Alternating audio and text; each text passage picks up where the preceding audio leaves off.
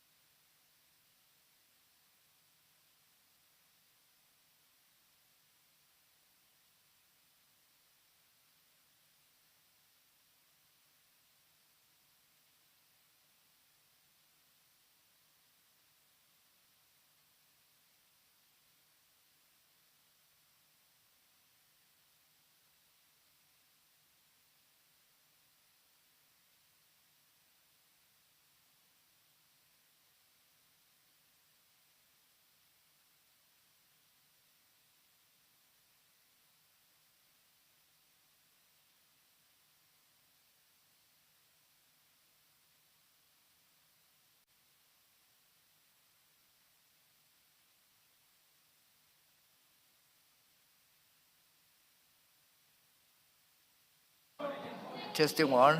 1, 2, 1, 2. Testing. Testing 1, 2. Testing 1, 2.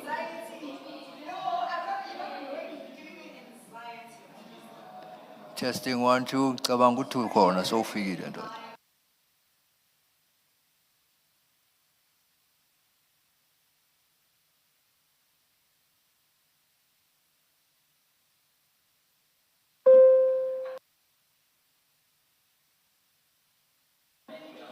Testing 2, testing 2.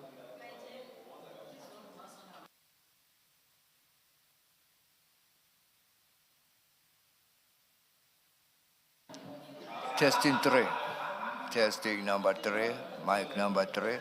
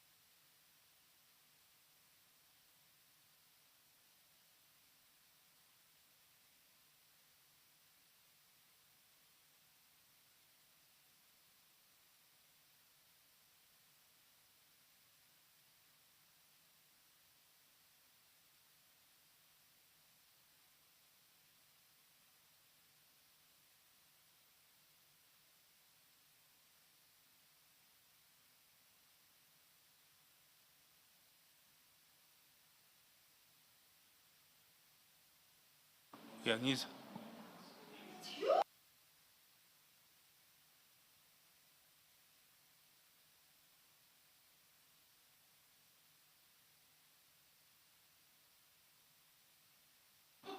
One, two, three. 1, 2, 3, 4. 1, 2, 3, 4. 1, 2, 3, 4. 1, 2, 3, 4. 1, 2, 3, 4. 1. Yeah.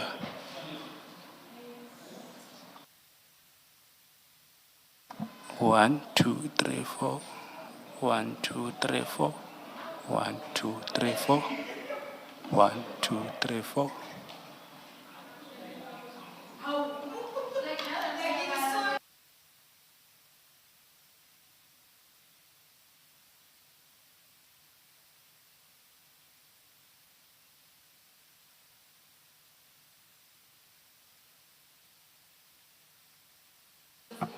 1, 2, 3, 4. 1, 2, 3, 4.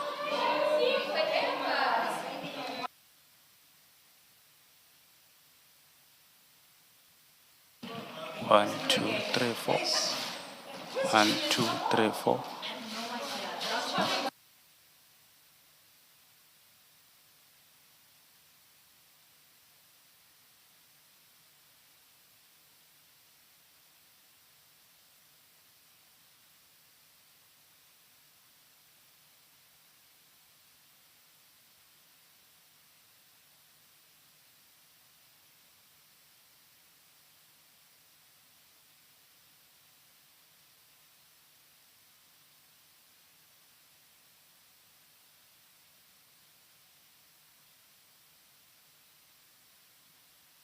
1, 2, 3, 4.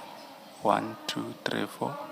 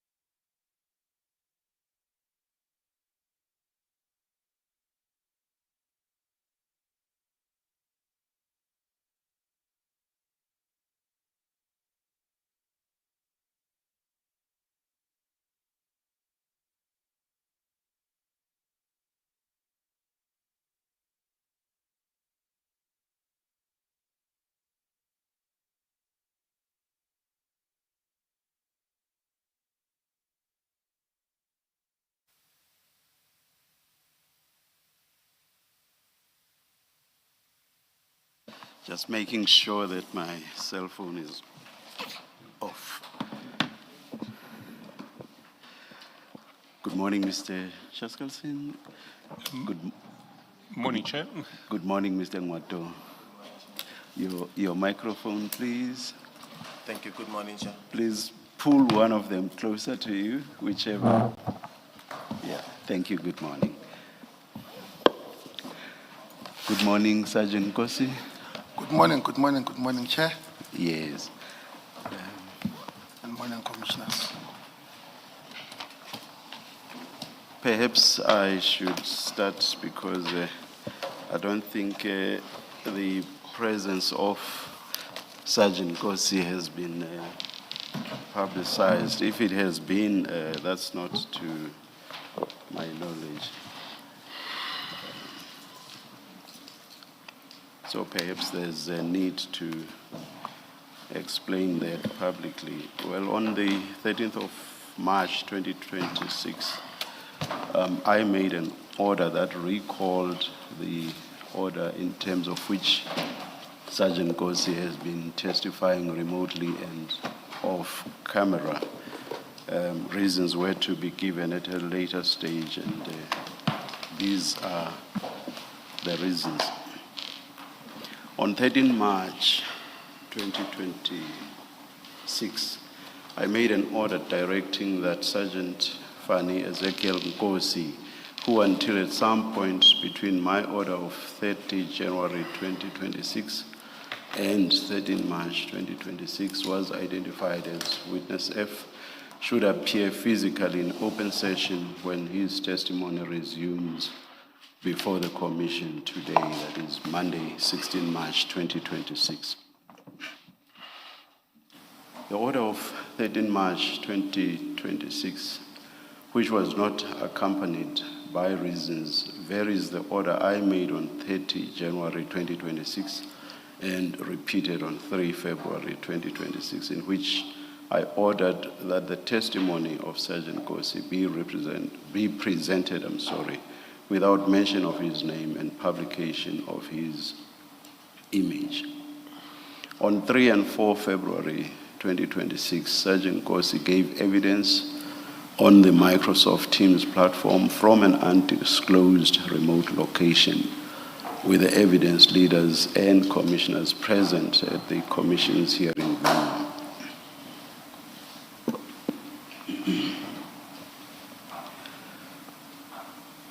His evidence could not be finalized on those dates. This resulted in a postponement to 16 and 17 March 2026. Below are brief reasons for the order of 13 March 2026. On 26 February 2026, Deputy National Commissioner for Crime Detection, Lieutenant General Shadrack Sibia, testified before the Commission. At the commencement of his testimony, he sought a ruling that the Commission's evidence leaders should not examine him on issues relating to his relationship with Sergeant Kosi until the latter had concluded his evidence. I refused to make that ruling, as at the time the Commission's term had not been extended and was to end on 17 March 2026, and I held the view that if General Sibia's testimony regarding his relationship with Sergeant Kosi was deferred to a later date, there was a real risk that the Commission's term would end before General Sibia had testified on what I believed to be a crucial part of his evidence. Previously, General Kumalo's testimony revealed that Sergeant Kosi fetched a paper bag from the home of Mr. Katiso Mulife, one of the accused in the murder of Mr. Armand Swart. During that testimony, a video clip depicting this event was played, showing both Mr. Mulife and Sergeant Kosi. Sergeant Kosi was identified by name. The effect of that was that the public was put in the position of being able to connect the sergeant's name and his face as depicted in the video clip. Crucially, the video clip was played during a public hearing which was live streamed. When Mr. Ngwato, Sergeant Nkosi's attorney, subsequently made submissions in a postponement application, he inadvertently alluded to this video clip and mentioned that it depicted Sergeant Nkosi carrying a bag. In his submissions on that occasion, the evidence leader who was to lead Sergeant Nkosi also inadvertently mentioned the sergeant's name in so many words. If truth be told, the proverbial cat was out of the bag. That notwithstanding, Sergeant Nkosi was still allowed to testify off camera and from a remote location. General Sibiya's witness statement was replete with mention of Sergeant Nkosi's name, and Sergeant Nkosi was central to the events in respect of which General Sibiya was called upon to testify, including the meeting held at General Sibiya's office between him and Mr. Vusi Ket Matlala during or about February 2024, and a party held at General Sibiya's house at which Mr. Matlala was present on 14 September 2024. This led to numerous references to witness F in General Sibiya's testimony. In one of those references, the general accidentally mentioned Sergeant Nkosi's name. At that point, I took the view that it had plainly become farcical to continue with the facade of hiding Sergeant Nkosi's name. Thus, I directed that Sergeant Nkosi's name should henceforth be mentioned without qualification. What remained of the order of 30 January 2026 was the question whether Sergeant Nkosi should continue to give his evidence from a remote location.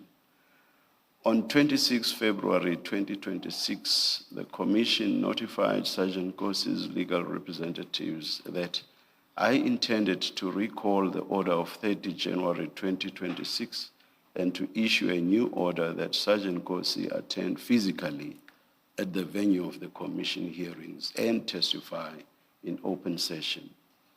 Sergeant Nkosi was invited to make representations showing cause why the order of 30 January 2026 should not be recalled and replaced as stated.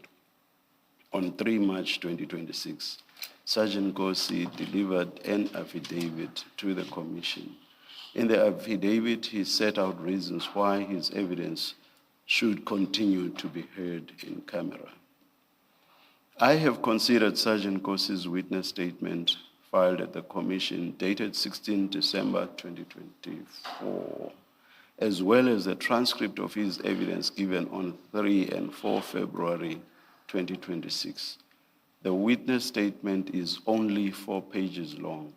In his witness statement, Sergeant Nkosi deals with his relationship with Mr. Jotham Sibi, Mr. Matlala, Mr. Katiso Mulife, General Sibiya, and General Shibiri.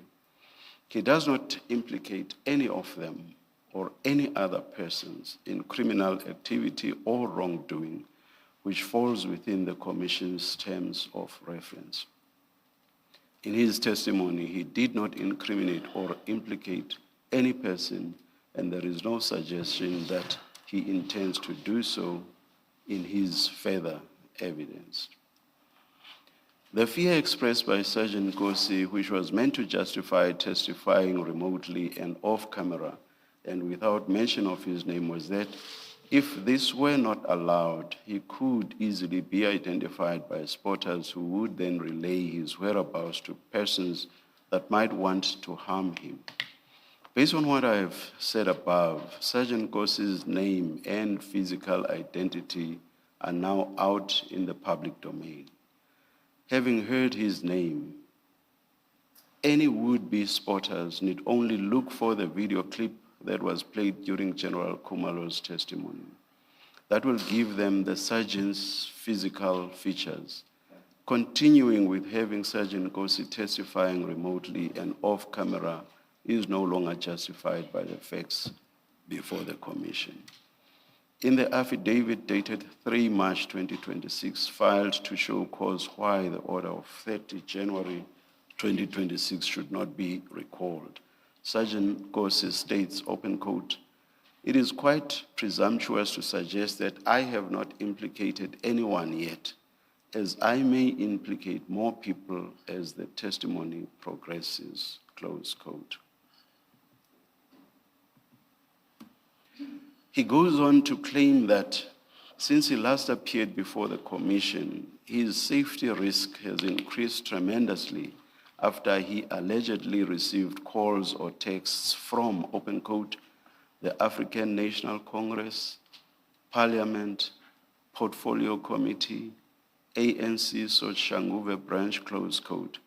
He also mentions a few high-ranking members of the ANC, an unnamed girlfriend of one of these members, an unnamed member of parliament, and unnamed friends of some of these persons. Supporters and loyalists of two of the high-ranking members of the ANC. He says these persons have contacted him to discourage him from testifying further. Sergeant Nkosi does not take the Commission into his confidence as to what he could possibly say about these people and why they would not want him to testify further. I have taken the conscious decision not to mention the names of these people because mentioning them without any substance having been given on what Sergeant Nkosi says about them, that will serve no purpose other than being sensationalist. Sergeant Nkosi also claims that as a result of his past relationship with the late Mr. Jotham Msibi, whom he claims had a fair share of enemies, he met a lot of senior government officials, politicians, and parliamentarians who visited Mr. Msibi and who had a close relationship with him. Sergeant Nkosi does not say that any of these relationships with politicians are relevant to the Commission's or terms of reference. His witness statement does not implicate any of these politicians in any wrongdoing, and he does not allege that he intends to implicate these persons when his evidence resumes. Accordingly, it is not apparent on what basis any of the grounds on which Sergeant Nkosi relies are relevant to the question whether he should continue giving evidence remotely and off camera. Importantly, he does not state how, if at all, attendance at the Commission's venue poses a risk to his safety. This must be viewed in the light of the fact that he states nothing in his affidavit, witness statement, and oral testimony so far that implicates any person in conduct which falls within the Commission's terms of reference. The order of 30 January 2025 only serves to shield Sergeant Nkosi from the discomfort of testifying in public. This is not the purpose of full or partial in-camera hearings. The sergeant will be questioned about his visit to Mr. Katiso Mulife's house, during which he was seen leaving with a paper bag, evidence already presented by an earlier witness, which showed his face and identified him by name. His image and name are therefore known to the public. While the Commission takes the safety of its witnesses seriously and will take all reasonable measures to ensure that its witnesses are not put at risk, it is clear to me that Sergeant Nkosi is no longer justified to testify, or rather, the order that he continue testifying remotely is no longer justified. There is no cogent basis for believing that any of the evidence he intends to present will place his life in danger. It was for these reasons that I made the order of 13 March 2026. Thank you. Mr. Shazarson? Thank you, Chair. I'm not sure if Sergeant Nkosi's been sworn in. I do not think I should swear him in again. Sergeant Nkosi, you remember that you are still under oath. I confirm, Commissioner. Thank you.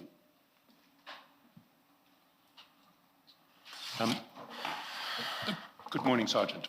Good morning, Mr. Johnson. Sergeant, when we left on the 4th of February, there were 6 topics that you undertook to consider, look at your records, and get back to us on.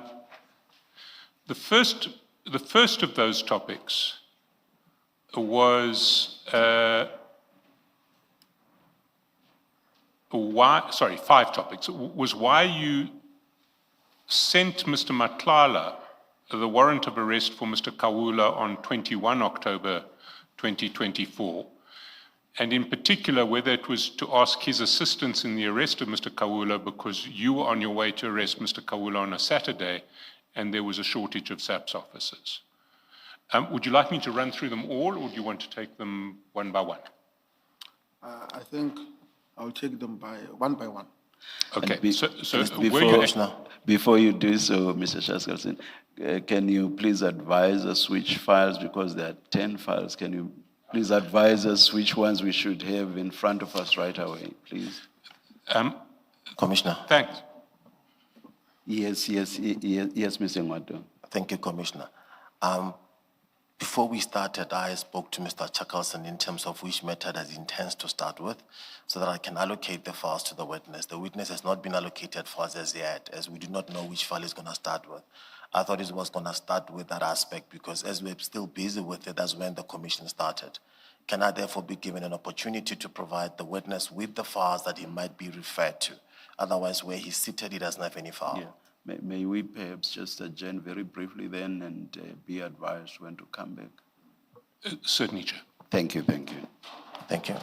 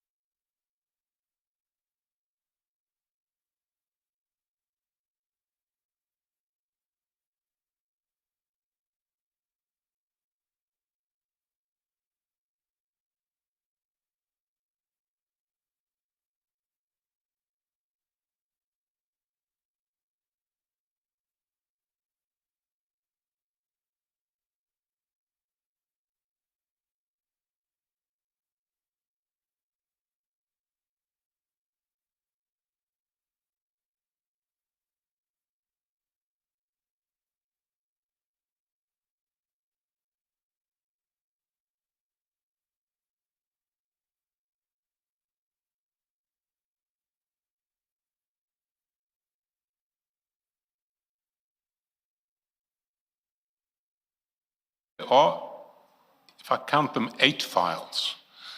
I can eliminate 2 for now.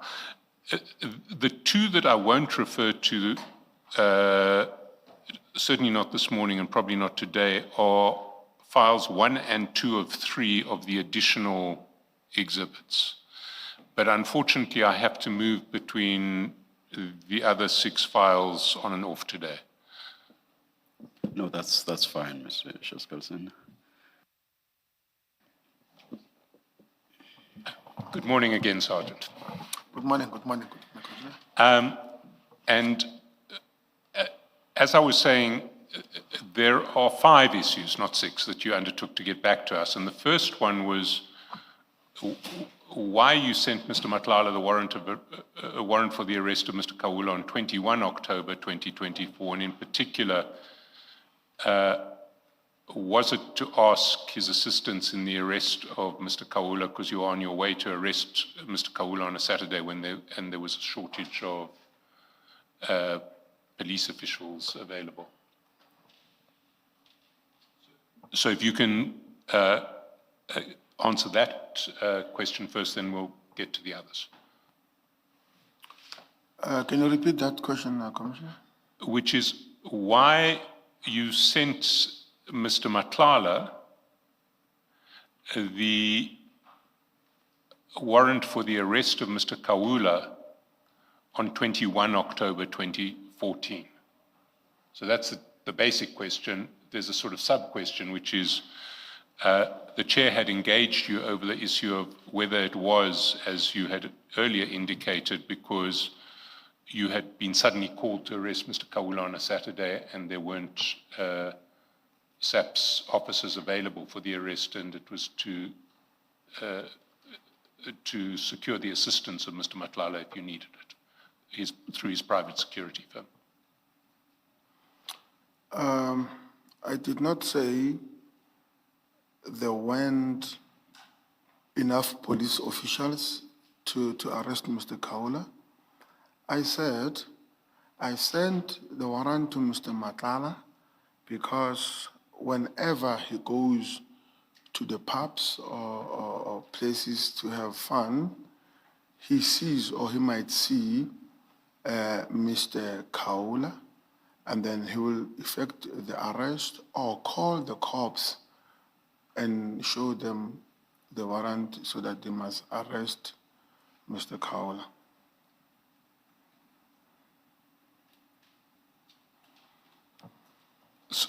Sorry, I just want to get your explanations now. I'm not going to interrogate them, but I just want to find out what they are. So, is your explanation that you sent the warrant to Mr. Matlala because he was someone who frequented similar places or similar pubs to those that Mr. Kawula was known to frequent, and you were hoping that he might spot Mr. Kawula at one of the places where he was attending, and then that he could come back to you and the arrest of Mr. Kawula could be effected? That's true. Sorry, that's correct. That's correct. Then the second question that you said you would come back to is whether you had received any further payments from Mr. Matlala beyond the 20,000 that Mr. Matlala paid you, 20,000 rands, on 27 October 2023, the 5,000 rands that he paid you on 23 May 2024, and various amounts drawn in cash on Mr. Matlala's card for repairs to his boat and the jet ski of Mr. Msibi that he was using. Did you receive any other payments from Mr. Matlala beyond those payments? Not that I remember. Not that you remember? Yes. The third issue that you were going to come back on was the location of Mr. Matlala's Limpopo farm. That's correct. Do you have the location of Mr. Matlala's farm? That's correct. It's in one of the files. I'll check it now. But I've got it's in Not exactly in Limpopo, but before Limpopo is Mokopane. So it's in the Mokopane district. That's correct. And you have an exact location. That's correct. And how can we get that? I mean, can your attorney make that available to us at tea time? Definitely. Thank you.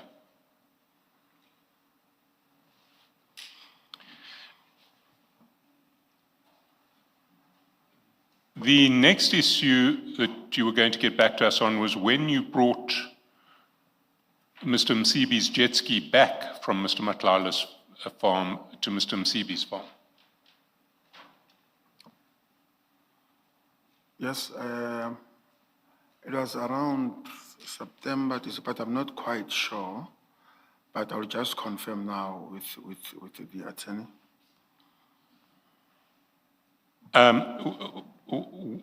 When you say you're not quite sure and you need to confer with your attorney, are you capable of finding an exact date in the record somewhere, or why would you need to speak to your attorney?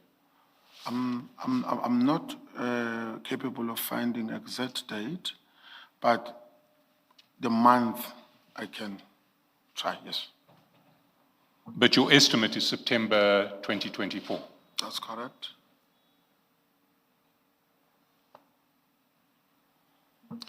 And the last issue was the exact date that Mr. Matlala came to visit General Sabia at SAP's head office when you took him upstairs to see General Sabia in his office. Can I repeat that question? The date of what you said was the first meeting between Mr. Matlala and General Sabia when Mr. Matlala came to visit General Sabia at SAP's head office, and he met you downstairs and you took him upstairs to General Sabia's office. Yeah. What, that date? Okay. I think that was around August, September. 2024. That's correct.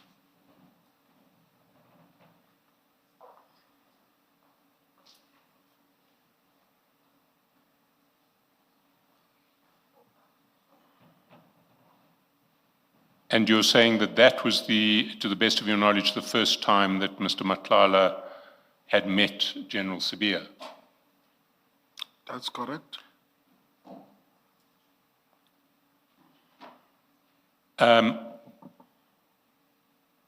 Let me then start with that last date, because your earlier testimony was that it was much earlier in 2024. I don't have my exact note here, but I seem to remember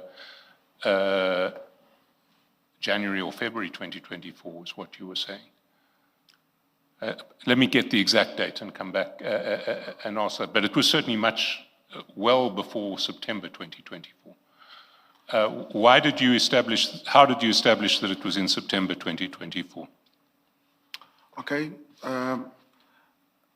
As you recall, when I testified, I said it was around 2023 or 2024 earlier, but when Commissioner Kumalo reminded me that the project was granted in around June, if I'm not mistaken, then I went back and recalled that it must have been around September, because of that was when Mr. Matlala had issues with his payments. So your memory, you've determined that date inferentially with reference to the contract that Mr. Matlala had with SAPS, not by any other means. So you've used the fact that his contract was only awarded in the middle of 2024 to estimate that this meeting must have taken place in September because it was about problems with the contract. That's correct. You don't have any other means of specifying the date for this meeting? No, I don't have. But you are clear in your mind that that was the first meeting? According to my knowledge, it was the first meeting in my presence.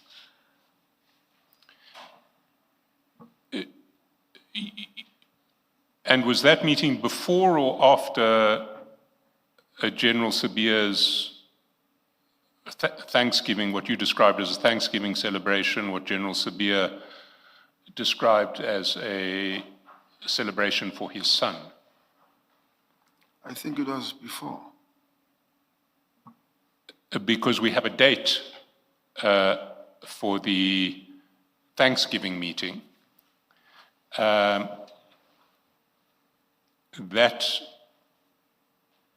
That date, if you bear with me for a minute, 14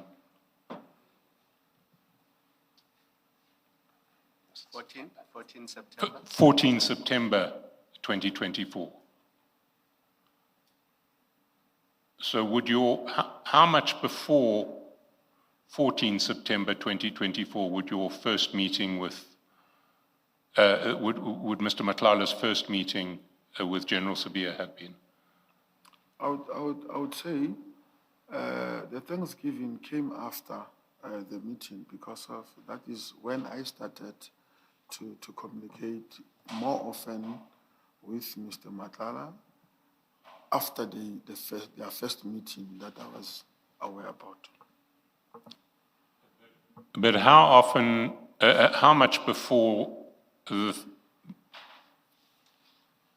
that meeting at SAP's headquarters how much before the Thanksgiving meeting would the meeting at SAP's headquarters have been? I can't be exact. Is it plausible that that meeting could have happened in September, and already on the 14th of September, General Sabia was inviting Mr. Matlala to a Thanksgiving celebration at his home? There are possibilities that the meeting occurred before the month of September or in September, but I can confirm that the Thanksgiving came after the meeting.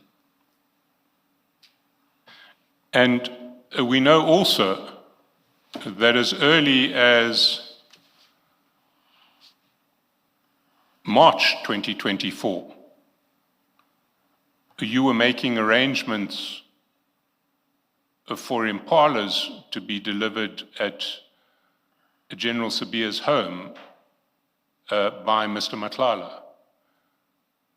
Are you saying that the impala exchanges on the 21st of March 2024 were 6 months before Mr. Matlala had met Mr. Sabia, General Sabia? Point of correction, Commissioner, I was not arranging for Mr. Sabia to get impalas. Sorry, you were not arranging? For Mr. Sabia to get the impalas? Well, we've been through that previously. What happened is you got a voice call forwarded to you by Mr. Matlala on the 21st of March, asking for details as to where the impalas should be delivered. You then forwarded that voice note to General Sabia, and you then received back saying it's from CAT. You then received a screenshot from Mr. Matlala that reflected that the delivery would take place at General Sabia's home address, and said, okay, everything's been arranged. He will catch the impalas on Sunday and transported Monday to that location. Is it good? That was Rudy, farm manager, on the screenshot, and Mr. Matlala said, no problem. So that exchange all took place on the 21st of March, 6 months before you say General Sabia first met Mr. Matlala. How do you explain that? I'm explaining that by saying, in my knowledge,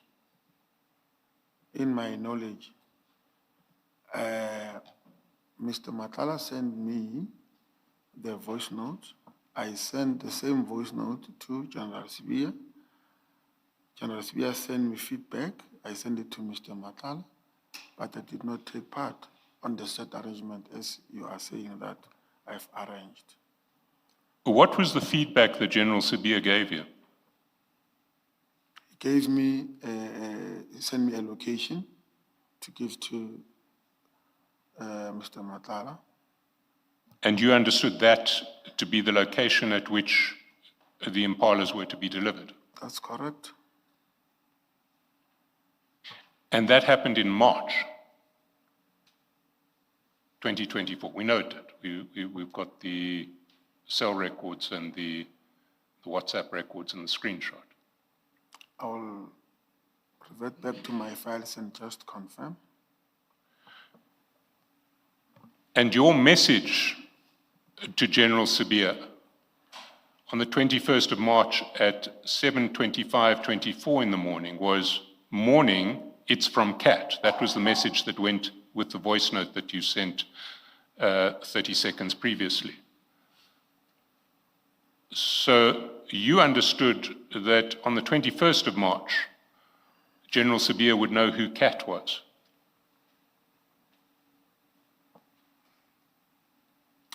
I'm not sure that I'm getting what you are saying. Can you repeat that? Well, maybe we should go to the document so that you can see what they are. And if it's page 214 of the exhibit file, file 104, 214.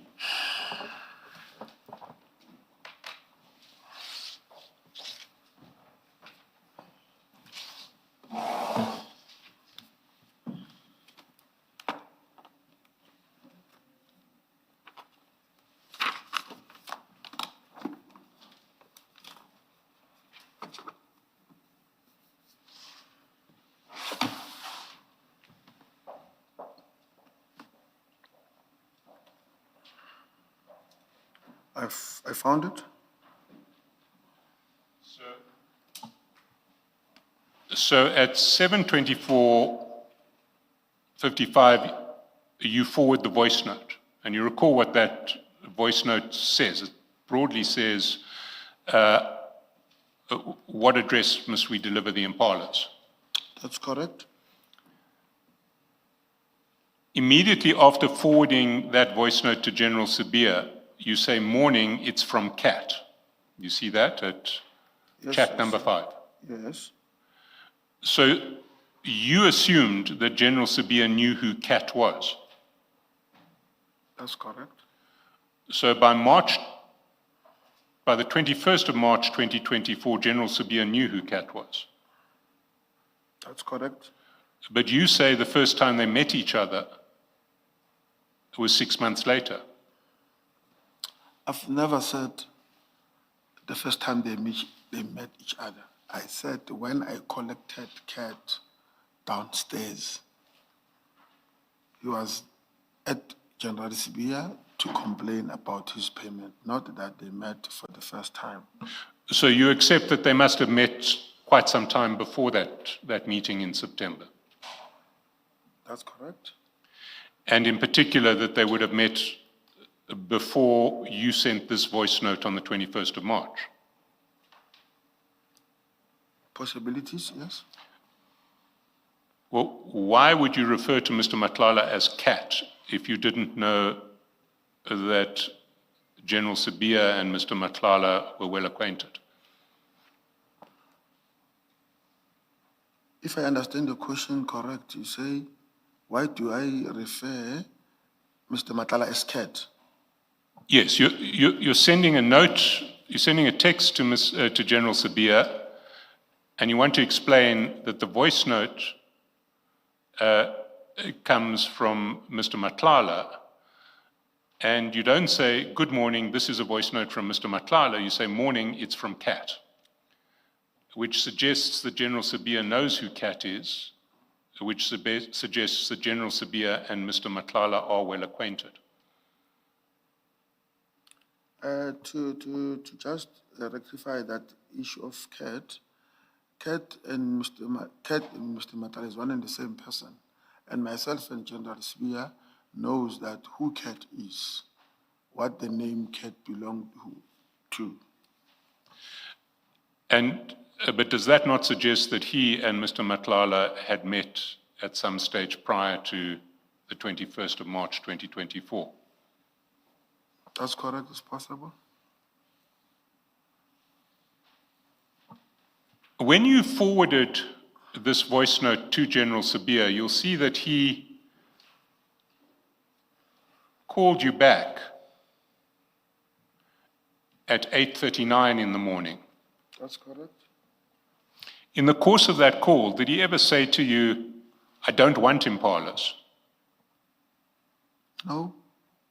Sorry, was that a no? Yes. And did he say to you, I certainly don't want anything from CAT because CAT is a supplier? No?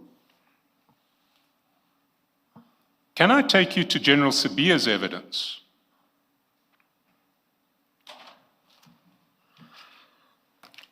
It's in that additional file 3 of 3. 303. 3 of 3. So the additional file, and it starts at page 1258.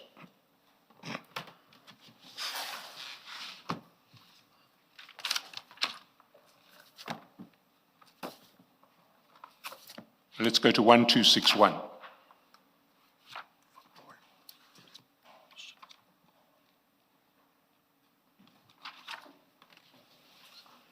I'm on it.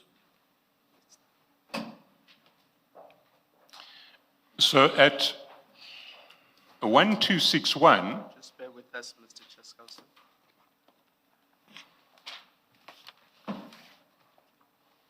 Yes.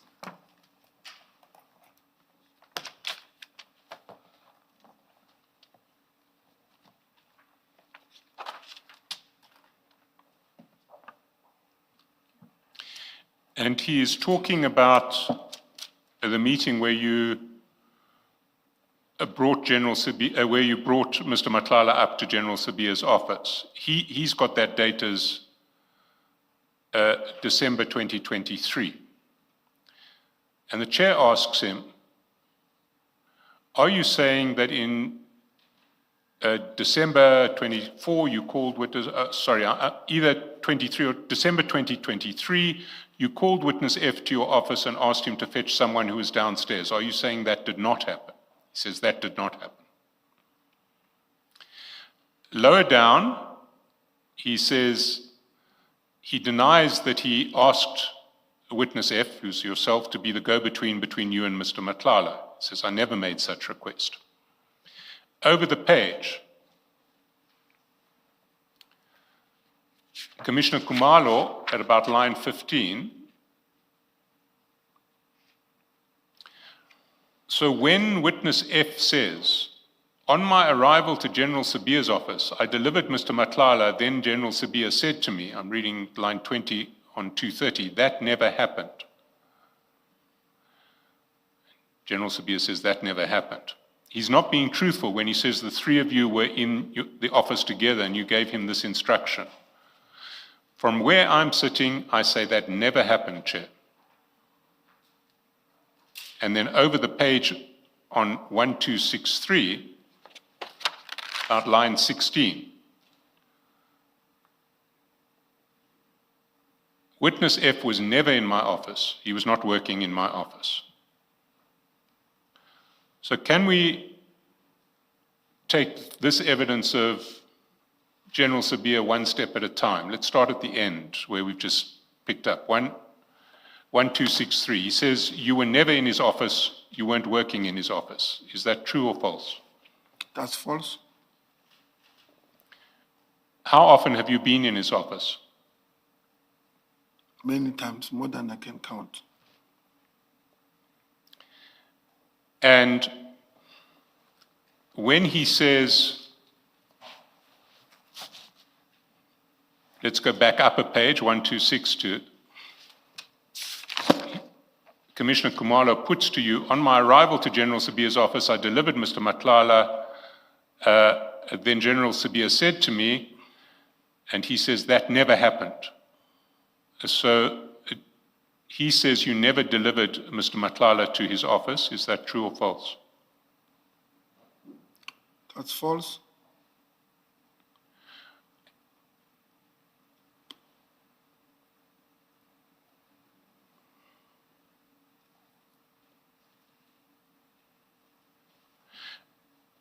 Let's then move to the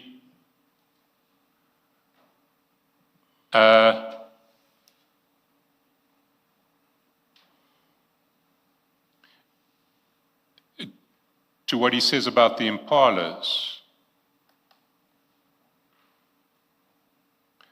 And you've answered some of it already. If you go to page 1267, same file, lines 9 to 11.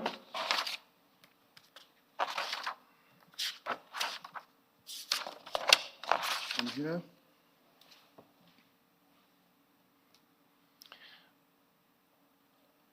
He says he never allowed the impalas to come to him because even if he said, and if you said, when you said from Mr. Matlala to me, I realized, look, I don't want anything from anybody. Did General Sabia ever say to you he doesn't want to receive anything from Mr. Matlala? never said anything. If we go down the page, or actually to 1271,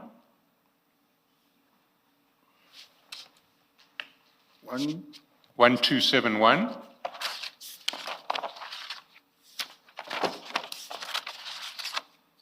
Here, line 12. If the message proceeds immediately, say from Cat, and it was about that because I don't have any devices over and above, I was not going to receive anything from a service provider. Did General Sabia ever tell you that he didn't want to receive anything from a service provider? no,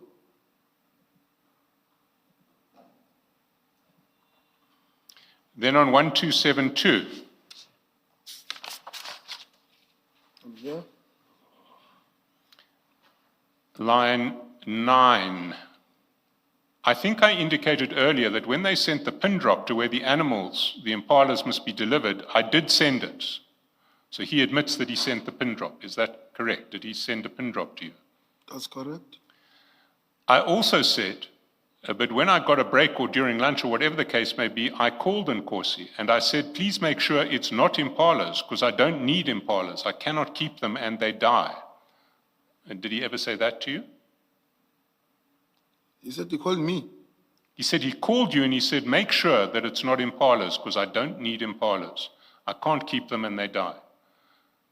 Did he ever say that to you? No, So what he says in this passage is also false. correct.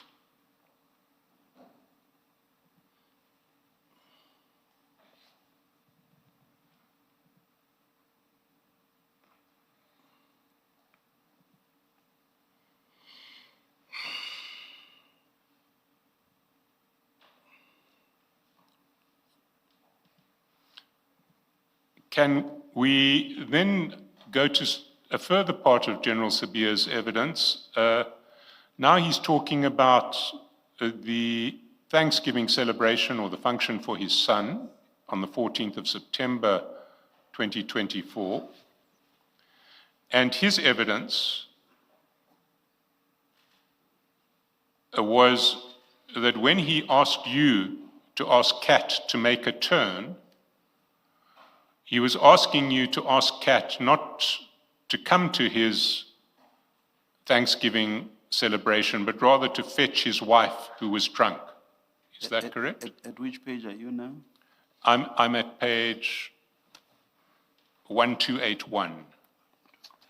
Thank you.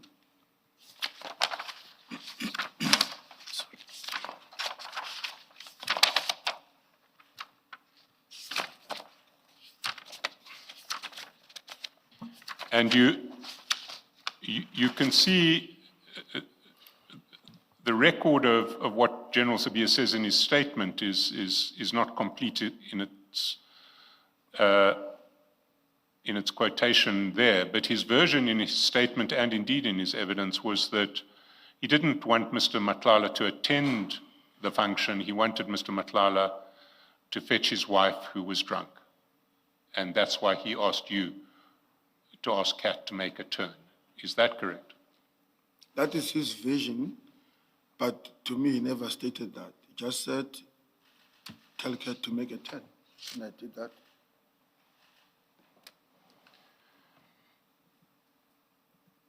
So he never communicated to you that he needed Kat to come to the function to pick up his wife who was drunk?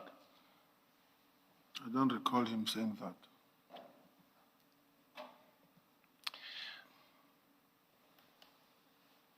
If we go to page 1306,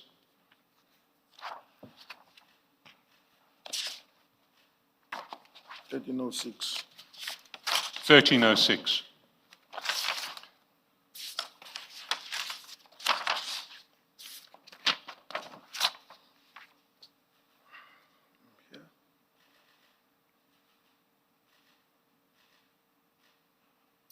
And if you start at at line 15, Ms. Hassim says, okay, and this is about the Matlala urgent application and the exchange of WhatsApps between yourself and General Sabia in relation to that urgent application and what Mr. Matlala had said about General Sabia. So Advocate Hassim says, so the content of this message to you is about Mr. Matlala naming you in the court documents? Yes. Why did you forward it to Sergeant Nkosi? I might have to say, look what this man is saying, and it's not true. Did you have any conversation with Sergeant Nkosi about it? No, he says. When he says he never discussed with you what Mr. Matlala had said in his affidavits in the urgent application, is that true or false?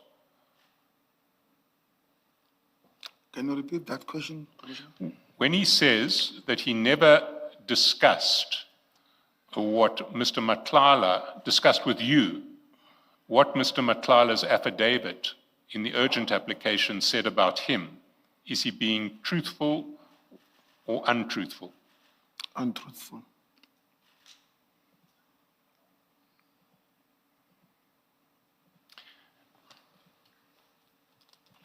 Can we then go to page 1292?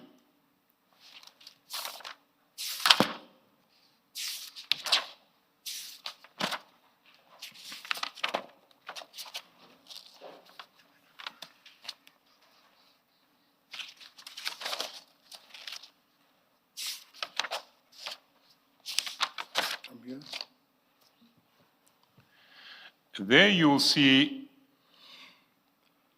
that Advocate Hassim at around line 15 says, you would agree that it is improper for Sergeant Nkosi to be sending this to Mr. Matlala, and he's talking about the warrant for the arrest of Mr. Kawula. So the question is put to to General Sabia, would you agree that it's improper for Sergeant Nkosi to be sending the warrant for Mr. Kawula's arrest to Mr. Matlala? And the answer is, fully agree, says General Sabia. Did General Sabia ever communicate to you that he thought it was improper for you to have forwarded the warrant of arrest to Mr. Matlala? No. Sorry, Mr. Skalson. In fact, you said when you testified previously that it was General Sabia who instructed you to forward it to Mr. Matlala, correct? I still confirm. Thanks. So can I, just picking up from Commissioner Kumalo's question, that is put specifically to General Sabia at page 1288.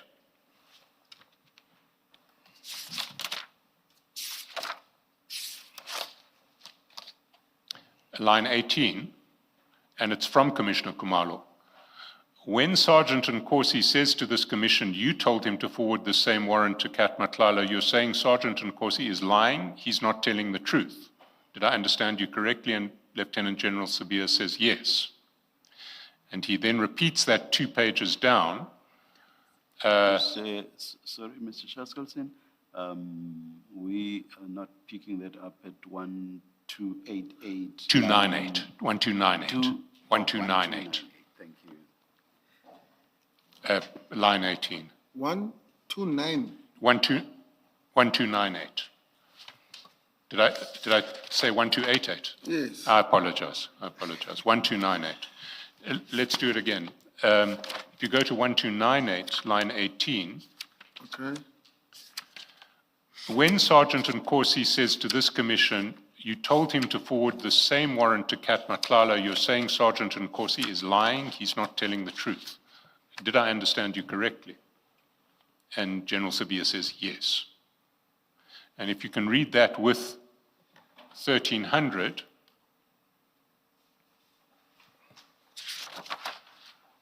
where your evidence is put to General Sabia, line 7, on our way, we received a call from General Sabia telling me that I must forward this warrant to Mr. Matlala, because at that time, Mr. Matlala had a security company. According to Mr. Matlala, to General Sabia, Mr. Matlala and his security company always have the provision where Musa usually goes on the weekends. Now, do you stand by that evidence? That's correct. And it was General Sabia who told you that Mr. Matlala will know where Musa goes on the weekends? That's correct. And lower down, you see that in 252, so let me not misquote anybody. I've read it for you. This is the reason Sergeant Nkosi gave us the instruction that was coming from you, and he says, I deny the allegations made by Sergeant Nkosi. It is not correct, Chair. So is Lieutenant General Sabia giving false evidence when he makes that denial on page 1300, and when he says on page 1298 that you were lying when he said that he told you to forward the warrant to Mr. Matlala? Maybe he forgot, but according to me, he did give me that instruction.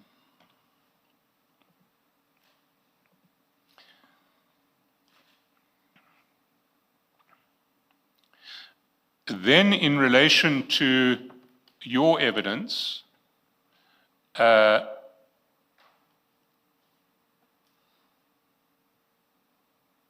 let's start on 1294, line 20, so that you can see your evidence.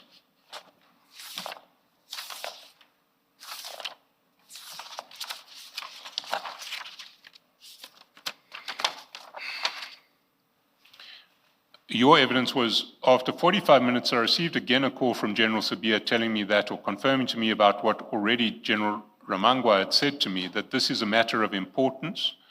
The person involved there did not mention who he was, but he mentioned to me he's getting pressure from head office. Head office, the office of the Deputy Minister, is getting pressure from them. I then asked Deputy National Commissioner, what's so important about this charge? Because according to me, there's no sense of urgency. He said this guy insulted a member of Parliament. He told me now the member that he created a crime against is Fikile Mbalula, the secretary of the ANC. The other is Mr. Z. So basically, they were the complainants. So this matter was putting him under pressure. That's the reason we had to leave everything and attend to it. So at 1296,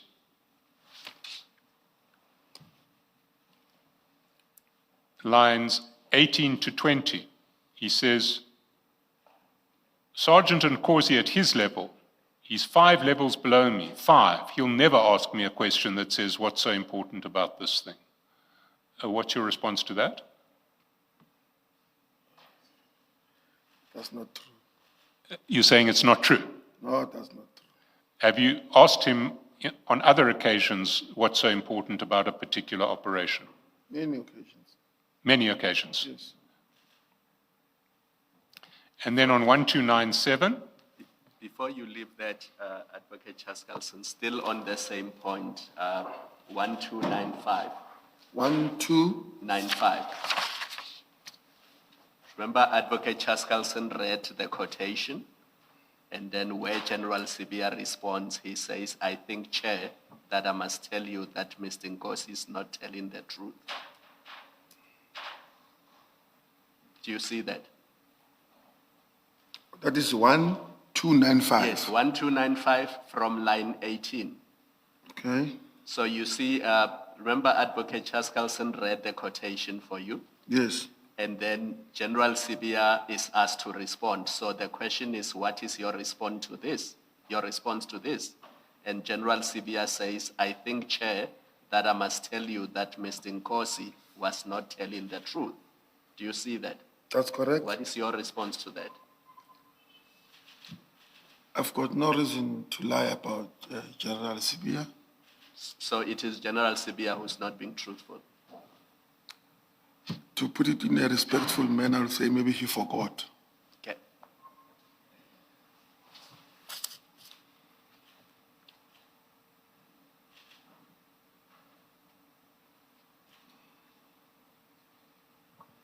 Then on 1297, line 11,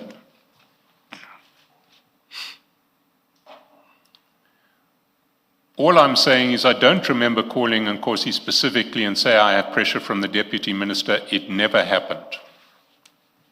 What's your response to that? When you called, I was with Captain Zungu in a vehicle, and General Sibia was on speaker. I still maintain my words. He said that. And Captain Zungu would confirm that? That's correct.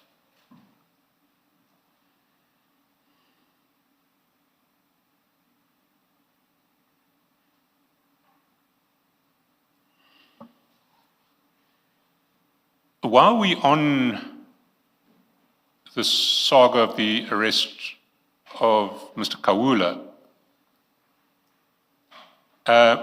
when you testified in February, you said you weren't aware of Z's surname. You said Z was one of the complainants, but you didn't know his surname.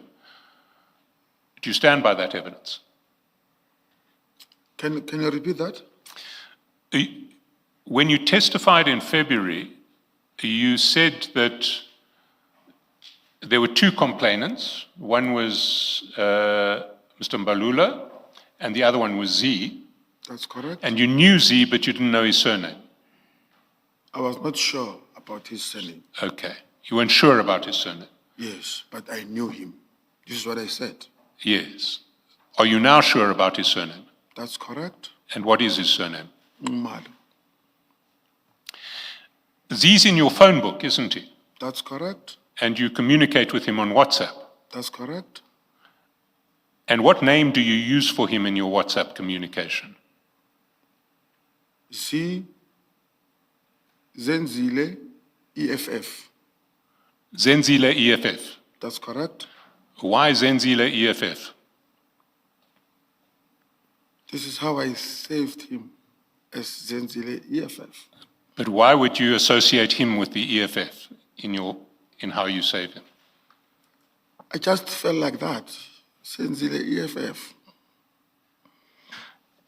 Come, Sergeant, of course, you must have a reason. No, Commissioner. That is Zenzile EFF.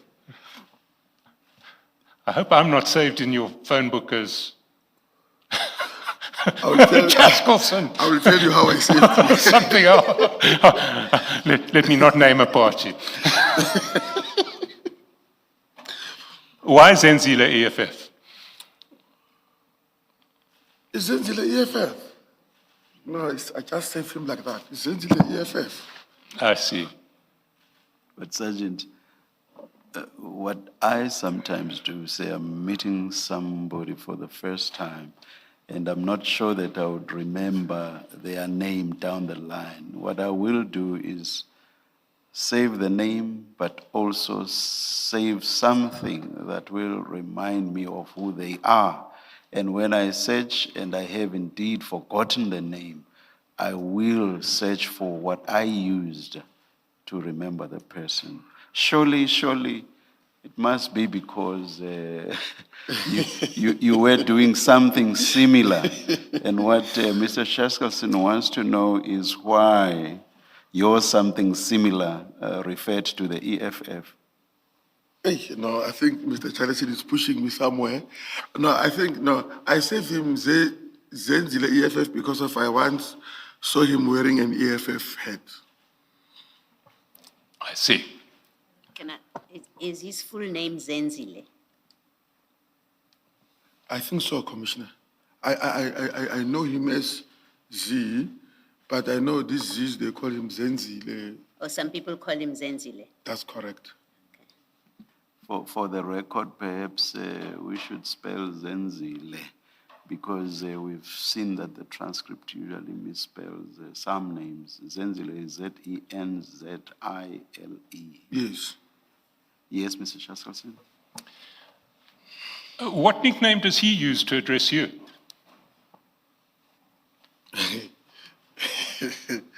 00. 00 or 007? No. 00 or double.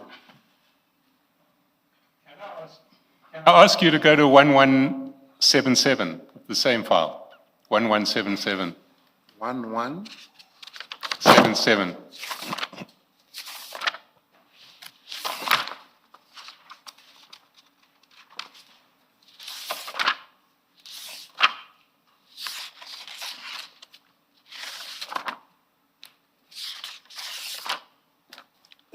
Sorry, you said 77. on the same file. Same file. Do you have it? Would just wait for me.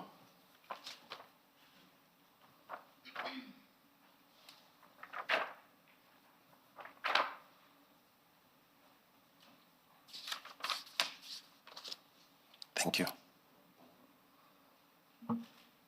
Can I ask you to look at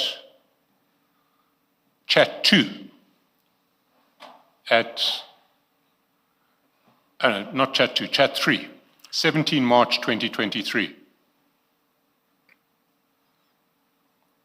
There, Mr. Nwalo says 007, and you respond, my man. I see it. So he calls you 007, does he not? Here he called me that. And we saw last time out that Jerry Kazi and the nephew of former Deputy President Mabuza also called you 007. You remember that? I remember.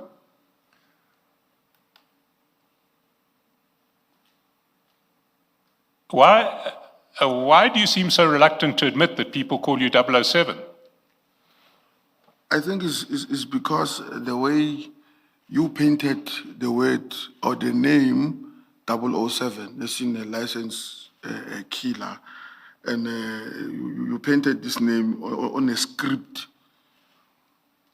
acting script that says 007, it's a license to kill person. So I don't want to distance I don't want to associate myself with a license to kill person, no. But I think It you was were on those bases. You're right, I did mention that, but it was only after you showed some reluctance to admit that people call you 007. So your reluctance preceded my reference to license to kill.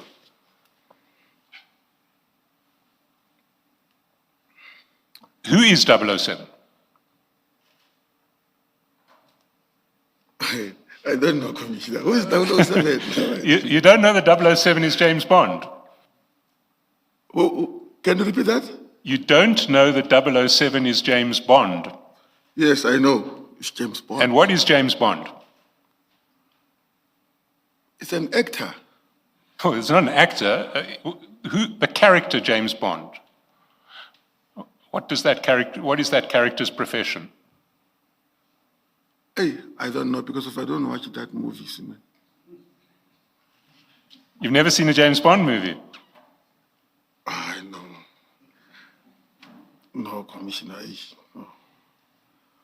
You see, James Bond is an undercover agent of military intelligence in Britain with a license to kill. 00 means license to kill. And undercover agent is what James Bond is. Okay. So why would people call you 007? maybe it will, in my profile there, I've saved myself as zero tolerance to crime. So now these people, they take this zero, add another zero, and say 007. This is what I'm thinking. And where does the 7 come in all of this? Hey, you know, commissioners, some they call me 10111, some they call me 458. You will see the charts as it goes. So I would not control on how people call me, even though I don't object to that. As long as it's not insult to me, but 007 is not me. You are also Night Rider. Night Rider, that's correct, Commissioner Kumala. See, Well, let me put to you that Zenzile EFF seems to have regarded you as his secret agent. What do you say to that? no. Well, let's look at your chats with him.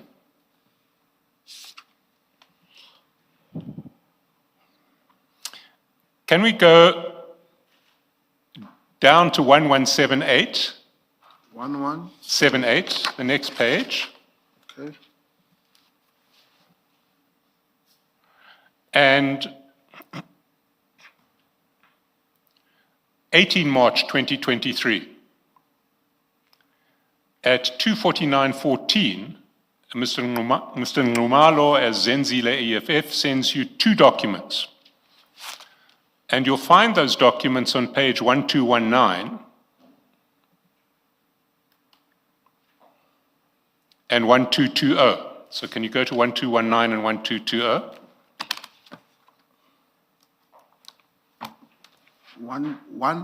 219, On the same file. same part.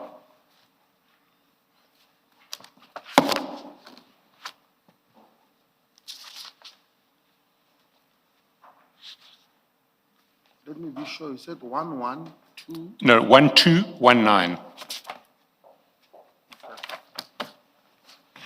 Ms. Yes, if there's nothing to be redacted, can you please project it? The lettering is very small on here.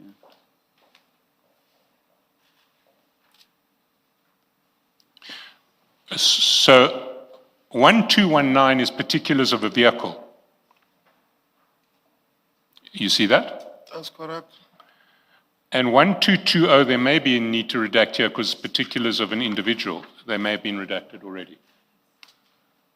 1220 is particulars of a person. Yes.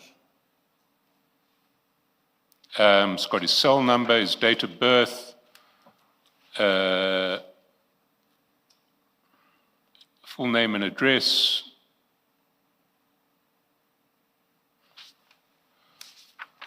It says move or merge restricted, allowed to move or merge.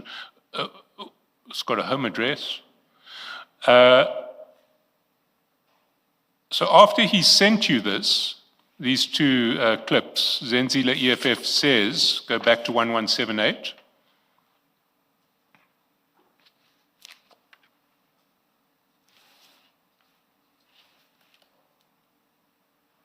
You there? 211? 78. Yes. And at 2:49:35 in chat 5, Yes. he says to you, let's please get them intercepted and dealt with ASAP. And you see that? That's correct. So on what basis does Zenzile EFF give you instructions to intercept vehicles and people? Okay. He did not necessarily maybe give me instructions. I think it was people, if I can recall better, it was suspicious people that were roaming around. It was suspicious people that were roaming around his area, or he suspected that they might have following him for quite some time. So he took note of that particular registration. Then he sent it to me. Why would he send it to you?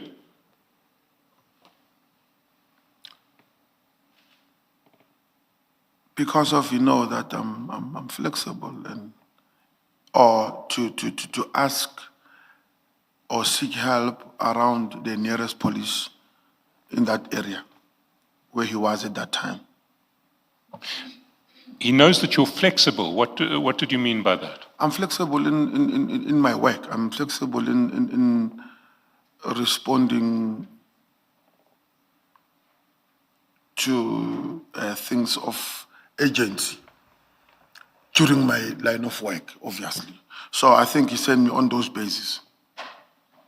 So if I ever need urgent help from the SAPS, I should call you. Definitely.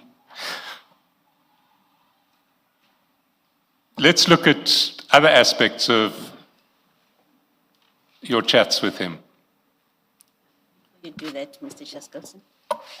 Sergeant, at which point would he have told you or explained to you that these people may be people that are following him? I mean, you look at the chats in 117. This is on the 17th of March. Then the chats at page 1178, they are on the 18th of March, and there is no telephone call in those exchanges on the 18th of March. So at which point, in fact, at 1177, the very last chat is you have called him and you say no answer, so right at the bottom. So we know from chat, in fact, all those chats at 1177, there is no telephone call between the two of you, at least not on this number, on the 17th. And then on the 18th, by the time he sends you those personal and motor vehicle details, there's still not been a telephone call between the two of you. So at which point would he have explained to you that these vehicles are following him? It was never a WhatsApp call, but it was a straight call. When was that? On the very same time. On the 18th? I can't just recall, but we spoke telephonically on the phone. So he was saying these cars on that day are following him on the 18th. He said it was a car, not cars, yes. Thank you. Thanks, Mr. Chaskalson. So how would you have called him? Would you have used your cell phone or your SAPS phone? I can't recall. And where would you have called him? Would you have called him on his cell number or on a different number? Do you know any other numbers for him? No, I only know this one.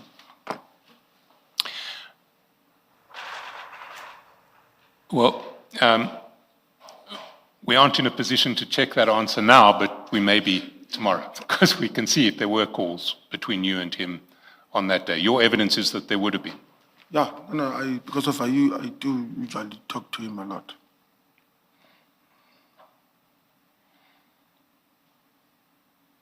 Have you visited Mr. Nxumalo at his home? That's correct. For what purpose?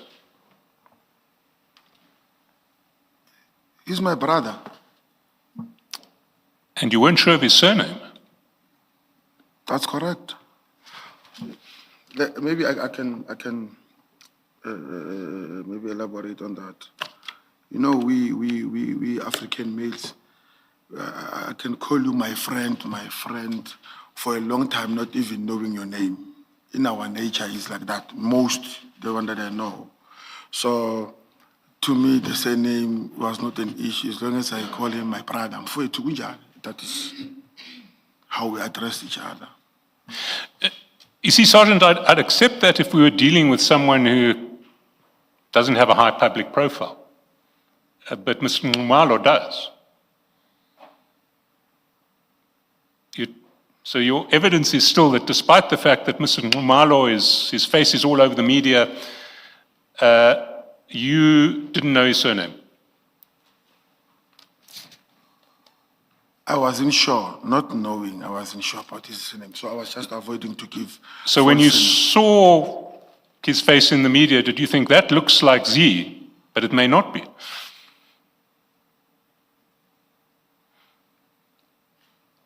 I don't know. Have you seen his face in the media? Yes? And did you recognize it as Z? Yes? But you didn't notice his surname at the time. No. I have to say that sounds extremely implausible to me. It's to me, it's possible. You just check a face, I know this face, then you don't even bother to check what's below that. And Let's go back to why you visited him at his home. He was your brother. How often have you been to his home? I can't remember. 1 time, 5 times, 10 times, 50 times? What are we talking about? I'm just skeptical on saying how many times because I'll be closing myself in. When I say 3 times or 10 times, you find that I went there 80 times. So I just want to get a sense of it. Is his house a place you have visited often? Is it only on a very rare occasion? Give me an estimate. I'm not going to hold you to it. I can't give you. But many times. Yes, average, yeah. I can say that, Commissioner. So. I don't know myself what many times is. Sergeant, when I'm not sure, I usually say between 10 and 20. I'm afraid, commissioners, that it will bind me that, you said. So I'm not sure, Commissioner. Well, let me ask you about one time. Can we go to 1180?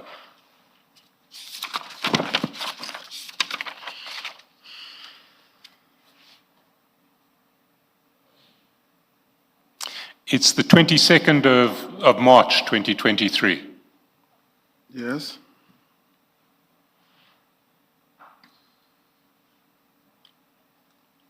And if we start at,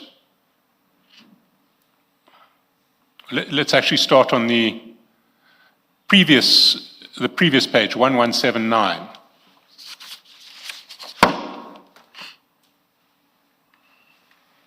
Chat 5, 22nd of March, 9:22 in the morning. He says, I'll call you shortly. Your response is agent. What do you mean by agent? I can't recall. What did I mean? Then he says... Did you mean agent, perhaps? Hey, that agent, I can't recall what that agent all about, commissioners. Having regard to the rest of the chat, I think the chair's suggestion makes a lot of sense. Is it possible that you meant urgent and it was just misspelled agent? Is it possible? I put it no higher than that. I don't know. Okay, well, let's continue. 10:24, he says send. 10:57, you said got it. 10:57, over the page on 1180, you sent him a question mark. 10:59, he says nowhere, question mark. 11:03, you send another question mark. 11:06, he says 1 minute.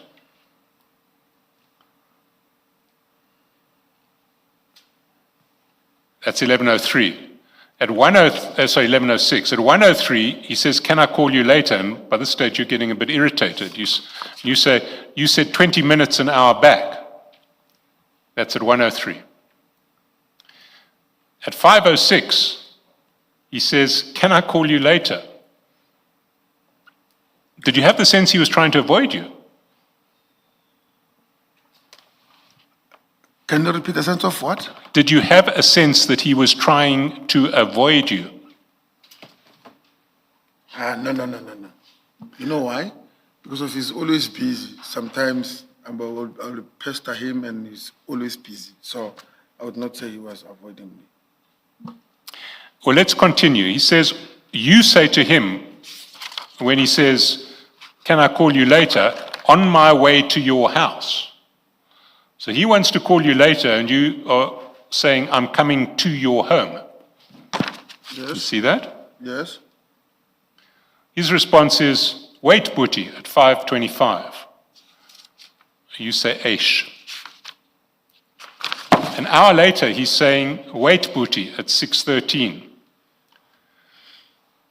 Just awaiting delivery, he says at 6:13:37. Did you speak to Ndlondlo? Okay. Who is Ndlondlo?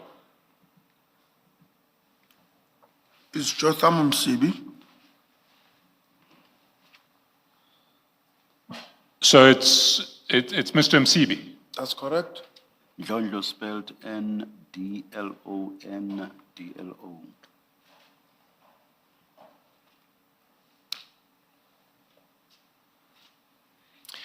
So he's saying, just awaiting delivery. Did you speak to Mr. Msibi? Your response is, I'm with him when I call you. So you were with Mr. Msibi as you were calling. That's correct.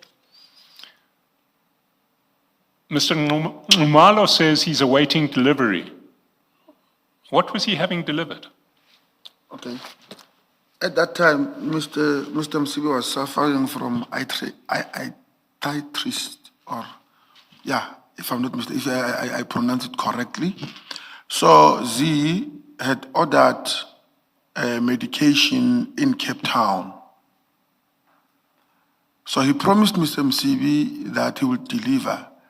But I think according to him, due to unforeseen circumstances, then I had to collect.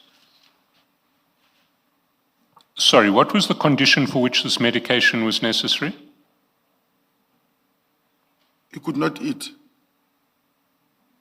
When he was eating, he was vomiting. So that is the reason I was pestering him. So Z has sourced medication from Cape Town for Mr. Msibi's condition. That's correct. Is he a doctor? No.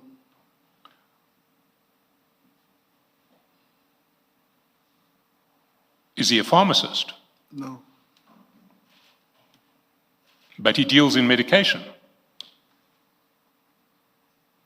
Yes. How did it come about that Z was offering to source medication for Mr. Msibi? I would not know. Maybe he might have had a similar or known someone with a similar sickness to Mr. Msibi. Then that is when maybe he made calls so that they might find such medication in Cape Town. I don't know exactly what was the arrangement all about. All I knew, I was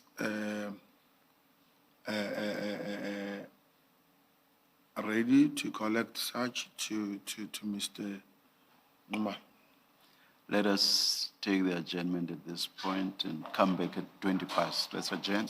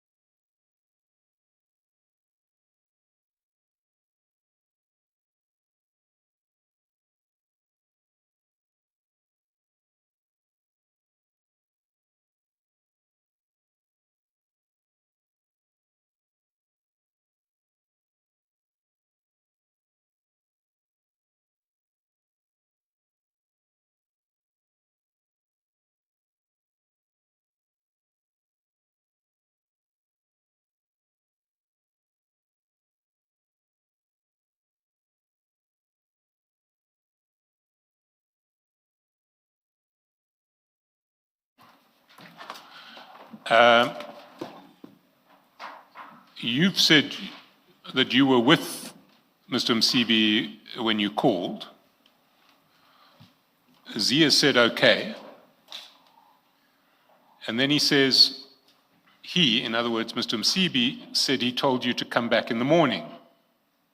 I'll call you, and that's at 6:57 p.m. on the 22nd of March. Then you hear nothing from him for 4 more days. Now, this medication that Mr. Msibi needed, presumably he needed it quite urgently. Why didn't he go to his doctor to get it? I would not know. Did he ask you to organize it through Mr. Nxumalo? I don't understand you, Commissioner. Well, how was it that you came to be involved in the delivery of medication dispensed by Mr. Nxumalo for Mr. Msibi's condition? How did this happen? I'm always with Mr. Msibi. Mr. Nxumalo frequently come to Mr. Msibi. That's on those bases. And did he offer to find the medication on one of those frequent visits to Mr. Msibi? I wouldn't answer that because when they were arranging, I was not there. I just came in the part where they said I must just go and collect those medication. So how was it that you ended up being involved in this collection of medication? Who gave you the instruction? Who asked you to do it? Okay. As I said, I'm always with Mr. Msibi. Then he just say, Ngaliam, go to Ze, collect medication for me. But you've now been unable to get the medication on the 22nd, and he hasn't come back to you for another 4 days. But on the 26th of March, at 4 p.m., he says, I'll call you in 2 hours. What happened over those 4 days with Mr. Msibi and his need for medication? Did he not ask you to ensure that the medication was collected? I don't know what really happened to him, but I believe maybe he got the temporary medication to keep him going before this medication could be collected. So Mr. Msibi had access to medication from ordinary medical practitioners? Definitely, yes. And you speculate that in those 4 days he was depending on medication dispensed by medical professionals? I'm just assuming, yes. So on the 26th he says, I'll call you in 2 hours. Your response is, I'm so frustrated. Why were you frustrated? I can't recall why I was frustrated, but I remember I was frustrated, but I can't recall. Well, let me put a possibility to you. You've been waiting for something for over 4 days. It was fairly urgent, and you were still waiting. Would that not cause frustration? I wouldn't confirm that. Anyway, his response at 5:07 p.m. is, please wait, I'll call you back. You say, okay. At 7:02, he still hasn't called you back. And you say, my man, till what time? What was going on there?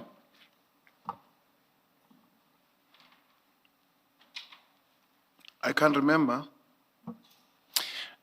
Can I suggest that you were getting increasingly irritated with Z, who kept on putting you off, kept on avoiding you? I would not say that. Well, he continues with that pattern at 7:03 when you say, my man, till what time? He now says, please come in the morning tomorrow. The guy will only drop off late tonight. So now you've got progress and you say, I'll be there at 9 o'clock in the morning.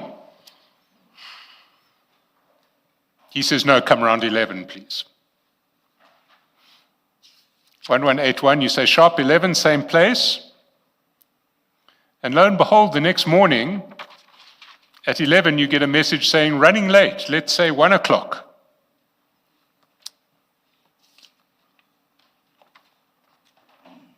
(11:26), you say, okay, we'll be around the area. And then he pushes you back further. He says at 12:49, I'll tell you once drop-off is done, and then you can come. Eventually, the drop-off finally takes place. It's at 2:23 on the 28th of March. He sends you a text saying, it's ready. Did you collect the medication? I can't remember, but I think I did. You think you did? And what did it look like? What was the size of the package? Something like this big. Can you just describe the dimensions? Because the record won't show the distance between your hands. Maybe say a box half of this, because of it was couriered, if I'm not mistaken. So it was a couriered box, Yes. half the size of a file. I'm thinking, yes.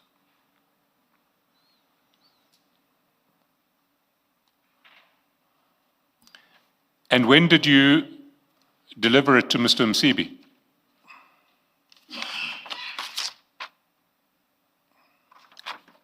I can't remember whether on the same day or on the following day, because now it was no longer agent, because of this is why I said that I assumed that it might have got another. So you say it was no longer urgent because he now had got different medication. I assume that it might, because of I can't remember if I deliver it the same day or the following day.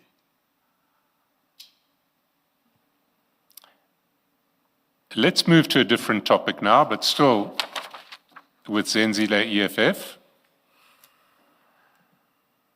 And let's look at the Kawula arrest. Can I ask you to go down to 1188?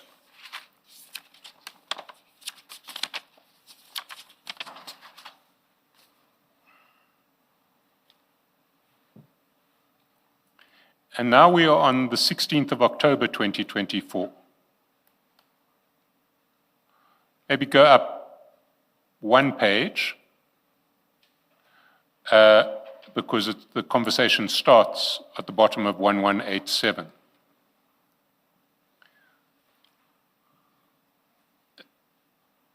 Z writes to you, brother, at 9:02 p.m. on the 16th of October. What page is that? Is 1188? 1187, the bottom line on 1187. Okay. Brother, at 9:02 p.m. You got it? Yes. 9:05, you say, my man. And at 9:05, he says, how far is, and there's a military helmet icon. Does that military helmet mean general?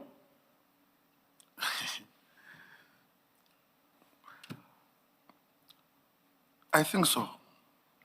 I think you're right. Let's see what the chats say. You say, let me check him. Were you checking with General Sibia?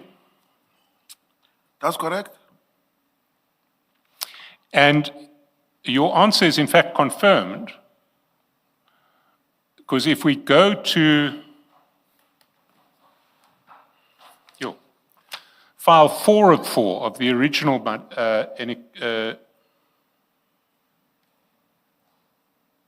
No, file 1 of 4, file 1 of 4.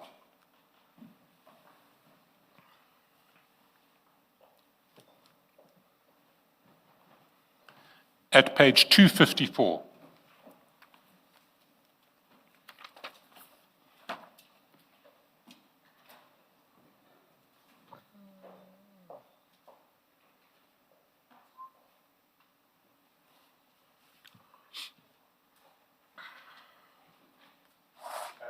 Do you have it?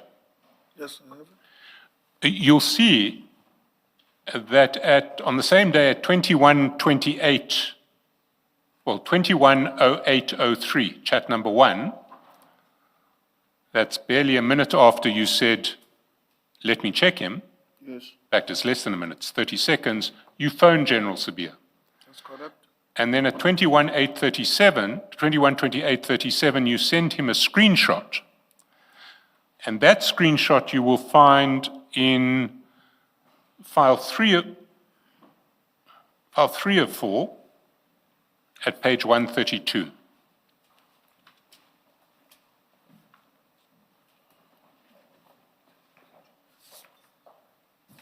Same word as another one. Or is this one? Is this one or is this one? File 3 of 4, page 132.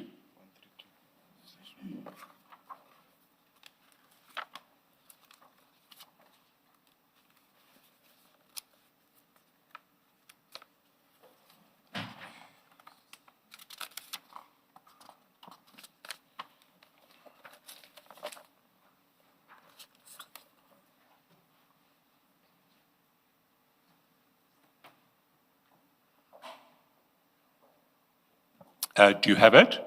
Yes, And you'll see what you've sent him, what you've sent to General Sabir is your screenshot with Zenzile EFF, which ends with how far is General, and you've said, let me check him. You see that? wait. Page 132.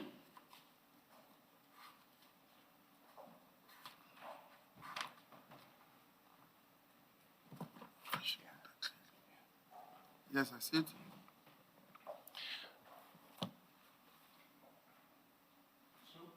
So why was Mr. Nxumalo so keen for you to contact General Sabir?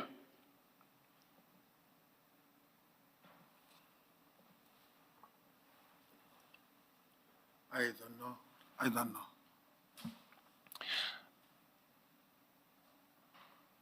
Well, let's look at what happens the next day. And for that, we need to go back to the new file 3, new file 3 of 3 on 1188. Okay.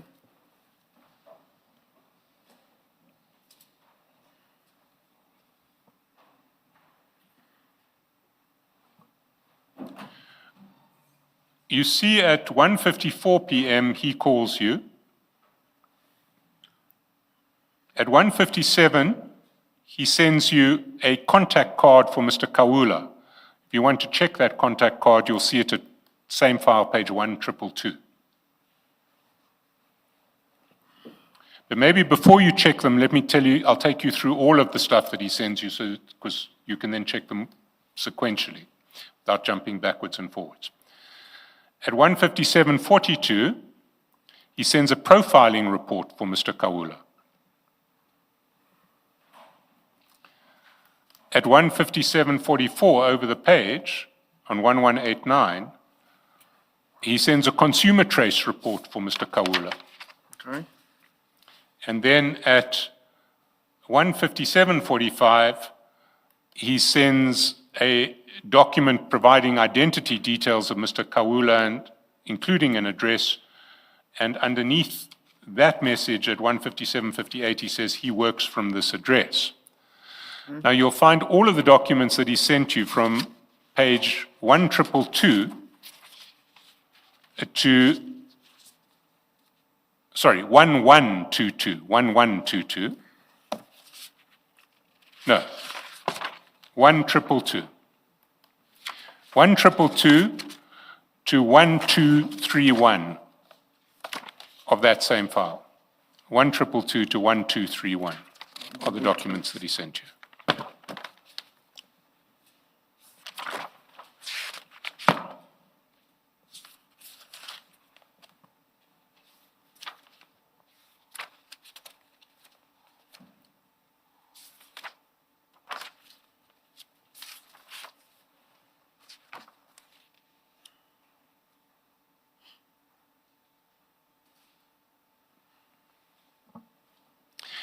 And while you're at it, look also at 1232, which is a contact card for Sergeant Mabunda, who was the investigating officer in Mr. Kawula's case, because that's going to be sent to you a little later.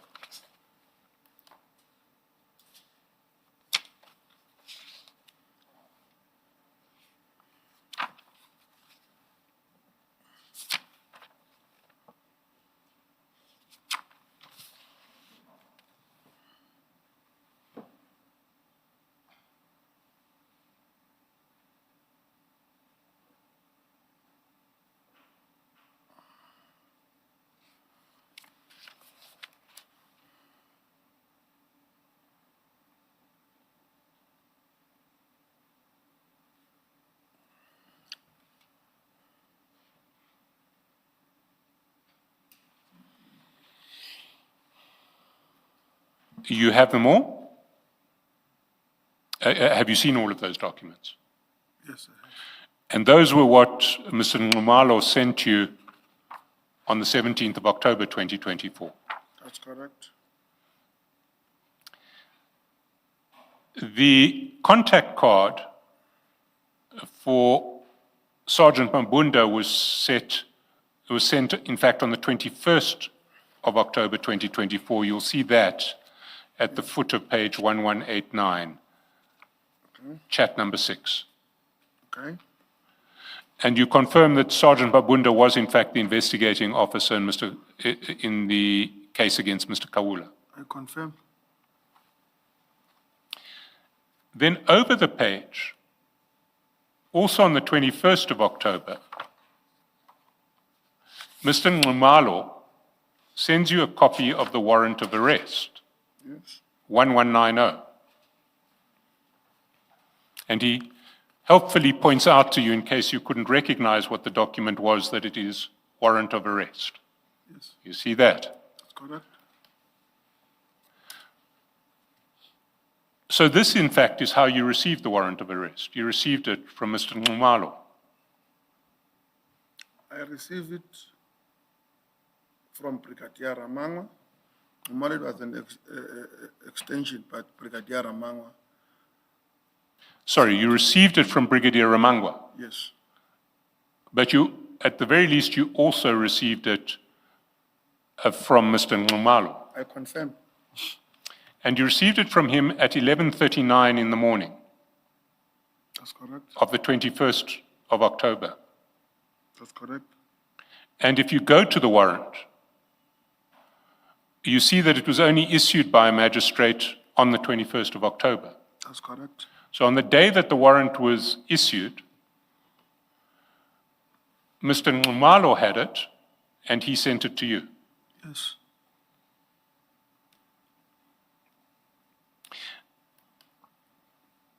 Do complainants normally have access to warrants of arrest? That's correct. They do? That's correct. If they are complainants, according to me, Which other complainants have you seen in possession of warrants of arrest? none. None. Yes. This is the first time you've come across a complainant who had a warrant of arrest. Yes. What's your answer? Sorry? This was my first time, Commissioner.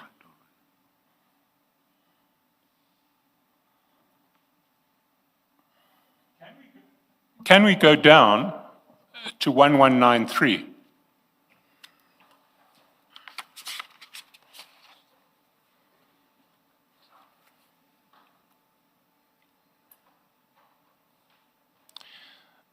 And there, you'll see that on the 22nd of October, at 8:04:56 p.m., you sent Mr. Nxumalo details of a phone number for Mr. Kawula with the heading Natasha SABC presenter. Can you go to 1253 to see that document? 1253. 1235. 1235. Sorry, 1235. 1. 1235. Yes, I see it. Is the number there a phone number for Mr. Kawula? No. Oh, The number that says Musa, and then Yes. there's a number. yes. And why does it say Natasha SABC presenter above it? I think it is the person that gave the number. She's a friend to Mr. Kaula. So Natasha, the SABC presenter, who is a friend of Mr. Kawula, gave you that number for Mr. Kawula. That's correct. How did you get it from her? Through the WhatsApp. Through WhatsApp. That's correct. And what is her name, apart from, we know her first name and her status as an SABC presenter? I know her as Natasha. I see.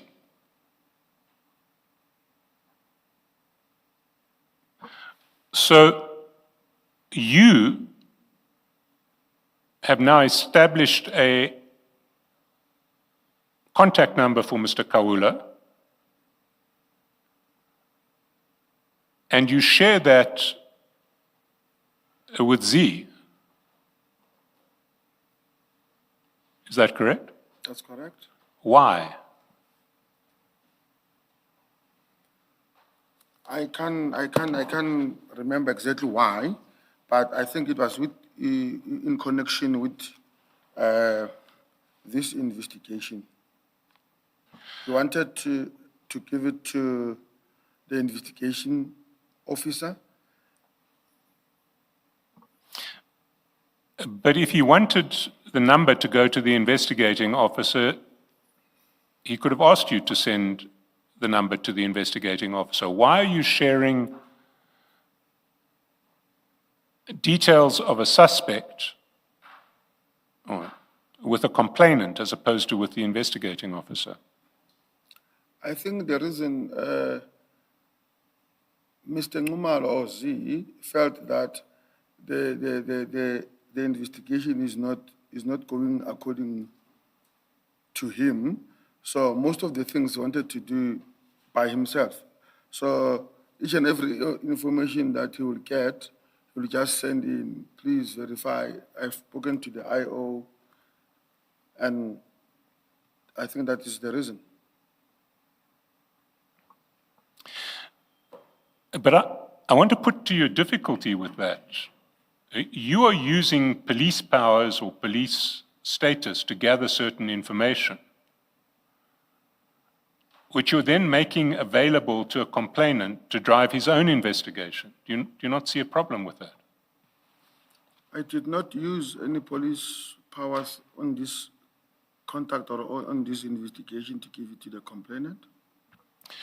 Well, do you think Natasha of the SABC would have given you that information if she didn't know you were a police officer? That's correct. You think she would have? That's correct. On what basis? How would you have asked for it? I would ask her because if I know her, And she would just hand out somebody else's cell phone number to a civilian or to a non-police officer for the purposes of investigating that person. Do you think she'd do that? I think it will depend on the circumstances of the request of those particular numbers. But When you say you know her, in what capacity do you know? She used to be a student in TUT, and I know her from there. Well, my question really is, do you know her, you as a police officer, or socially is the kind of distinction I'm looking for? No, just as a civilian, not as a police official. I knew her even before I was a police official. Okay, thank you. Did you pay her for this information? Can you repeat that message? Did you pay her for this information? No, Are you sure about that answer?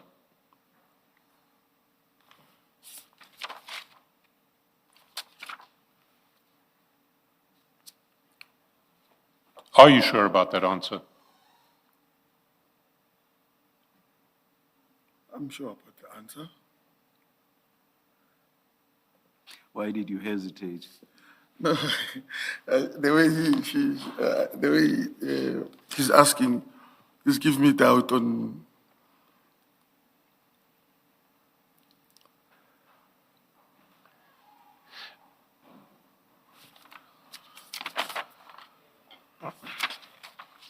You see, we haven't given you your chats with Natasha SABC,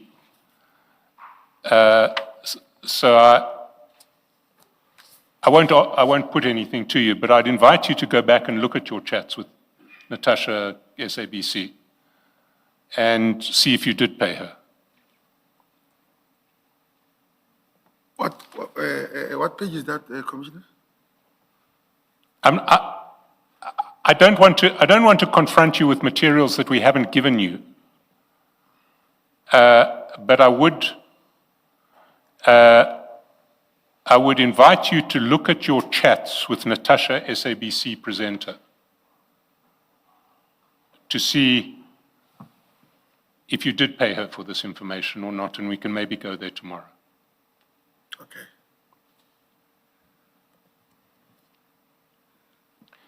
Sergeant, can you please pull the mics closer to you and also speak up? We just received word that you are not that audible. Sorry, Commissioner. I'm just afraid that this mic is too loud and my voice is higher. So I'm trying to. I want exactly that loud voice. Thank you. Please. Yes, Mr. Chaskell. If we go back to your chats with Z, we see he does seem to have taken over the investigation. If you go down to 1194, 10:23:20 a.m., chat number 7,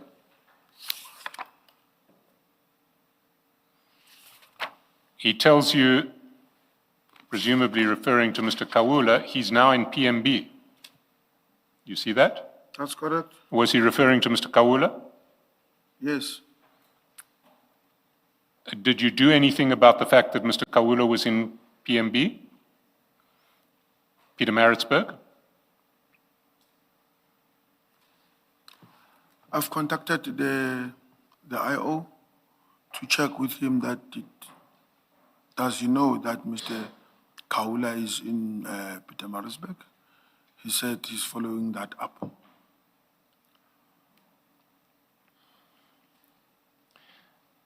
And then on 1201, 1201, if you go down to 1201,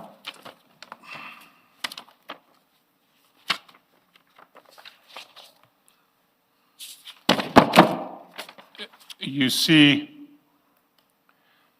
chat 6, he sends you Mr. Kawula's status on X,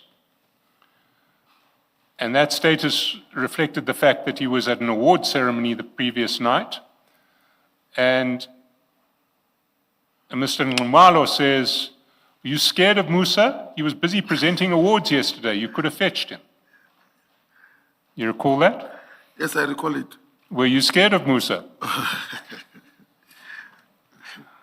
No.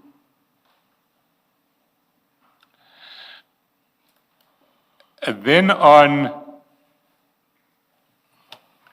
12:02, the 1st of December, he sends you a number and says, this is Musa Kawula's number that he's using. You see that? Chats 1 and 2. Page, you still on 1202? 12:02.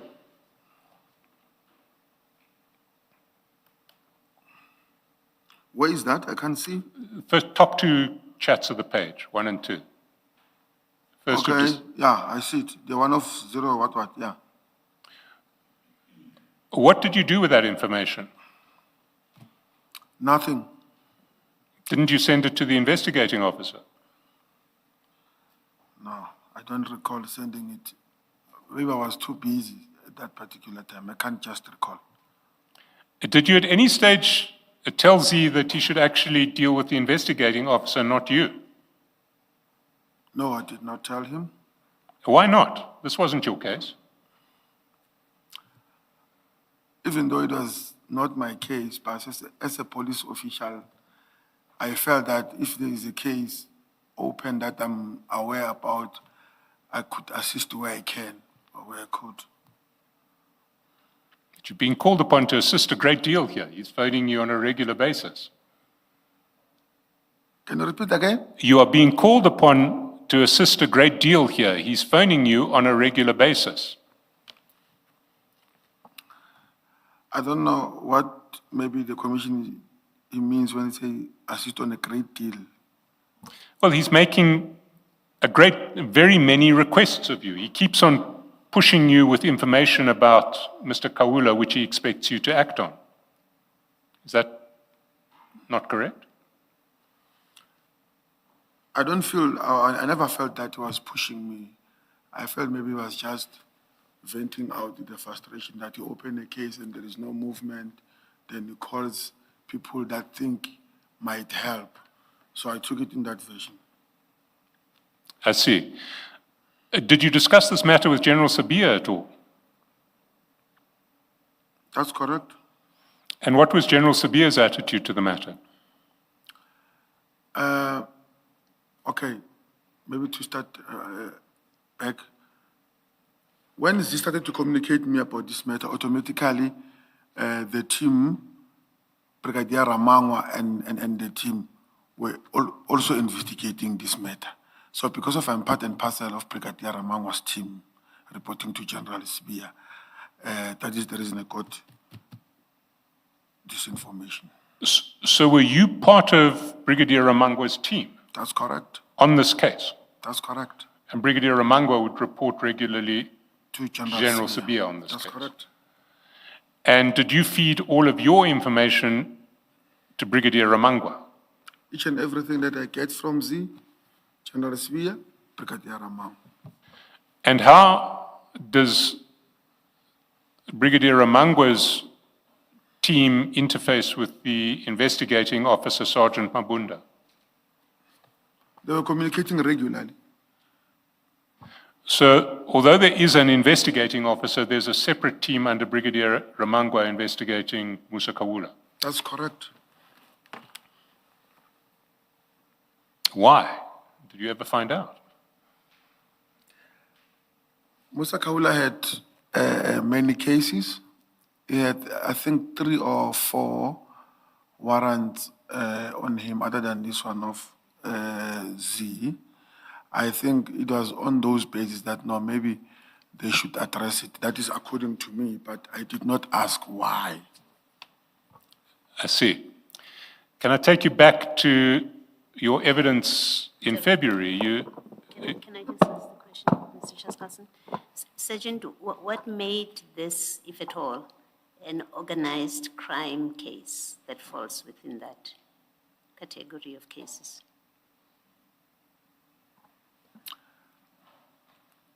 I don't know if I will be answering correctly. In my level, we don't ask, we execute. I accept that, and now I'm asking you, as an organized crime police officer, you Yes, fall under Commissioner. that unit. Yes. was this, according to you, forget what you've been instructed to do. Yes. According to you, understanding the functions Yes, of the organized crime unit, I think that's what it's called. that's correct. Was this one of those kind of cases? This complaint by Mr. Ngumalo against Mr. Kaula, does it fall in the category of organized crime cases? No, it does not fall on organized crime. Yes. But according to me, based on Mr. Kaula is being arrested, given bail does not appear, warrant of arrest is issued, and then is not arrested somewhere again, does not attend, and then another warrant of arrest is issued. Then, as organized crime, we start to dig into why is this one not being arrested? Then we start to get involved. That is according to my... So you suspected him because he's been missing appearances, you suspected him to be involved with organized crime? Yes, Is that what it is? that's correct. Okay. And was this a provincial or national matter, the docket that was with Sergeant Mabunda? It was a station. It wasn't a national. No, it was a station. Thank you. Thank you, Commissioner. Thank you, Mr. Chaskasan. Sergeant, I just want to take you back, take issue with your answer that you don't ask questions, you just execute. Because that was essentially General Sibia's statement about you that you said was false. Remember when he denied that you had asked him what was so important about this investigation into Mr. Kawula, he said he'd never asked me that. He never asks. He's five rungs below me. He would never ask me a question like that. And you said, no, that's false. I often ask him a question like that. Yes. So you do ask questions about what's the purpose of this sort of investigation when you think that you need to know what the purpose is. It depends on the relationship. My relationship with General CBA, it was a relationship where I could ask. And now my relationship with Brigadier Ramangwa is the relationship that I just take instruction that because of he took instructions from somewhere. So I'm answering on that basis. That the reason that this docket came to national office, I did not ask. It was just like that. But you knew that General Sibia was interested in this case. You knew that General Sibia was interested in this case against Kawula. I don't know how to answer that. Well, your evidence earlier was that General Sibia had said he's under pressure in relation to this case because the complainants are Minister Mbalula and Z, and they carry political weight. Yeah, that was the time now we started to execute, but I did not know that he had an interest on that before. Sorry, you did not know that? I did not know that he did have an interest before. I only knew when we started now to push in. That is when I said I got instructions from him. Yes, but you'll recall that conversation That's correct. was on the 21st of October. That's correct. And we're now long past the 21st of October. Pardon? We're in December. I can't hear you clearly. We are long past the 21st of October. We're already in December now. Yes. And throughout the period, from the 21st of October onwards, you're getting constant pieces of information from Z wanting you to act on it.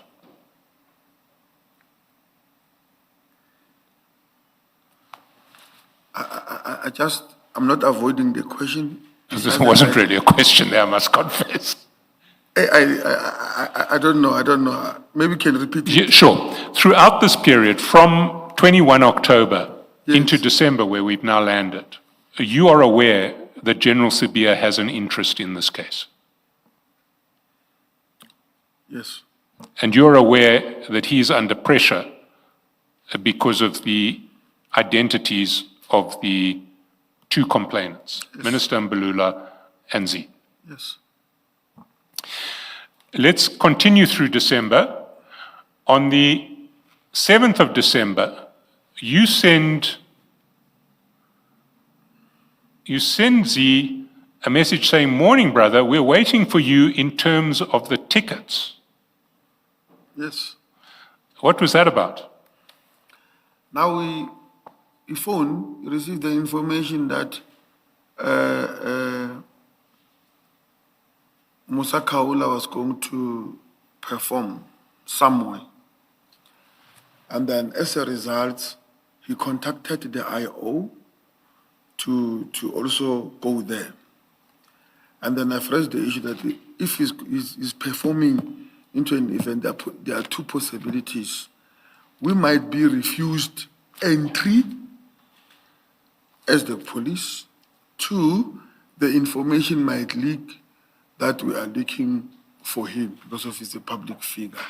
So the best way, then he suggested, now let me get the ticket so that you might, if the issue of the appointment certificate being rejected, use the tickets.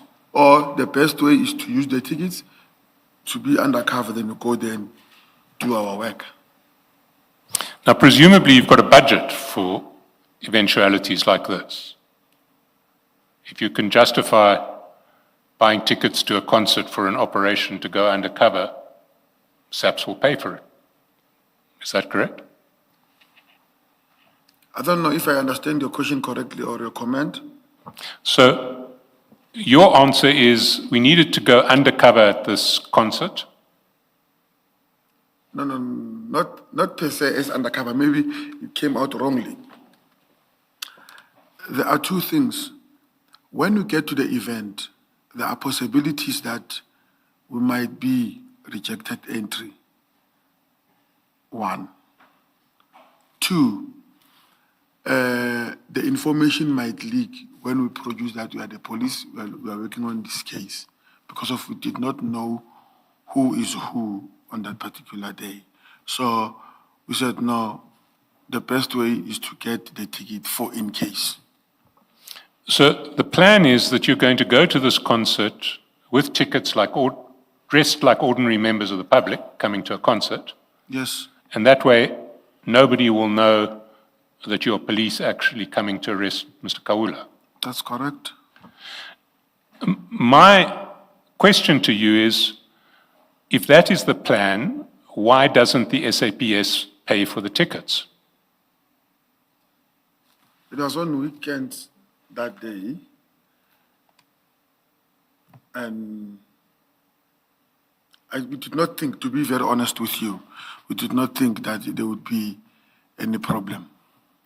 Ms. Chaskalson, my question is, why is it you who is effecting the arrest? Why is it not the investigating officer and his team?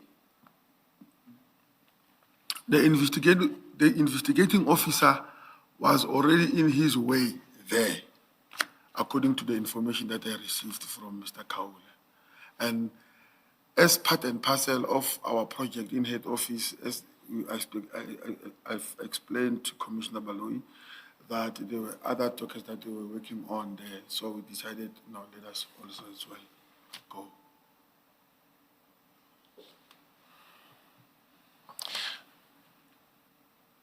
Your exchange with Mr. Kaula in relation to the tickets takes place at 6:18 in the morning on Saturday, the 7th of December, 2024. Yes. Are you saying to me that between 6:18 in the morning and when the concert begins that afternoon or evening, it's not possible to arrange for SAPS to buy tickets themselves? It's the weekends. Usually finance offices, they open during the course of the week. And at that particular time, I'm just being honest, we did not think it's a problematic thing to do. So what happens then is Mr. Kaula gives you tickets, does he not? Mr. Nkumalo gives you tickets. Yes, send them. Can I just ask this? You have this conversation about tickets at 6:18:45 a.m. So the conversation would have started earlier. So this is a Saturday morning, you say. The conversation about Mr. Ngumalo giving you tickets must have happened earlier than 6:18, and I want to suggest on a weekday, such as Friday. No. No. When did this happen? On the very same day. On the Saturday itself? Yes. That he told you before 6:18? Yes. And how do we see that in these chats? That you would have had an earlier conversation? When myself and sometimes it's through the WhatsApp, sometimes it's a straight phone call. I don't recall, Commissioner, that how did we communicate, but on Friday, we did not communicate about it. This would have been a straight call, one of those straight calls, if it's not in your chats. Yes, I'm just assuming. But it was on that day that we were communicating. Thank you. So he gives you the tickets. That's correct. And we see the tickets at page 1238.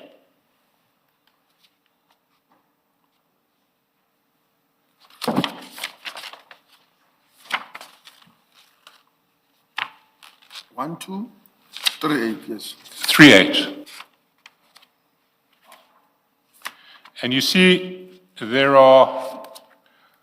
starts with a general admission ticket Yes, for 200 rands. yes, Then there's a VIP ticket for 1,000. yes, Another VIP for 1,000. yes, Another VIP for 1,000. yes. And then 2 more generals for 200. So you had 3 generals and 3 VIPs. Which one did you take?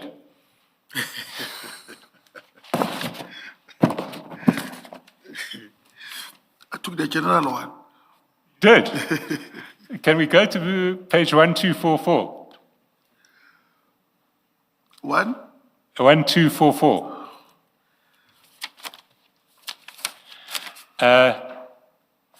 There's a picture of somebody's wrist with one of those concert bracelets that you get for admission. yes. Is that your wrist? See, this one is too black. I'm not that. You sent it to Mr. Nkumalo. Do you remember whose wrist you sent to Mr. Nkumalo? Was it yours or somebody else's? Hey, I'm trying to check my wrist and that one. No, Sergeant, the complexion may sometimes even depend on the lighting, so you can't lay too much stress on the... I'm also checking the size, Commissioner. You see, mine is big. Hey, this one is too big. But I'm looking at your shoulders. Your wrist must be quite big as well. no, let me say this one might be mine. But thank you, Commissioner. Let's go to the next picture that you sent him, 1245. It's a picture of the stage. That's correct. Did you take this picture or did somebody else take it? I took it. You see, I want to suggest to you that you can only take a picture like this if you've got VIP access, because a general admission is not going to get you to the side of the stage. I had a general admission because of there was no order here, we just cross in and come back. But I had a normal ticket, not this one VIP. So you sort of like wandered in and out of the VIP area too. Can I ask, was this operation to arrest Mr. Kawula successful?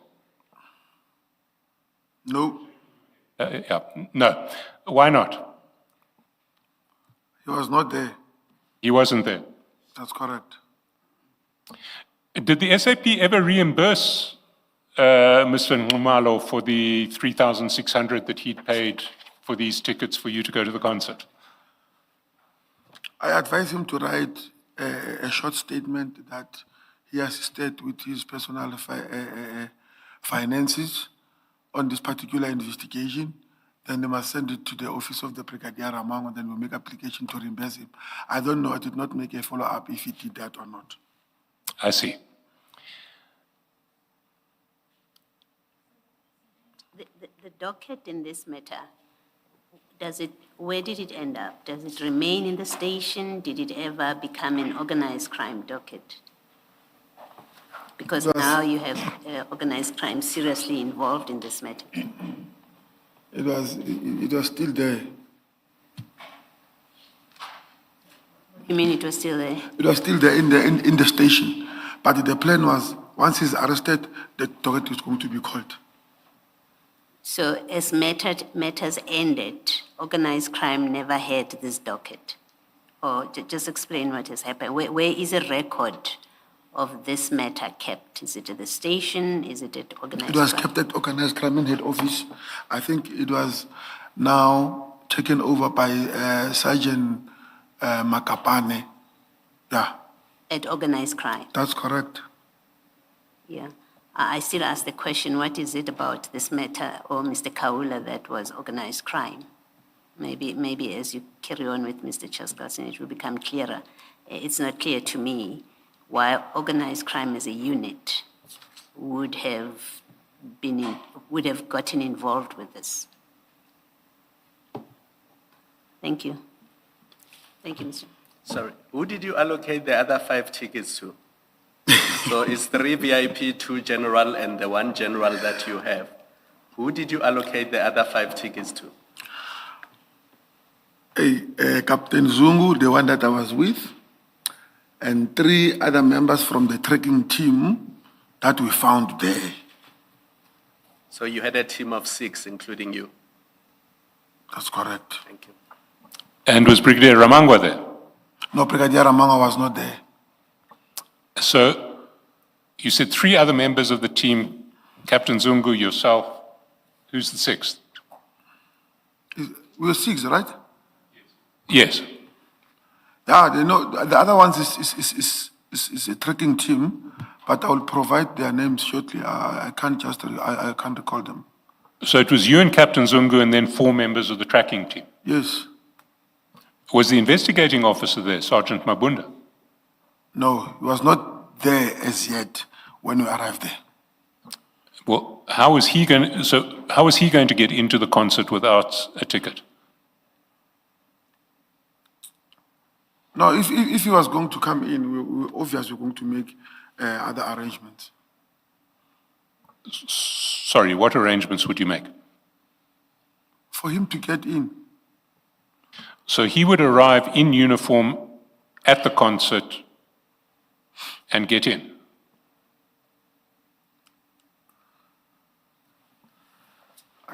I don't understand. You see, I mean, I'm the one who's struggling here. I also don't understand. I thought that the whole purpose of this operation was to have SAPS members at the concert not identifiable as SAPS members so that they could establish where Mr. Kaula was and arrest him. That was the purpose. Yes. But the 6 tickets are not given, or none of the 6 tickets are given to the investigating officer who is going to effectively, perform the arrest. Okay. So how is he going to arrest Mr. Kaula without a ticket? No, it's us who they were going to arrest. So you're going to do the arrest, and then what? How does the investigating officer fit in here? Is he going to play no role? Okay. According to me, when I phoned him, that the information said or suggests that Mr. Kaula is at the concert, the investigation officer promised to follow us there. But on that particular time, when we arrived, he was not there. So it was a blessing in disguise because of the tickets were 6, I gave them and they took mine. But why wouldn't you provide a ticket for the investigating officer if the plan was for him to come there with you? He's not there. No, but you didn't know that when you got the tickets in the morning and you decided who was going to come to the concert.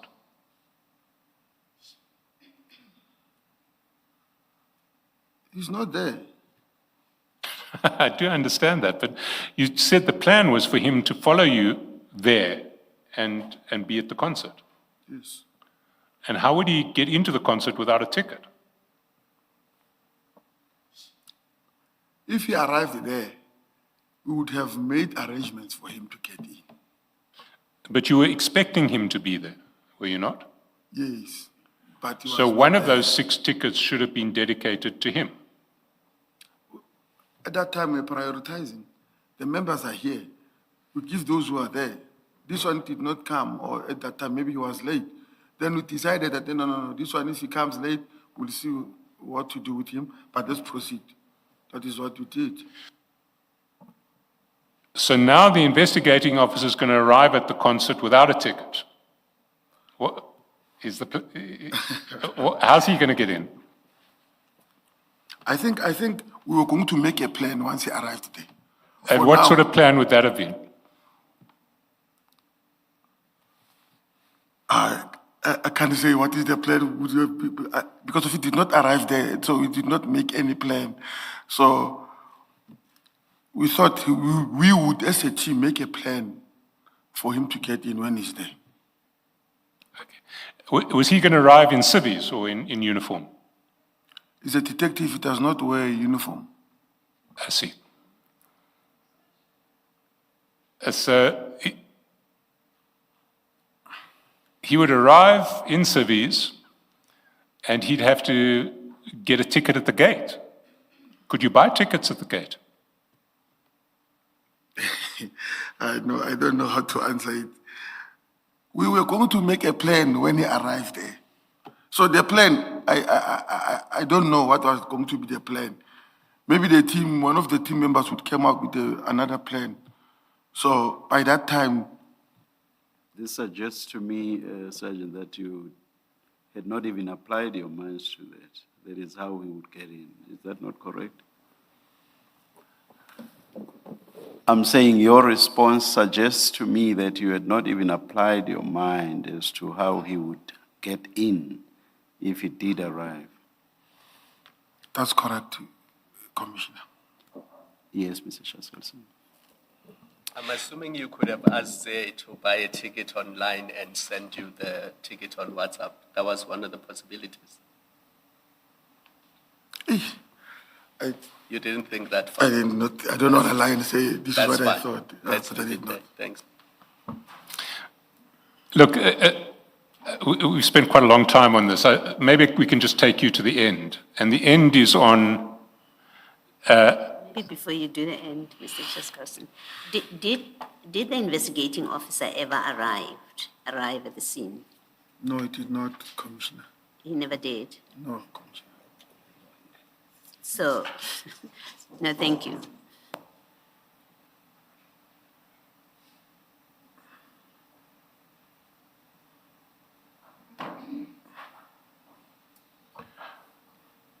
So the end starts on page 1207 when Mr. Kawula is arrested on the 8th of January 2025. 1207. 1207. 1207.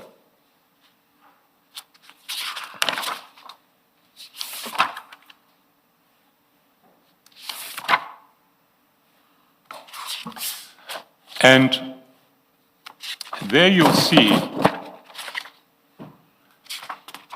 at chat number 6,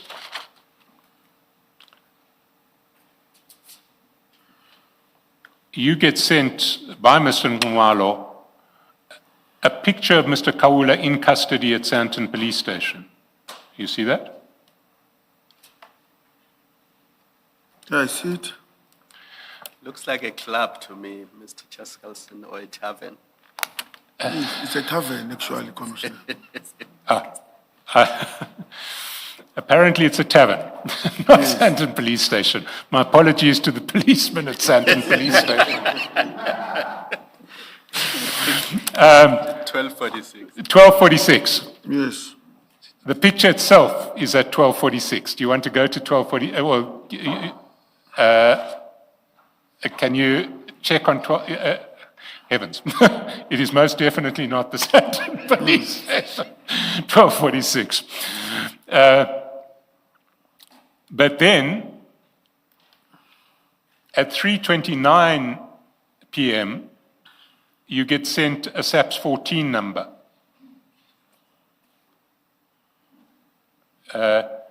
It says SAPS 14 is 30/1/2025. Yes. What's a SAPS 14 number? It's a constitutional right. A constitutional right? No, I think it's a book. It's a book to receive the prisoner, if I'm not mistaken. Cell register. It's the arrest register, is it not? Yes. And then at 3:29, there's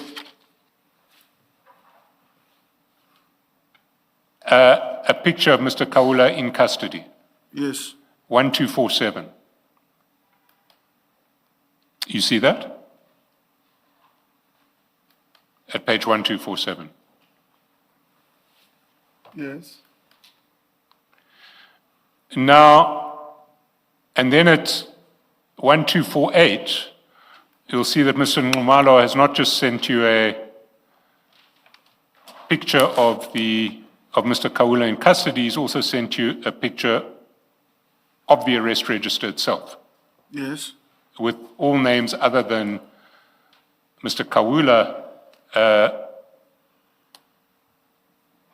sort of half crossed out. You can see some of the names, you can work out some of the names because it's not fully crossed out.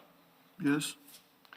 Now, can I ask, is it consistent with SAP's practice for pictures of accused persons in custody and their arrest registers to be provided to complainants? Do you normally send pictures of arrested persons in custody and the arrest register to the complainant in each case? No. Is it lawful? No. Do you know who sent this picture to Mr. Nxumalo?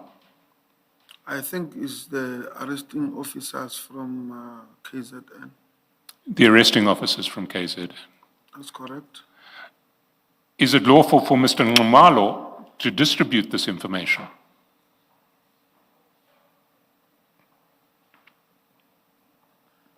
I'm not sure. Would it be lawful for you to distribute it further? It depends whom do I distribute it to. Sometimes maybe if I cannot even distribute, maybe send it to the IO or to the team that are investigating that. I see. Then, if we continue down the chat, we see at 4:36 p.m. on the 8th of January, 12:09, Mr. Nxumalo says, please send the numbers. Whose numbers is he referring to?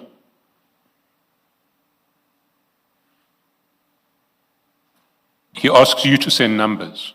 Whose numbers did you understand him to be referring to? I can't recall. Let me help you. The first number you send him at 4:41 is Brigadier Ramangwa's number. Okay. So why would you send him Brigadier Ramangwa's number? Why would I send Brigadier Ramangwa's number? That's correct. Yeah, Brigadier Ramangwa was the leading investigator on the project. So he wanted you to send him the numbers of the lead investigator on the project, is what you thought? That's correct. Then he says thanks, and Ubaba Xoko. Excuse my pronunciation. No, it's fine. Baba Skoko. That's SGQOKO, and Skoko means head. The man with a hat. Who's the man with a hat? The man with the head. Yes, who's the man with a hat? General Sibia said it's him. They sometimes call him Skoko. Yes, because of his communist head. I just wanted to sit in the chair, but I will answer, however, it's the general. It is the general. So why would you Thanks, want the Commissioner. general's number? No. You are confusing me now, Commissioner. He wants you to send you the number, to send him the number of the general. That's what he's asking for. Yes. Why would he want it? I don't know. Well, isn't the answer in your evidence on the 4th of February that this was an investigation that General Sibia was taking very seriously? Yes. And Mr. Kawula knew it. And you'll recall right at the start of this process, shortly before the warrant was issued. The warrant was issued on the 21st of October, and on the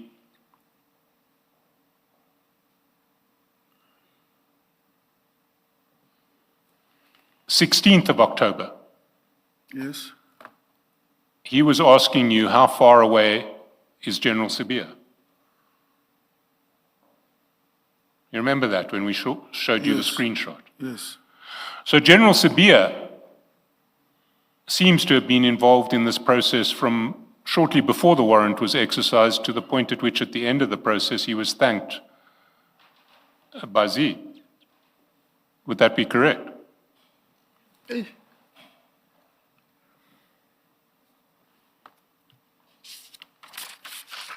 I'm not sure. All right. I have reached the end of this topic. But Mr. Chesterton, if you look at page 1210 and chat 1, it seems that the thanks was to request the number of Babasko, not to thank him so much. Because you have that chat 1 at the top. Indeed. And the number that you send at 1210 is in fact General Sibia's number. You'll see that at 1251.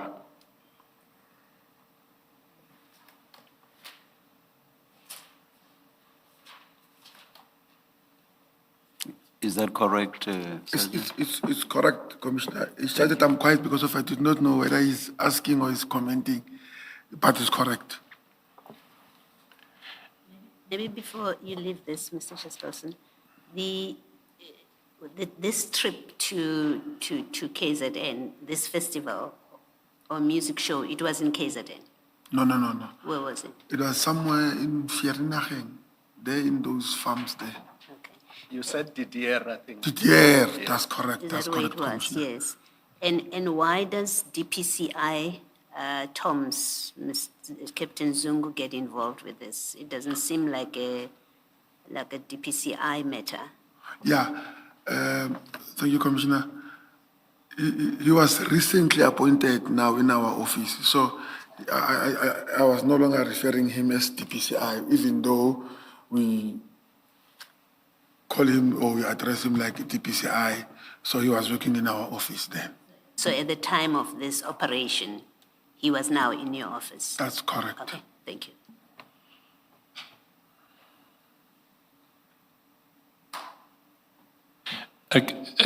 Just to clarify an issue, the tickets for the concert where you failed to find Mr. Kawula, if one goes to that ticket at page 1238, one sees that the concert was held at Kroon Park Holiday Resort. 1238.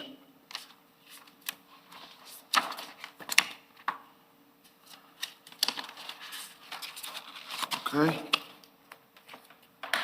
That's correct. Now that's in Kroonstad, isn't it? That's in Kroonstad, Kroon Park Holiday Resort. Yes. So this operation took 6 policemen from Gauteng to Kroonstad. Yes. With the possibility of a 7th, the investigating officer. Yes, Commissioner. But at least you got to go to a concert.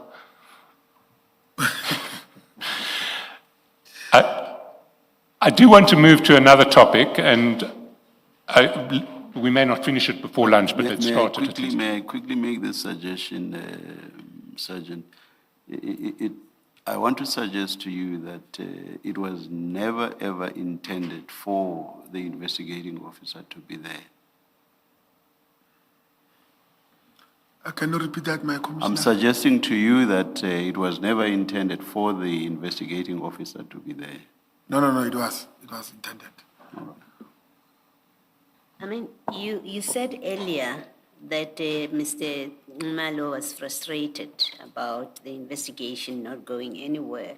But it seems that, in fact, Mr. Malo was directing this investigation. If you look at 1209, page 1209, where now Mr. Malo is asking you for numbers, he, in fact, at chat number 5, tells you that the investigating officer will call you. So he is in touch with the investigating officer, and he's now arranged with the investigating officer to call you. It suggests that, and all the facts about tickets, him providing you with information about where Mr. Kaula is, and giving you tickets, and then concluding in this chat 5 where he says Mabunda will call you. It gives the impression, the unavoidable impression, that in fact you had a complainant who was directing this investigation and telling the police what to do, where to go. That's the impression I get from this. Is that not a fair impression? Maybe I can say 50-50 from the suggestion of the Commission. But to me, I think maybe it was desperation because it was affecting him in his marriage, or he's a public figure as well. So I think it's desperation and direction. Maybe let's share, take 50, I take 50, and then we make what I'm suggesting. No, Sergeant, the important point I'm making is you have a civilian who is a complainant, who's basically telling police what to do, when, where.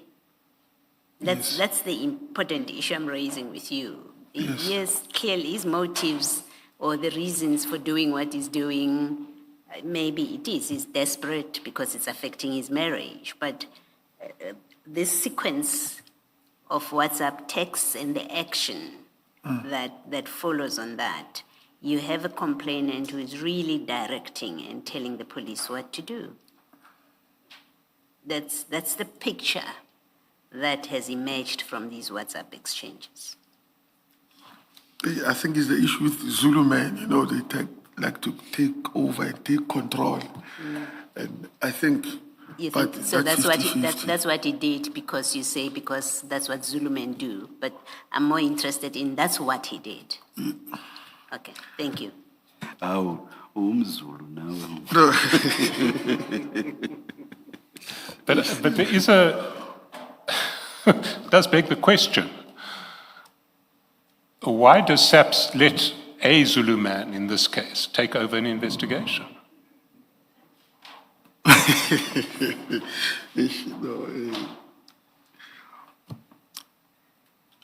The Zulu man referring to who? Mabunda is not a Zulu man, it's a Tsonga man.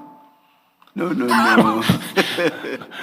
Well, then your earlier explanation that this is what Zulu men do doesn't really wash here. I'm just answering that thing of why it seems that Mr. Ngumalo is directing the investigation on how it should be conducted. I said maybe, you know, this Zulu man and authority. So, but we did not see it like that, Commissioner. We saw it as, to me, as desperation and the Commissioner's direction. So that's why I'm suggesting. Look, I mean, I don't think we want to get into any ethnic stereotypes here, but the question remains, why was this individual allowed to take over the investigation? Not why did he want to take over the investigation, why was he allowed to take over the investigation? Who's that? Now, is Mr. Ngumalo? Yes.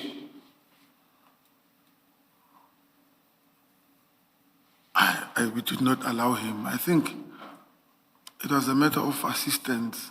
You know, sometimes police officials will run from here to there, then from there we need another assistance.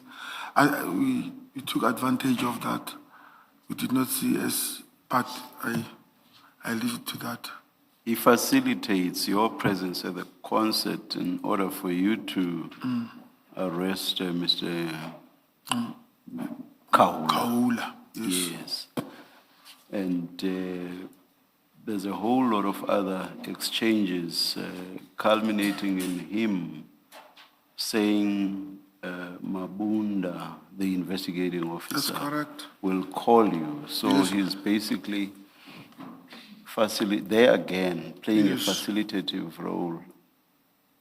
So it's in that sense that it's being suggested to you by Commissioner Baloyi and Mr. Shaskalsin that he was in the driving seat, as it were, with regard to effecting an arrest.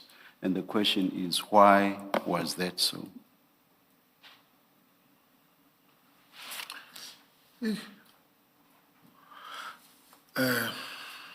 Commissioners, with due respect, I still go back to that thing of desperation and. Yes, Mr. Shaskalsin. Maybe just finally, also that in fact, the reason that Mr. Kaula is arrested in the end is for contravening the Cybercrime Act and criminal injuria, not because of murder or the other many things that you have said, failure to appear in court. It is in fact for the simple crime of contravening the Cybercrime Act and criminal injuria. You accept that because that's what this cell register says.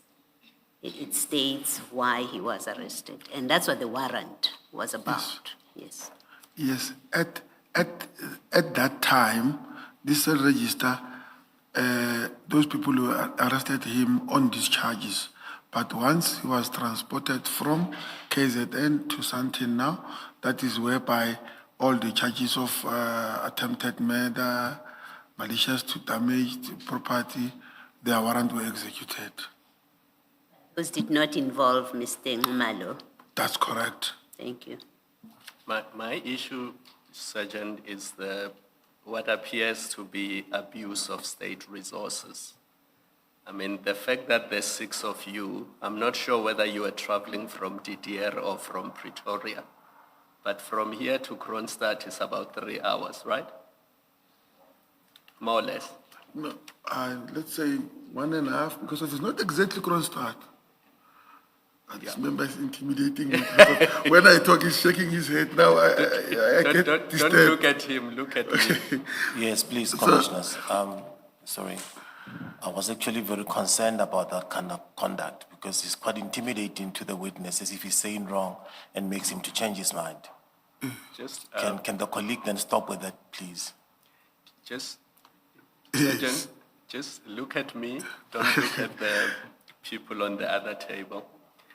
So, Sorry, I did not see what Mr. Ngwato is complaining about. What are you complaining about, Mr. Ngwato? Okay, I'll be very specific. There's one of the team leader, evidence leaders. I can't remember. I met him the last time when he was introduced. I'm on that side. He's doing this when the witness is answering. So the witness starts bothering, am I saying something wrong? And therefore, he's interfering with the witness giving evidence, as if what he's saying is wrong, and that makes him to now start thinking twice. So he should keep his opinion about the matter to himself, but not to then do gestures that affect the witness in terms of his testimony. Yeah, but to the extent that, gestures may be intimidating, perhaps, let us try to avoid them. But I'm sure that can never suggest, for example, that if something that we all find funny is said, we should not laugh. I hope it doesn't go that far. But no, I take your point, Mr. Moto. Chair, it's important that the witness be given a comfortable environment to present his evidence. I take your point, but I'm just saying sometimes there will be those natural responses that sometimes testimony will evoke, especially amongst all of us. There will be those moments where you yourself would have heard everybody either responding with a laughter or whatever else. I'm sure your point cannot relate to all of those, but I have already made the point, and that's because I take your point, that let us avoid those responses or gestures that may make the witness to feel intimidated. I take Thank your you. point. Thank you. Thank you, Chair.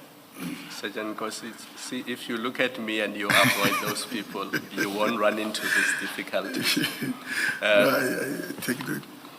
Remember, my starting point was, this seems to me to be an abuse of state resources, and I had suggested to you that depending on where you are traveling from, Yes. you could have been in Pretoria or De Deer in the Vaal.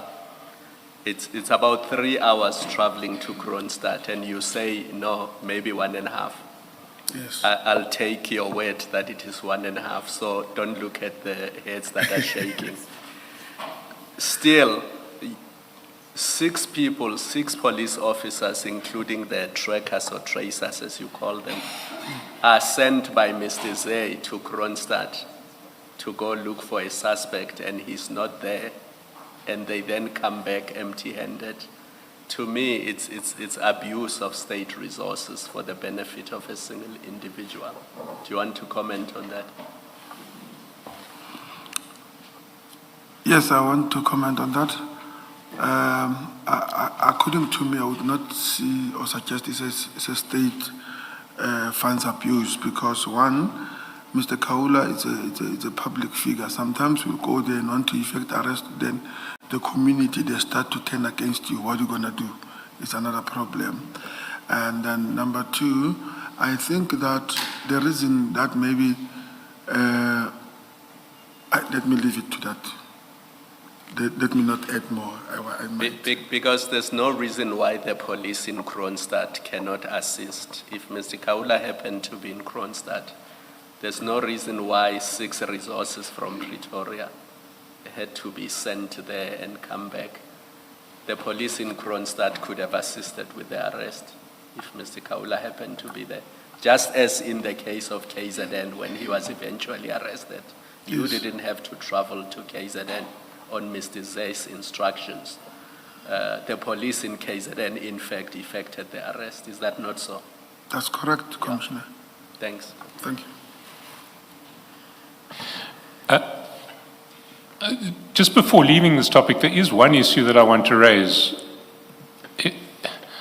If one looks at this warrant at page 1133, the primary count is contravening Section 13 of the Cybercrime Act. Now, Section 13 of the Cybercrime Act doesn't create an offence. Mr. Chairperson, you said 1233. 1233. Thank you.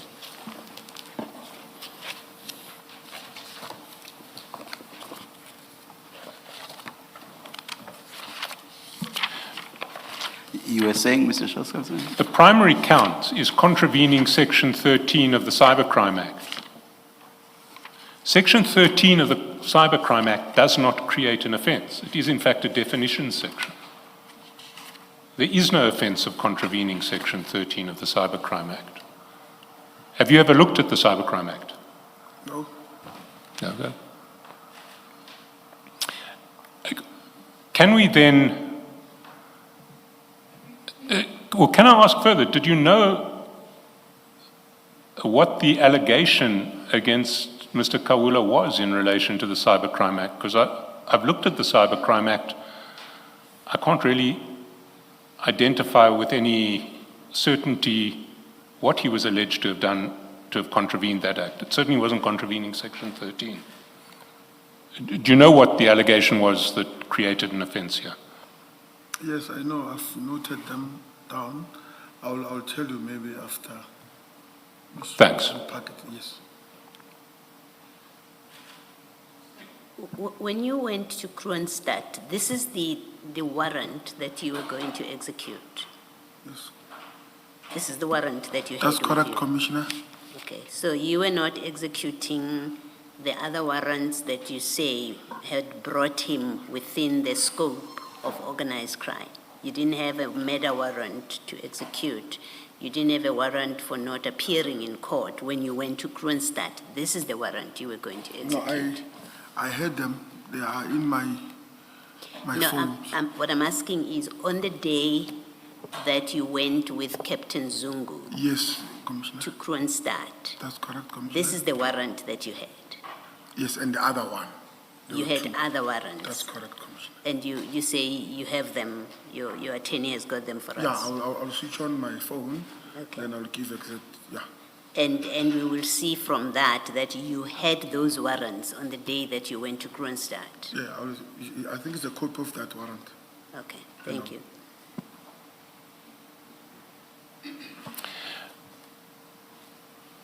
Now, moving to a completely different topic. You told us earlier that you retrieved Mr. Msibi's jet ski from Mr. Matlala's farm approximately in September 2024. You recall that? Yes. Now, and you took it back to Mr. Msibi's farm in Hammanskraal. That's correct. Now, after the jet ski was brought back to Hammanskraal, did you effectively exercise control over it? No. So who controlled the jet ski? There are securities there in the farms. Okay. And did you use the jet ski after it was brought back to Hammanskraal? Yes. When would you use the jet ski? I don't know exact dates. And what arrangements would you make to use the jet ski? If you wanted to use it, what arrangements would you make? I would phone my brother's Tembizo, Baba's other son, and then I'll make arrangement that he must inform the security that I'm coming to pick up the jet ski. And do you know if Mr. Matlala used the jet ski? I know that he used it.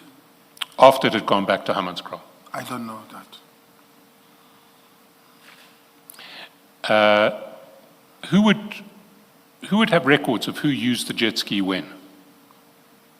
Would security at Hammanskraal keep any records of who was taking the jet ski?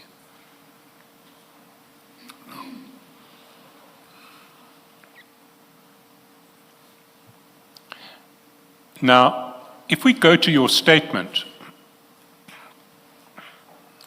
you describe... Sorry, Chair. I'm pressed. Can I? Sorry? I'm pressed. Can I use the restroom? Let's take the lunch adjournment and resume at 2 p.m. Thank you. Thank you.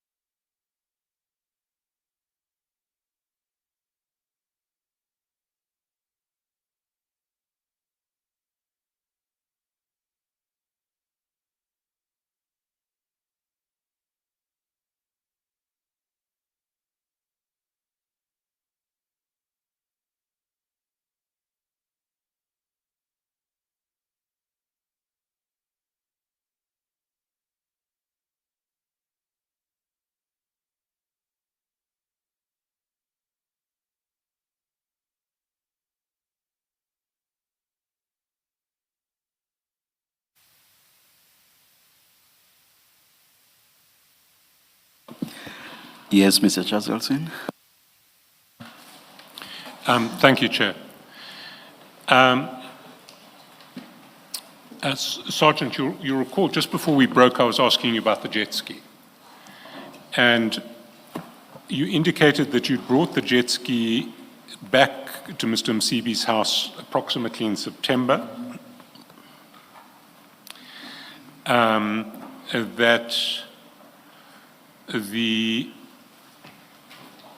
That you had used the jet ski after it had been brought back, not house, a farm in Hammanskraal, after it had been brought back to the farm in Hammanskraal, and that Mr. Matlala, you think, may also have used it after it came back to Hammanskraal, but you weren't sure whether and when that would have happened. Is that correct? I said I don't know if Mr. Matala used it after. You don't know if he used it? Yes. Yeah. Now, I want to come to your statement where you explain the credit card belonging to one of Mr. Matlala's companies that you found in the jet ski. And if we go to your statement file, that's the small file. On page 1,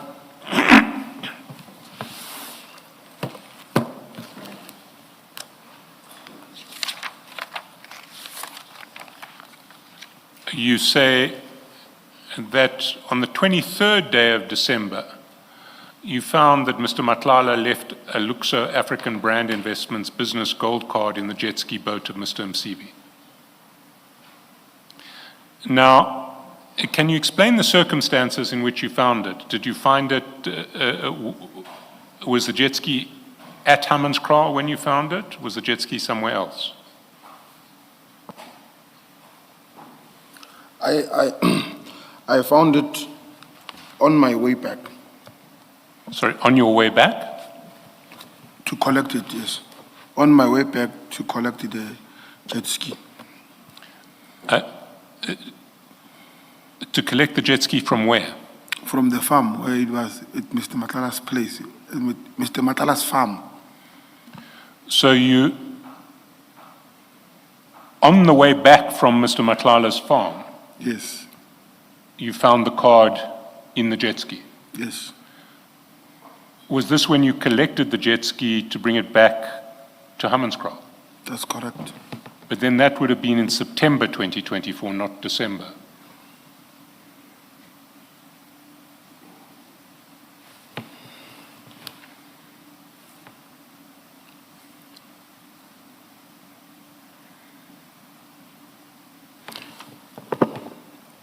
I think maybe you can, maybe I was quicker to answer.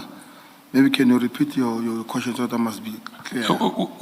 Where were you when you found the card inside the jet ski? I was in the dam, Which dam? RTPS Port Dam. Hartbeespoort Dam. And when was that? When or where was that? When? I can't remember exact date. In your statement, you say it was the 23rd of December 2024.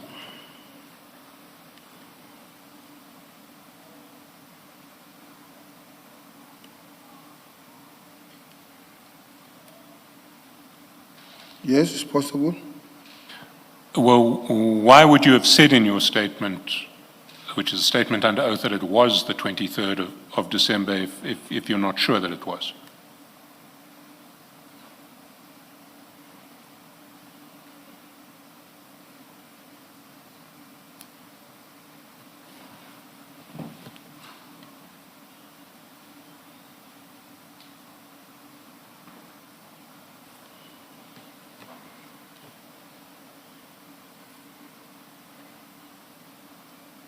And the statement reads like you were certain that you found the card on the 23rd of December.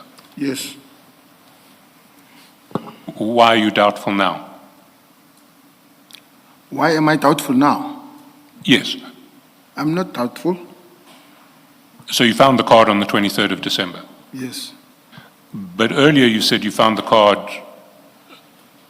on your way back from Mr. Matlala's farm when you were bringing the jet ski to Mr. Msibi's farm?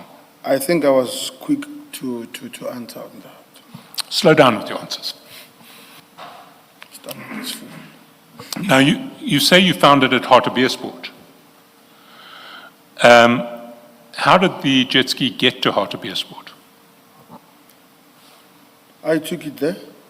So you collected it from Mr. Msibi's house, a farm, and you took it to Hartbeespoort. That's correct. And when you collected it from Mr. Msibi's house, did you check whether there was anything, in the compartment of the jet ski or not? Do you do a check on the jet ski before you collect it or not? I didn't check. So how did you find that there was a credit card inside the jet ski's glove compartment, or whatever one calls it in a jet ski? It was when I arrived in RTBS, searching for the key in the compound. That is when I realized there is a card there. So when you searched for the key, you realized that there was a card left there? That's correct. And was Mr. Matlala with you at Hartbeespoort? No. Not that day.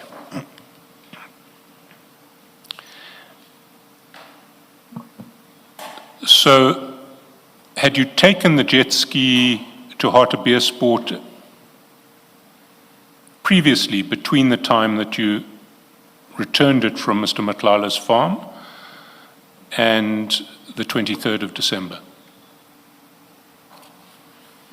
So that would be between September and 23rd of December. Had you been to Hartbeespoort with the jet ski before? No. So that card may have been there since you collected the jet ski from Mr. Matlala's, or when you collected the jet ski from Mr. Matlala's farm in September. I think so. It may have been. Yes. And do you know if Mr. Matlala used the jet ski between September and December when you found the card? I don't know if he might have used it, but I know that he had an access to it as well. He also had access to it, so it's possible he used it. Yes.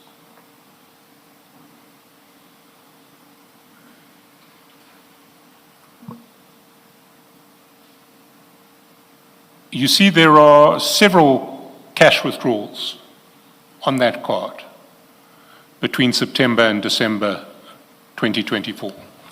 Okay. So if the card was left in the jet ski when you collected it from Mr. Matlala's farm, then it is not possible that Mr. Matlala would have made those withdrawals. Well, let me take that back. It would only be possible for Mr. Matlala to have made those withdrawals if he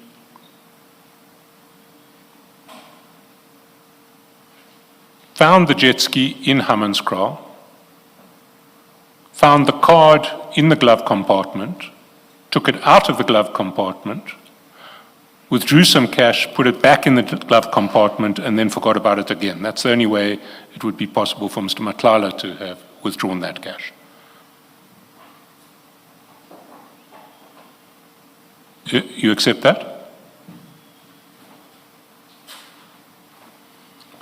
I'm not sure if I understand you clearly. You see, if the card was in the jet ski when you collected it, and between the time that you collected the jet ski and 23 December when you say you found the card, cash was withdrawn on that card, then those cash withdrawals wouldn't have been made by Mr. Matlala, because the only way they could have been made by Mr. Matlala is if The card was in the jet ski in September. It then went back with the jet ski to Hammanskraal. Mr. Matlala then took the jet ski, found his card that he'd left behind once before, used the card to withdraw cash, put the card back in the jet ski, forgot about it again, and left the card in the jet ski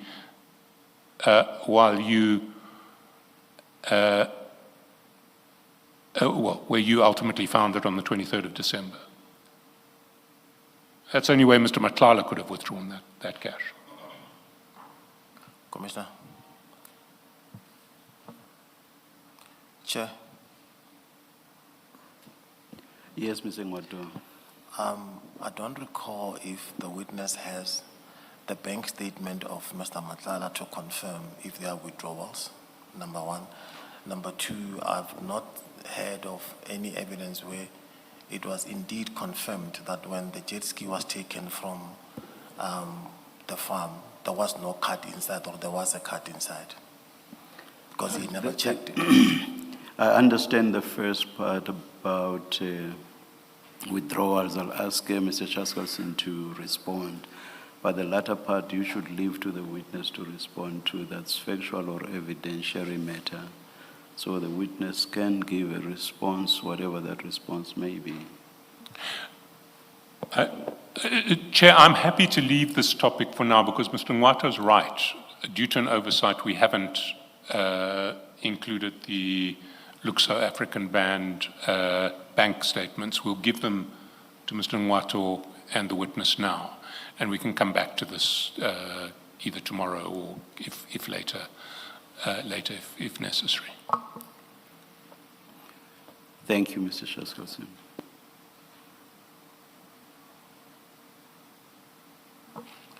So if I move to a completely different topic, Sergeant,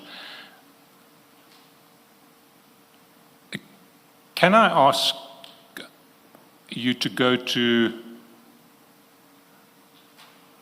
page 56 in file 104?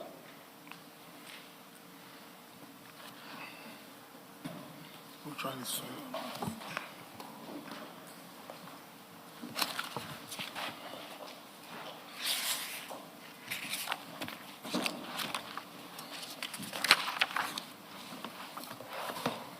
Mr. Chairperson, can we close? 104, 56. Should we close the statement file, put it away? The statement file can go away for a while.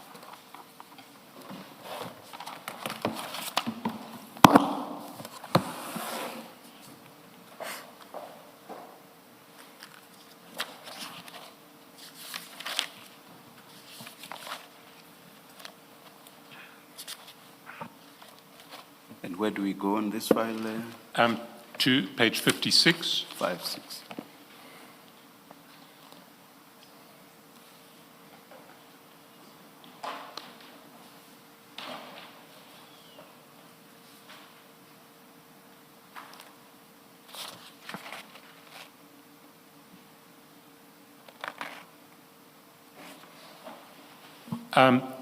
There you'll see that on the 25th of November 2024, Mr. Matlala at 1348 sends you 3 SAPS payment screens. You see them? That's correct, I see them.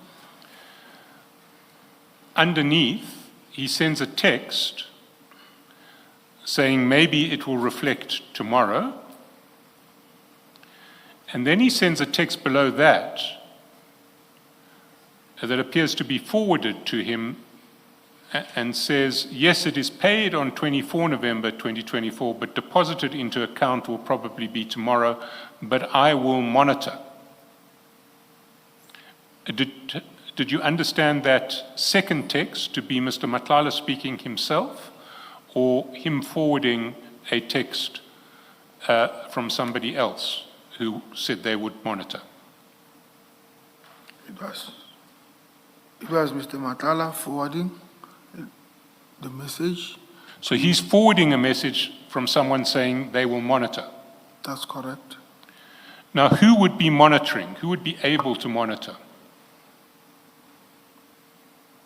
payments out of SAPS? I would not know.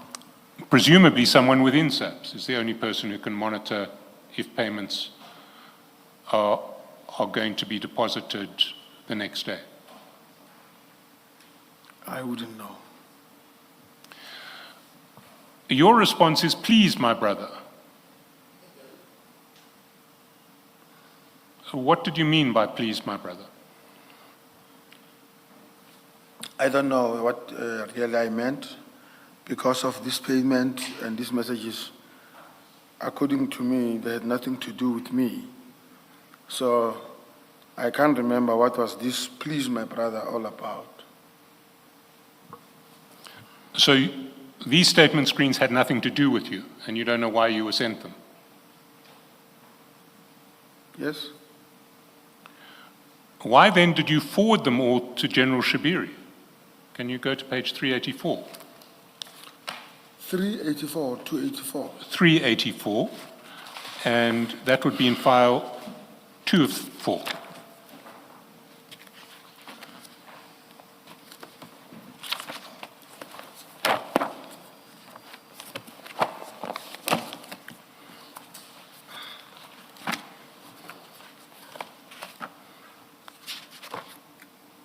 $284. 384, file 2. 384, file 2. Okay.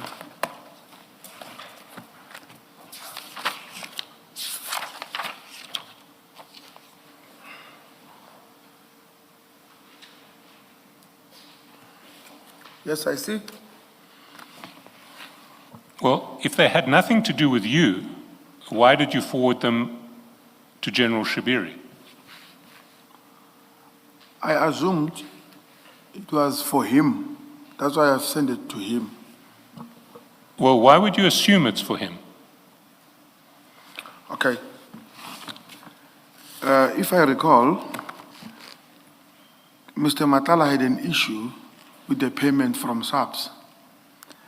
And this was one of the reasons I sent it to General Shibiri, because I know for a fact he was talking about same with General Shibiri and General Sibia. That is the reason when he sent to me, immediately I pushed them to General Shibiri. So you thought they had nothing to do with you, but you thought they might have something to do with General Shabiri? Yes. Why? What would the payment screens, why would that be of relevance to General Shabiri? I know that Mr. Matala also complained to him about the payment that were late from SAPS. So when he sent me those proof of payment, I forwarded to General Shibiri.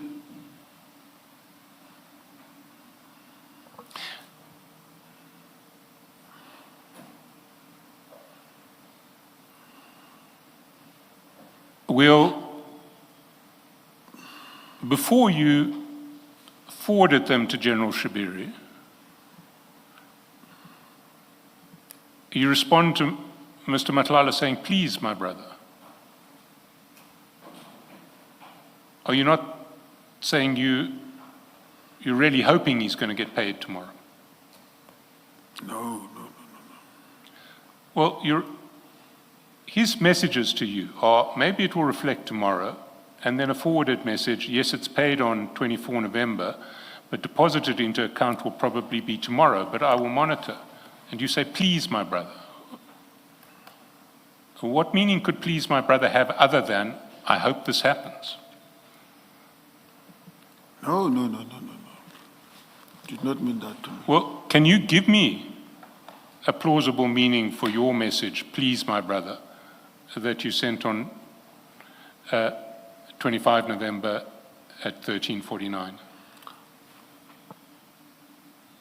I don't know what I meant by that, but I believe that if maybe I wanted something from him, I was going to specify that I want this or that, please, my brother. So I don't know where this where did I take it from, this please my brother? But it was from me. So it wasn't that you wanted something from him. No, I would No. have written if I wanted something. But then if it wasn't that you wanted something from him, it was that you wanted him to be paid, as his messages said would probably happen.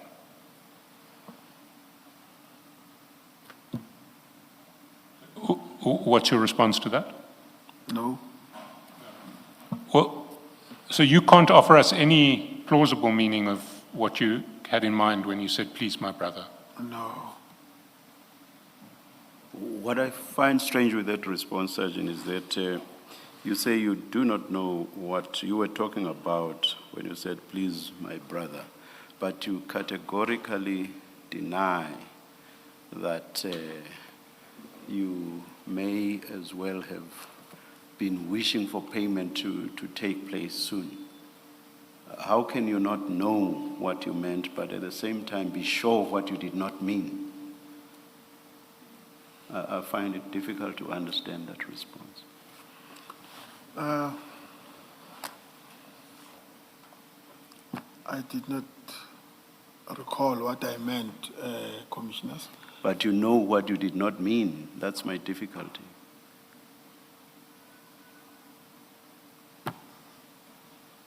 That's the unfortunate part. I'm Sorry? I said that is an unfortunate part that I can't remember what I meant. Is it not because you actually know what you meant, but you do not want to tell us what you meant? No. I'm not like that. If there is something to tell, I will tell the commissioner as it transpired. Yes, Mr. Shaskas. Can we then go to page 167 in file 104? Before you leave, Sergeant Ngosi, you say the reason you were forwarding these screenshots to General Shibiri is because you knew that Mr. Matlala was discussing the issue of non-payment of his invoices with both General Shibiri and General Sibiya. Did I hear you correctly? That's correct. How do you know that he was discussing the issue of non-payment of his invoices with General Shibiri and General Sibiya? Okay, because of at some stage I knew, even though I can't be exact with dates, that I've once taken him up to the office of General Sibiya to complain about his payments and non-cooperative from the subs procurement. Wait a minute. I thought the only time you had taken him to General Sibiya's office was when he was going to complain about not being given access to the clinic. Yes. Now you are saying on another occasion you took him to General Sibiya's office to complain about non-payment of invoices. No, it's in addition. Remember now, sorry to say, remember now, Commissioner, is when they don't give him facilities, it affects his payment. So the issue of the payment and the facilities is one thing, it's a package. And the issue of General Shibiri himself told me that Kurt complained that he's not being paid on time. That is the reason when Kurt sent me such, I don't even hesitate to send it to General Shibiri. I know he's got knowledge about it. So let's keep it short then. You are aware of a specific instance where Kurt Matlala came to General Sibiya's office to complain about non-payment of his invoices. Is that what you are saying? Yeah, but not exact data, but I know that. No, I'm talking about the subject matter of the Yes, discussion. yes. You are aware that at some point, Matlala came to General Sibiya's office to complain about Yes. issue of non-payment. That's correct. You're just not sure when it was. Yes. Okay. Sergeant Nkosi, you are not involved with finance and payment of invoices. Why does Mr. Matlala share this with you? Okay.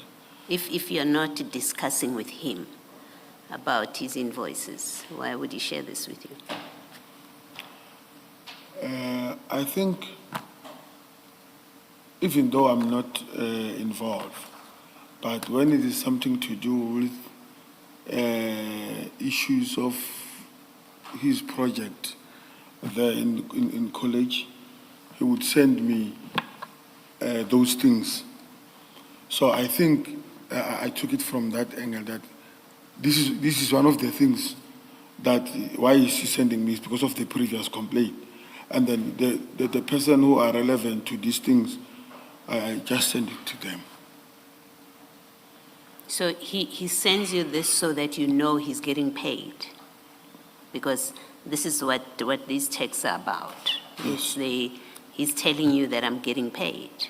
Why would he tell you that I'm getting paid? Have you, before this, been discussing with him about payment of his invoices? And why would you be discussing it with him? Because you are not involved in payments. I think, to answer that, it was a matter of giving feedback that at least after my complaint, now they have paid. I then failed to send it to relevant people that he complained to. And if he's giving you feedback, why do you pass this on? If this is feedback to you, why is this being passed on to General Shibiri, who is not involved with payments? It's not his job. It has nothing to do with his job. In the same way that it has nothing to do with your job, why are you passing it to General Shibiri? I think, as I've answered, is that maybe he was giving feedback that my complaint at least is attended to. So he sent to me, then I sent to General Shibiri. You and General Shibiri had discussed this contract and the payments to Mr. Matlala? No, I did not. So why would you send this to him? Why did you think he has an interest in knowing that Mr. Matlala is going to be paid and the money is going to be in the account on the 24th, that kind of detail? General Shibiri had an interest. What was his interest in this? He's not the one that's buying the service or using the service. He's not the one that is making payments or authorizing payments. What would be his interest? I think his interest, it was based on the complaint from Mr. Matlala, the same complaint that he informed him that Kat phoned me and told me that they are giving him problems with his payment. So that is the reason I said he had an interest, because of maybe it was because of that complaint. Is he not sharing this with you because you have used your position internally to assist him get payment, and he's now showing you that it's bearing fruit? Is that not why? I mean, his complaint to you obviously expects you to do something about it. And if he's complained to General Shibiri, he obviously, otherwise he's a silly man. He sends this, or he complains, as you say, because he wants you to do something about it, and he expects you to do something about it. And now he's reporting to you to show you that which I asked you to do for me, it's now delivering. That seems to be the picture here.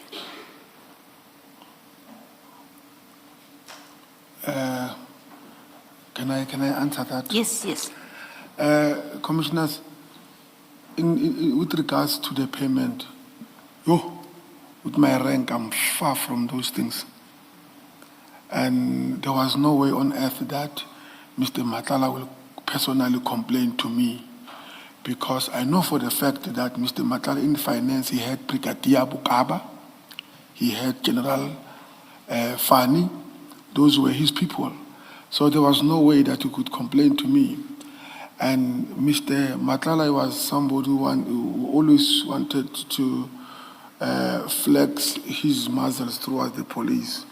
When he's communicating with this person, he will tell you that, no, I've got this one, he's going to do this thing for me. I've got this one, he's going to do this for me. I've complained to this one, he's going to do it for me. That is the reason I did not even wait for him to instruct me that forward this message to who and who, because for the fact, when he sent me this thing, I personally phoned him. Hey, where did you get this? He said, I got it from Brigadier Bukaba. I got it from General Fani. So I did not have a problem. I just forwarded as it is to where it's supposed to go. But you see, Sergeant, it's still, maybe your answer actually opens another inquiry. If he received this from, if he's told you Yes, that he's received this from General Fani, I think Yes, you say, yes. and General Bukaba, both of whom are in finance. La Brigadier Yes, Brigadier Bukaba. Bukaba, yes. If he tells you, I got this information from people in finance, then why are you sending it to General Shibiri? Because the people with standing and first-hand information, Mr. Madlanga tells you, they gave me this information. Yes. Why would you be sending this to General Shibiri? What is his interest in knowing that Mr. Madlanga has been paid? Okay. His interest, Commissioner, is because he complained, according to me now, and maybe at some stage, maybe he wanted General Shibiri to push these two, to push his payments. That is according to me. So as a result, he sent it to him, even though he did not say it. But because of I've got that knowledge, that is the reason I did that. Thank you.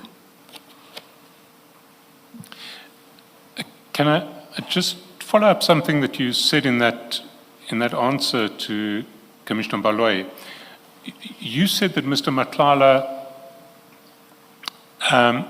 would, as it were, drop the name of General Fani and, is it Brigadier Bukaba? In what context did he refer to General Fani and Brigadier Bukaba? It was In what context did he refer to General Fani and Brigadier Bukaba to you? What did he say about them? What did he say about them? Yes. No. He said he got these things or this proof of payment from Brigadier Bukaba and General Fani. Is it Mokaba or Bokaba? Bukaba. Brigadier. Mokaba with an M. I will just remember her name now. Brigadier. It's a woman.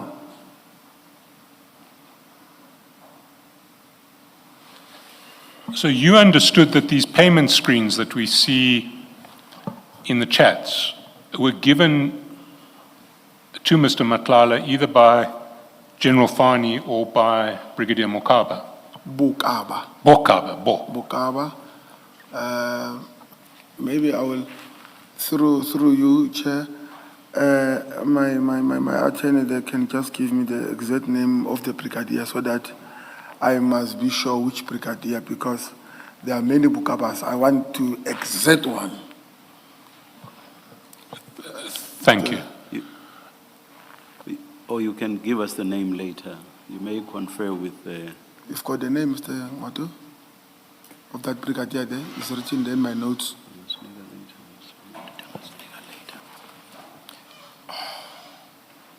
It is referred into General Sibia's transcripts, Yes. and it is referred into your chart with Kat Madlanga as well. It's Brigadier Glenda Bukaba. Brigadier who? Glenda Bukaba. That's correct. It's That's both in it. Sibia's transcript. Glenda. Yes. And to add on that is what it was indeed Brigadier Glenda Bukaba. In one of the newspapers, he was quoted that she advised Mr. Madlanga to go to General Sibia to push her to give her facilities of the training. So I'm just adding that indeed it was this Glenda, Brigadier Bukaba, yes. So Brigadier Bukaba is reported as having advised Mr. Madlanga to approach General Sibia to arrange facilities. That's correct. And would those be the facilities that the Police College. That's correct. But in relation to the payment screens on the contract itself, as opposed to the question of facilities, did you understand that those payment screens were provided by General Fani or Brigadier Bokaba or someone else? Yes. Who?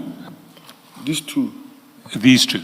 Yes. They gave them the payment screens. That's correct. And how do you know that? He's the one who told me. Mr. Matlala told you that he received these payment screens from That's General Fani and correct. Brigadier Bokaba. That's correct. Can I then take you to page 167? Are we going back to file 1? File 1.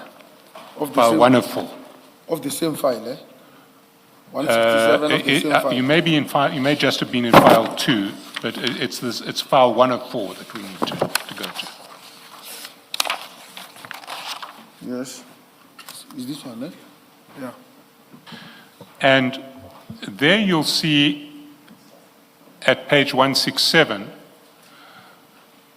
on the 22nd of March 2025, General Sabia forwards you, and I think we discussed this when you were last here, he forwards you 3 documents, Yes. actually 4. The first is an inquiry from a journalist, Abra Mashego, Yes. asking about the Matlala contract and whether it was going to be terminated. The second is a message circulated from General Pokani to the National Commissioner and all Lieutenant Generals, alerting them to the inquiry from Mr. Mashego. The third is General Pokani's response. Good morning, Mr. Mashego. This is an internal matter regarding SAPs and suppliers. We reserve our comments for now. And the last is the final page of an internal audit report done by SAPS, which recommends termination of the contract. And that recommendation, if you want to see it to refresh your mind, is, or refresh your memory, it is file 3 of 4, page 105. It's being displayed, actually. Okay. And it has the recommendation at the end of it.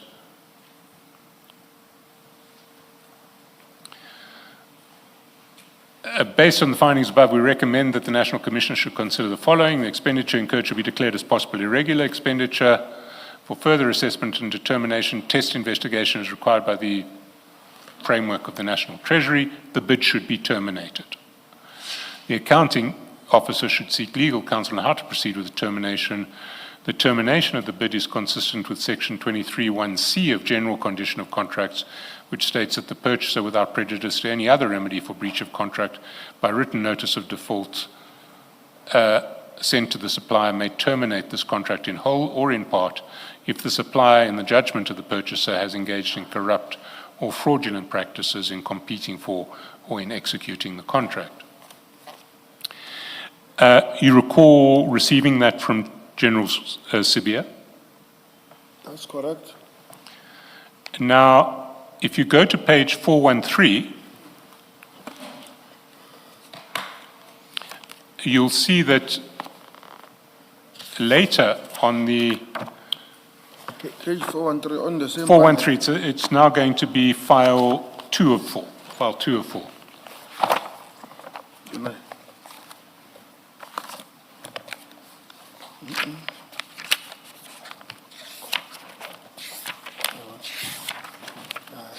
99. Oh.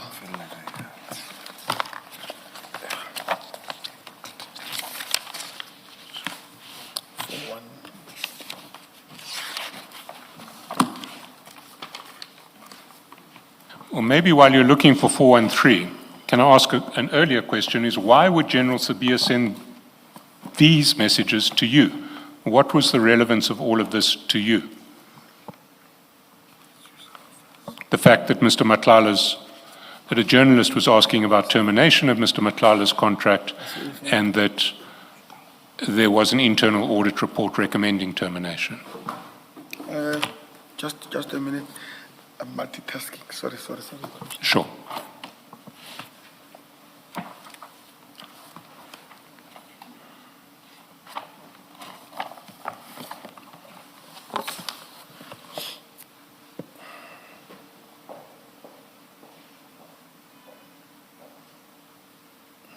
You have 413 now in front of you. That's correct. So you'll see in 413, you forward these materials to General Shabiri, but before we get there, why would General Sabia send these messages to you? An internal message from General Pokani to all lieutenant generals about the journalist's inquiry, the response to the journalist, and the recommendation page of the internal audit report that said that the contract should be terminated for fraud and corruption. Why would General Sabia send that to you?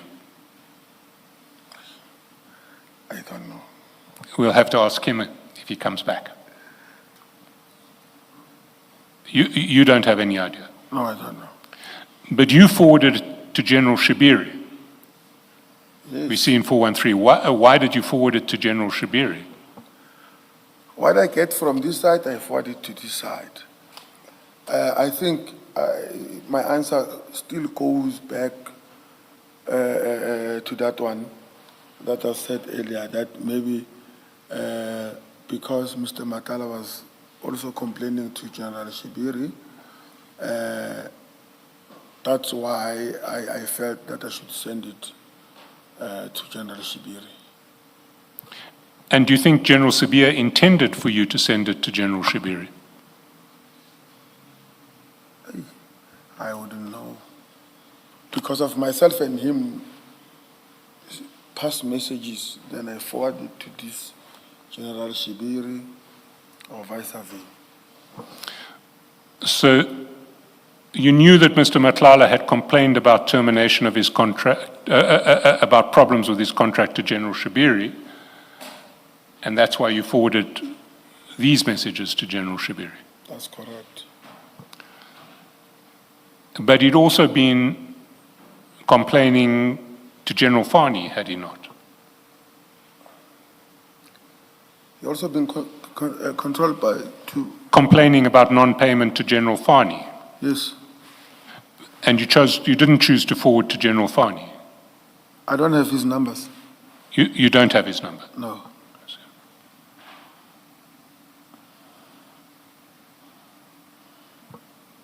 Did you forward to anybody else? I forwarded to many people, yeah. This message about termination of the contract? That's correct. Who else did you forward to? I forwarded to Kat himself. I forwarded to Mr. Mutsumi. These are people that I remember. So to Kat and to Mr. Mutsumi? That's correct. Why did you forward to Kat? I just assume, even though it was never said by General Sibia, to send it to Kat. But why? I don't know. This was internal SAP's communication in relation to what SAPS internally was debating to do with Mr. Matlala's contract.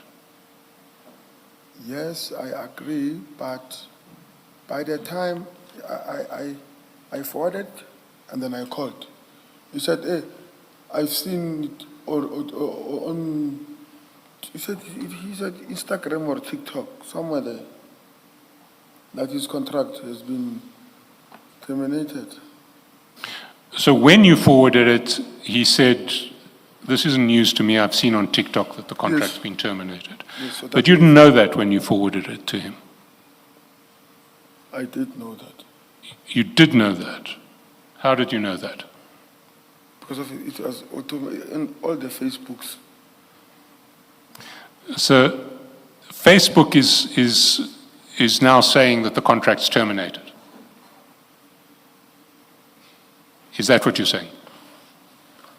Can you repeat the question again? You said that before you forwarded it to Mr. Matlala, you knew that he knew that the contract was going to be terminated. And I asked you why, and you said, if I heard you correctly, that it's on Facebook. No, I did not say that. But then I misheard you. What did you say? I said, I forwarded to Kat, Mr. Matlala. Yes. Mr. Matlala responded. He said, he already saw that on Facebook or on Instagram. Or TikTok was what you said first time. Yes. Yes, but then my question to you was, at the time that you decided to forward it to Mr. Matlala, you didn't know that he already knew. I knew. Well, how did you know? Facebook. So then you knew that because of what was circulating on Facebook, Mr. Matlala already knew. That's correct. Actually, General Sibia was sending me old news because of I knew. So you knew before General Sabia sent you these documents that the contract was going to be, that a decision had been taken to, a recommendation had been made to terminate the contract. That's correct. Where did you find it on social media? On some page, I can't remember, but it was on Facebook. I remember. No, let me just leave it at that. In Facebook. Why did you wait until General Sabia had sent you this correspondence to tell Mr. Matlala? You know, Facebook has got a lot of false stories, so I couldn't run with something that is not even confirmed or verified. So when General Sibia sent me, then I realized, oh, that means that thing of a Facebook is the truth. So you had seen something on Facebook, but you didn't know whether it was fake news or not. Yes. By the same token, Mr. Matlala would not have known whether it was fake news or not. I would not know. Well, if he said he only saw it on TikTok and Facebook, by your reasoning, he wouldn't have known whether he could rely on it or not. Yes. Mr. Shaskelson, Sergeant, I'm interested in what you said, I remember. But then you said, no, and you stopped yourself from saying whatever it is you remembered. I'm interested, what do you remember? I wanted to add more, but I didn't realize, I think it will be unnecessary for the commission. All right. To waste the commission's time. All right. Yes, Mr. Shaskelson. So when you sent this information to Mr. Matlala, you were providing confirmation that he could rely on that the contract was subject to a recommendation of cancellation.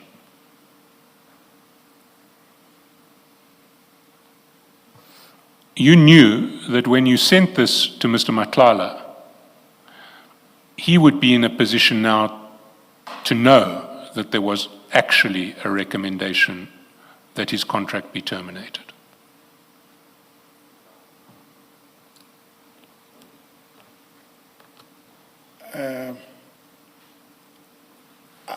I'm not sure if I understand you. Maybe. So before Mr. Matlala gets this message from you, all he can depend on for his source of information is TikTok and Facebook. And he, like you, must know that there is a possibility of fake news on TikTok and Facebook. Okay. So when you sent him this message, this is the first time that Mr. Matlala gets confirmation on which he can depend that this news is not fake, it is true. You see, now I understand you clearly. I would not say Mr. Matlala heard it from me that this thing is not fake, is real, because Mr. Matlala have or had his own people within the SAPS. I think already he knew, as he said, but I was not the bearer of the bad news. His own people was. Who were his own people inside the SAPS? I've mentioned earlier. Are you referring to General Fani and Brigadier Bokaba? That's correct. And why do you describe... I don't know. Sorry? And more that I don't know. Well, have you mentioned any more? Who are the more to whom you refer? Pardon? Who are these more? I don't know. So you know about General Fani and Brigadier Bokaba, but you don't know about other members of SAPS who were Mr. Matlala's people in SAPS? Yes, I'm not sure. Yeah, I don't know. And how do you know that General Fani and Brigadier Bokaba were his people inside SAPS?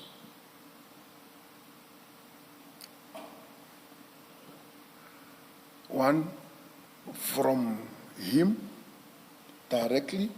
And what did he say in this regard? Sorry, let's take them one step at a time. One from him directly. Yes. What did he tell you about Brigadier Bokaba and General Fani? Not exact words, what did he tell me, but I know that sometimes he will say he's coming to head office to meet with Brigadier Bokaba and to meet either with General Fani and even on the news, it seconded that when he filed his court papers that he was advised by Brigadier Bokaba that he must approach the Deputy National Commissioner, General Sibia. By then he was acting as a National Commissioner to help him with the training facilities.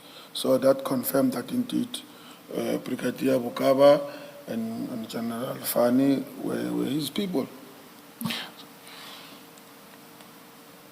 So he would tell you from time to time he's coming to head office to speak to Brigadier Bokaba and General Fani? Not time to time, as in when. Sorry, I'm not sure what you're saying. Are you saying often or one or two times? What? 4 to 5 times, or like Brigadier Commissioner Commander said, maybe more or less 5 or 10. Yeah, let me measure it like that. And was there any innocent reason for him to be speaking to Brigadier Bokaba and General Fani as far as you were concerned?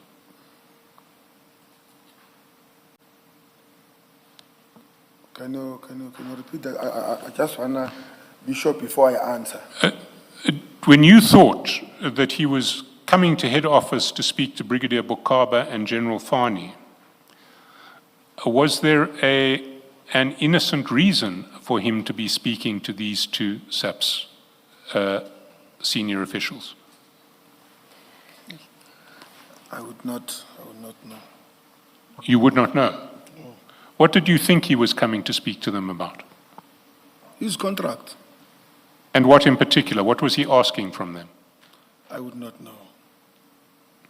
And were they in a position where they were obliged to deal with him in relation to his contract? Was that part of their official duties at SAPS? I would not know. You would not know? Yes.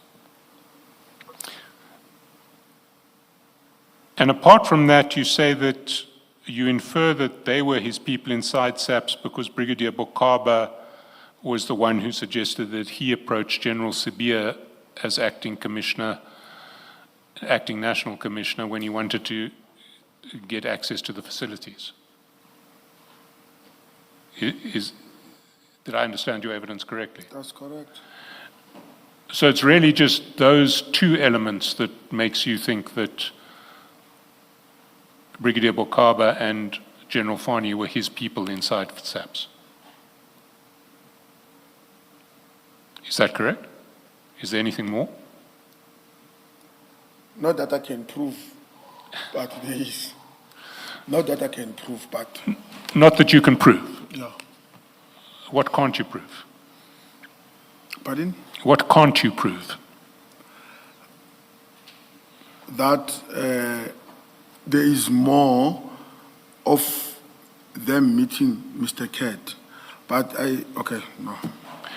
Sorry, there are more people meeting Mr. Cat, or that there is more to the relationship between Brigadier Bokaba and General Fani with Mr. Cat? I'm saying within the office of General Fan and the office of Brigadier Bokaba, there are people there.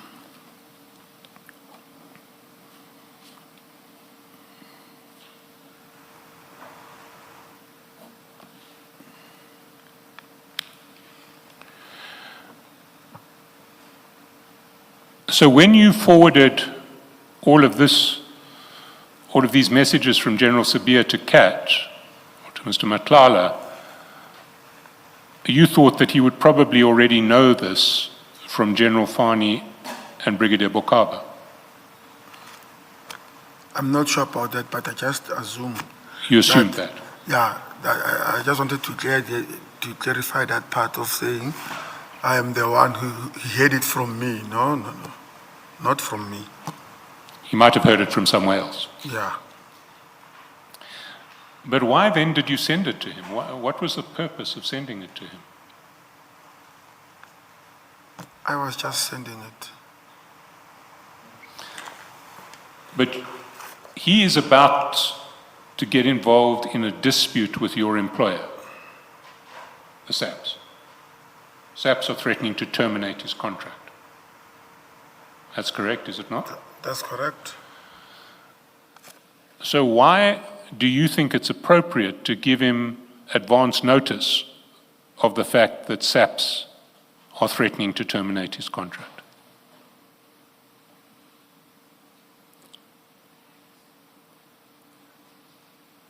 I would not say it's advance notice.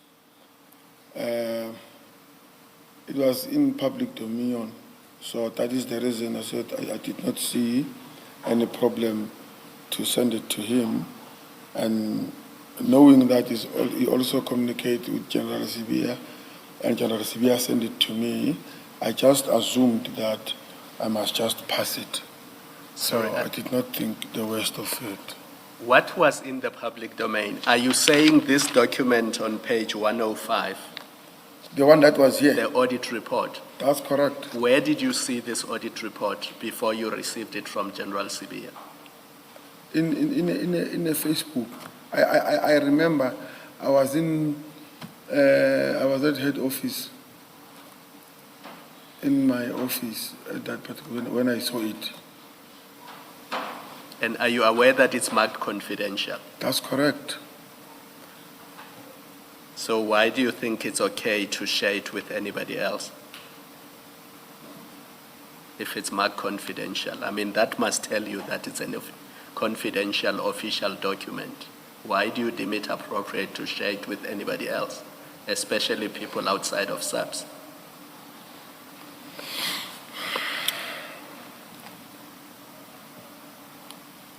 Because, to be very honest with you, Commissioner, I did not see the danger of it or the problem about it, because I thought it's already in public, and in public it came as it is. Yes, to me it was no longer confidential. That is the reason I sent it. But why do you deem it appropriate? Because other people could have stolen it and leaked it and illegally circulated it on Facebook. You are a police officer. You come across an audit report belonging to SAPS, and it is marked confidential. Why do you, I'm not talking about people who put it on Facebook. Yes. Why do you deem it appropriate to share it with somebody outside of SAPS?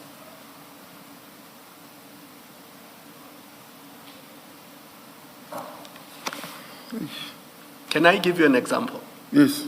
Say you give a statement to this commission Yes. and then I see it on Facebook. But I'm a member of this commission. Are you saying because I see it on Facebook, I'm now entitled to share your statement with members of the public? No. No. So why did you deem it appropriate to share an internal confidential SAPS document with somebody outside of SAPS?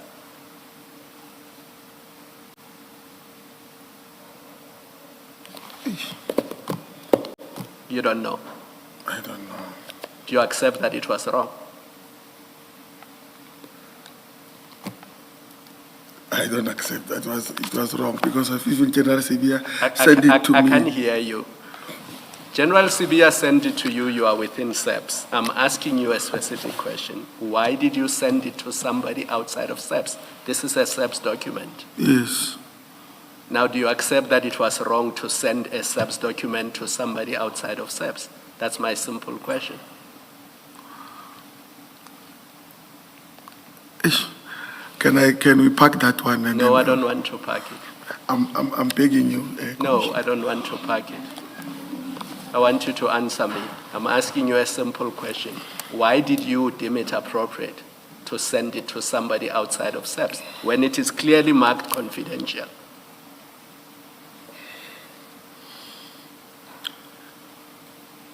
You think it was correct? Because it's either it was correct or it was wrong.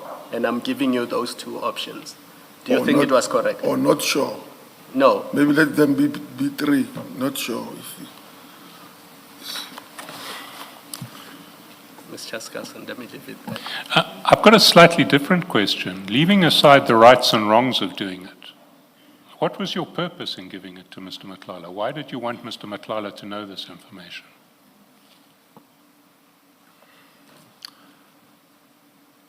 He's a service provider there. You know, the other thing that I also assumed at the time, I thought as a service provider, he was also issued with such officially, so I took it on that level.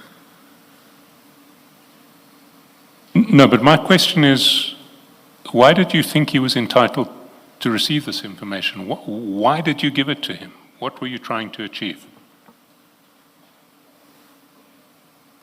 I think the word achieve is a bit Okay, inappropriate. what was your purpose in giving it to him?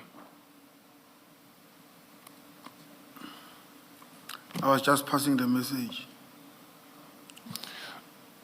So you were just passing the message. Yes. In other words, you were giving him, as it were, a heads up, your contract may well be terminated. No. But then what is passing the message, if not that? Passing the message, just forwarding the document as I received it. So did you think that when General Sabia gave it to you, he wanted you to pass the message to Mr. Matlala? Is that what you're saying?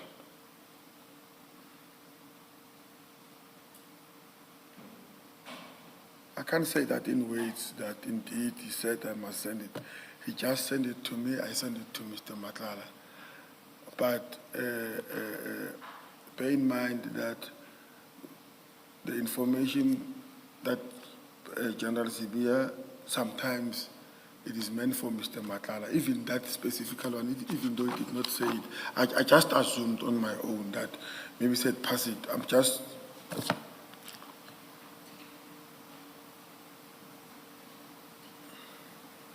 You mentioned that you also sent this information to Mr. Motsumi. That's correct. Can you go to page 580? Of the same to 580. 580, and that would be file 2 of 4. Okay. And these are your chats with Mr. Motsumi, and we see that on the 24th of March at 7:49 p.m., chat number 3, 4, 5, and 6. That's correct. You forward all of this, the same messages that you received from General Sabia you forward to Mr. Motsumi. Why did you forward them to Mr. Motsumi? Sorry, Commissioner, you said 5? 580. 580 over the page to 581. 580, okay.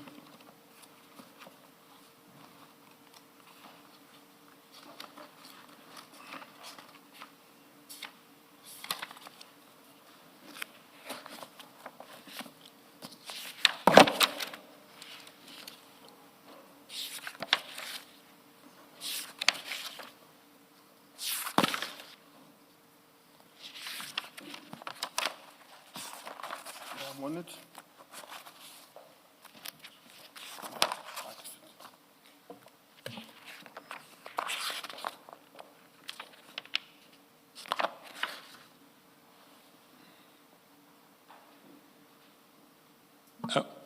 Why did you forward these messages to Mr. Motsumi?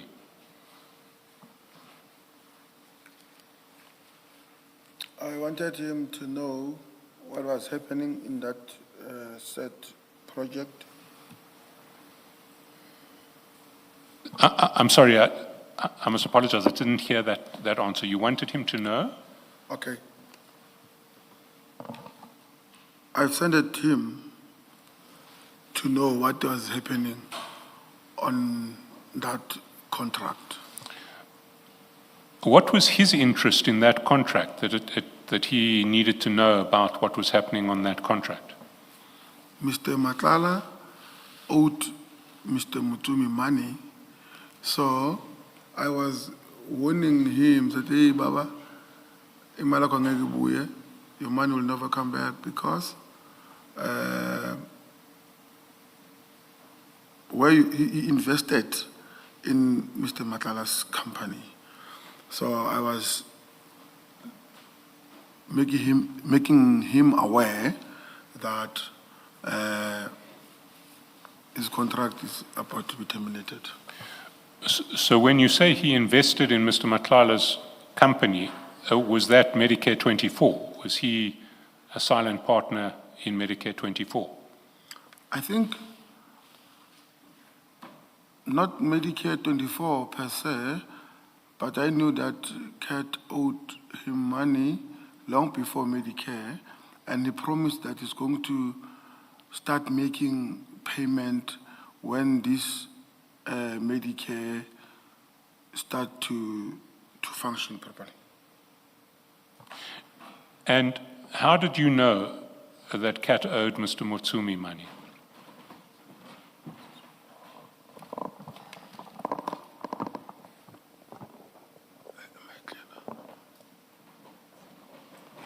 Pardon? How did you know that Mr. Matlala owed Mr. Motsumi money? Mr. Muzumi told me. And when did he tell you? Okay. During our biking, when we bike with Mr. Muzumi, said, hey, that cat must start paying me. And approximately when would this have been? Would it have been before the contract was awarded, after the contract was awarded? I think before the contract is awarded. So you knew from Mr. Motsumi from before the contract being awarded that he was owed money from Mr. Matlala? Yes.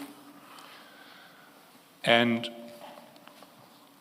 do you know if Mr. Matlala had started paying Mr. Motsumi back once the money flowed on the contract? Can you repeat that? Once the SAP's contract started paying Mr. Matlala, do you know if he had started to pay Mr. Motsumi back? No, You know, I don't know. you don't know. So Yes. you don't know whether Mr. Matlala had paid anything to Mr. Motsumi? Yes.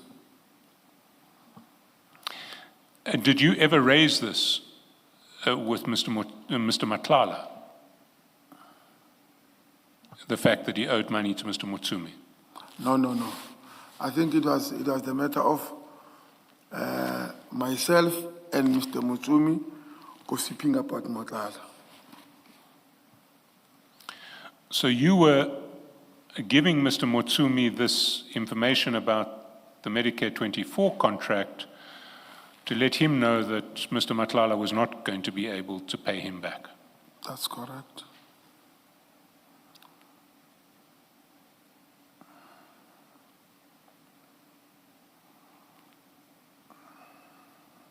Can I just ask a different question? And this relates to your forwarding these messages to different people, not just Mr. Mutsumi. You sent to Mr. Matlala and you sent to General Shibiri. Now, maybe let me start with General Shibiri. What you testified earlier is that the discussion, why you forwarded the payment Yes. WhatsApp messages to General Shibiri is because you knew that there had been an inquiry to him for assistance. In fact, there had been an approach to him for assistance. That's correct. Yes.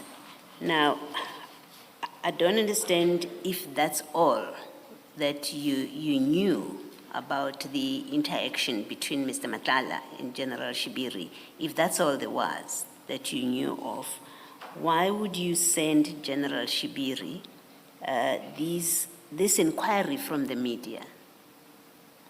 And it's forwarding the next WhatsApp message where it's being forwarded, or a message is being sent by Pokane to generals, and then her response as well to Mr. Mashego.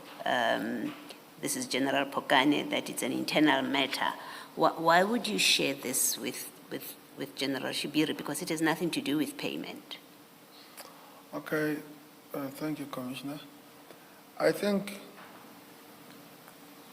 being used to share information with this cycle of generals, General Shibiri, General Sibia, I just forwarded it as it came. The thing, though, is this is not just any other information. It's very specific, and we do have evidence now. Yes. You would have heard that Mr. Matlala paid monies to General Shibiri, which he says was a loan. So we now know that monies have passed between Mr. Matlala and General Shibiri. So we know that he's got an interest in, at least where I'm sitting, General Shibiri would have an interest in Mr. Matlala keeping that contract at the subs, or what's happening with the contract. This suggests to me that you knew that General Shibiri has an interest more than just helping with payments. That's why you're sharing. Look at what the media is now asking. That's what this is. It suggests to me you were saying, look at the media is now asking questions. Look at the response of the subs and see that extract from the investigation or audit report. You share them because you know that there's a deeper involvement or interest between General Shibiri and Mr. Matlala, not just a random, I'm not getting paid, help me out. Sorry. That's the only way it makes sense to me that you would share this information with General Shibiri, is because you know something more than just an inquiry or a request for assistance to be paid. Otherwise, it doesn't make sense that you sent this, and I don't see that this is just a random sharing of information that you do on a regular basis with generals. This is very specific. So I think what I'm asking you is there has to be a better explanation for why you're sharing this with General Shibiri, for one, other than, well, I'm used to sharing information with generals.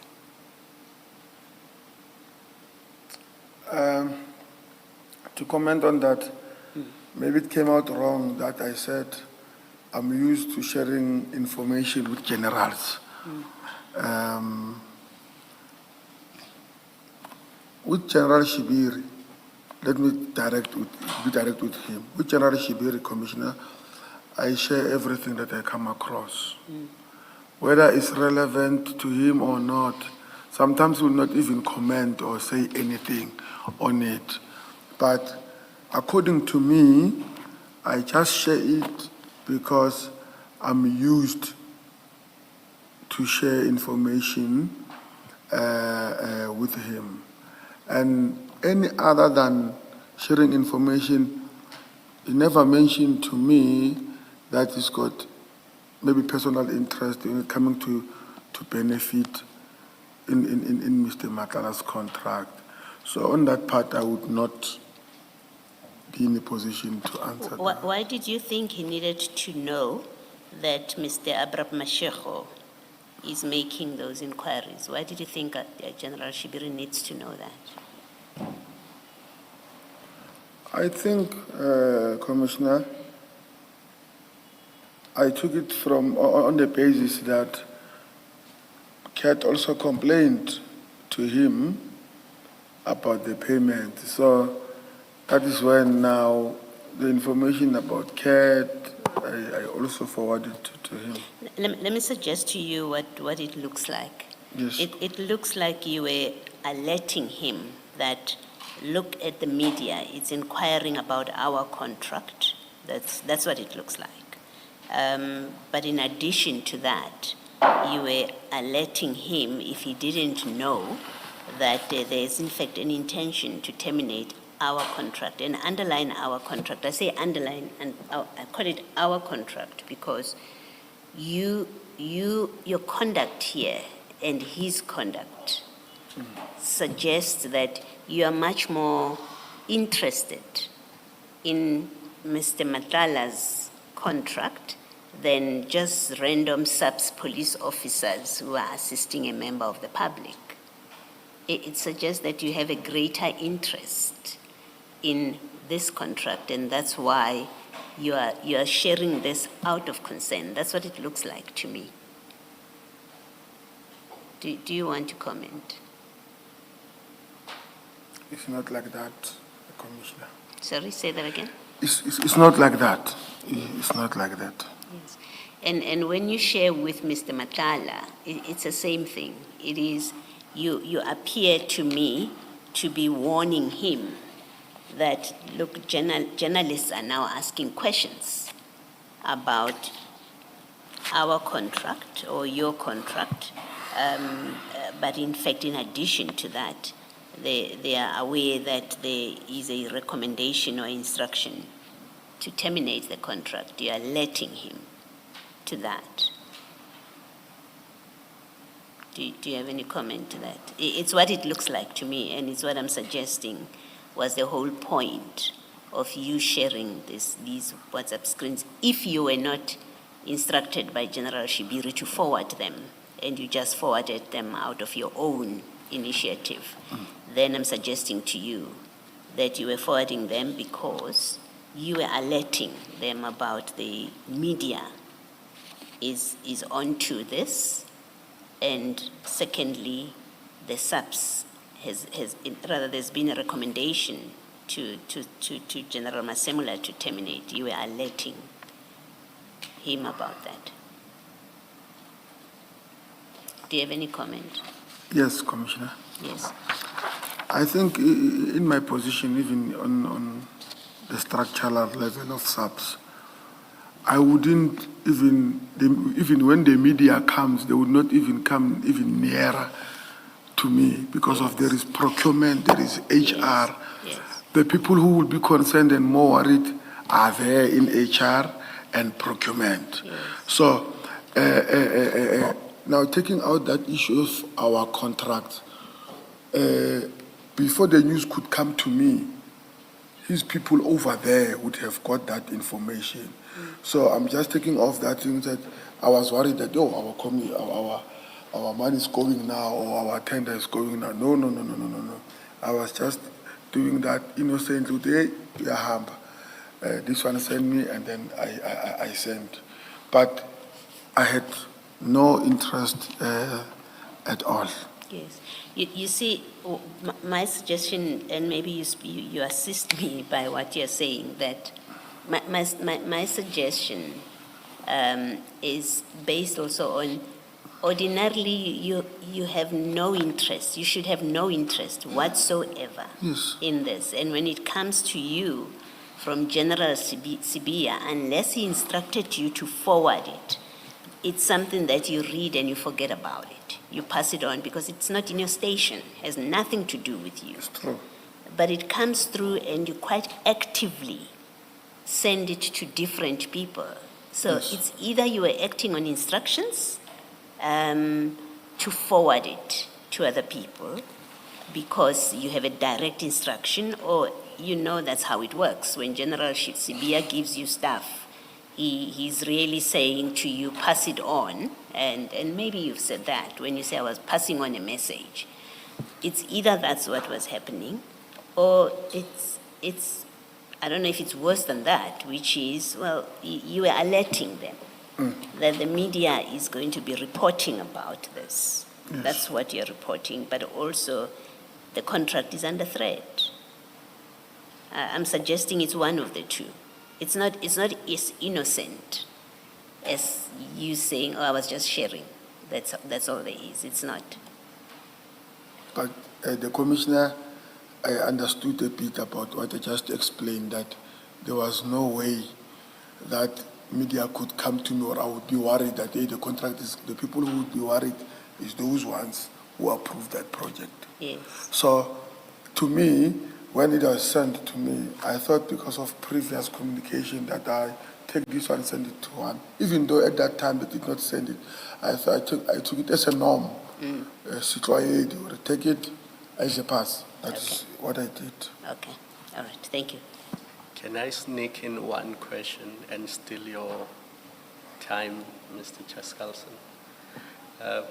Sergeant, when you were sharing this page of the internal audit report to Mr. Mutsumi, whose interest were you advancing? Mr. Mutsumi. Because you knew that he had an interest in this contract, Yes. and it would be adverse to his interests if this contract was terminated by SAPS. Yes. Thank you.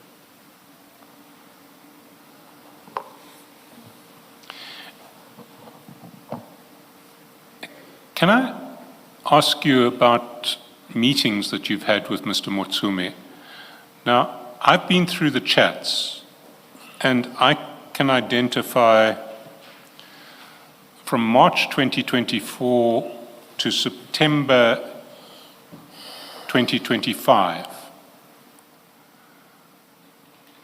you have 12 different meetings with Mr. Motsumi that we can see on the chats. I can take you to them if you want, but I can assure you that there are 12 different meetings with Mr. Motsumi that I see either from invitations, sort of waterfall gates codes, or communications where you say you're at the gate or give me a code. That's correct. Beyond these 12 meetings, did you have other meetings with Mr. Motsumi that you're aware of over that period? And the period is March 2024 to September 2025. Okay.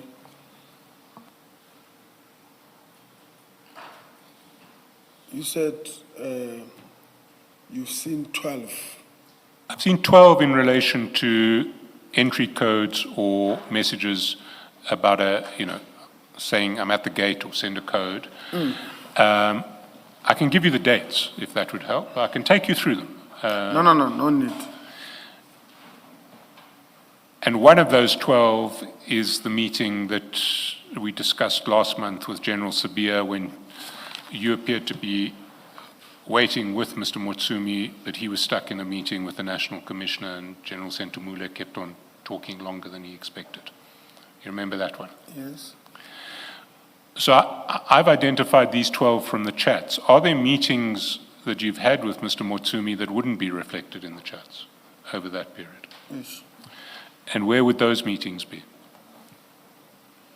It's not necessarily meetings.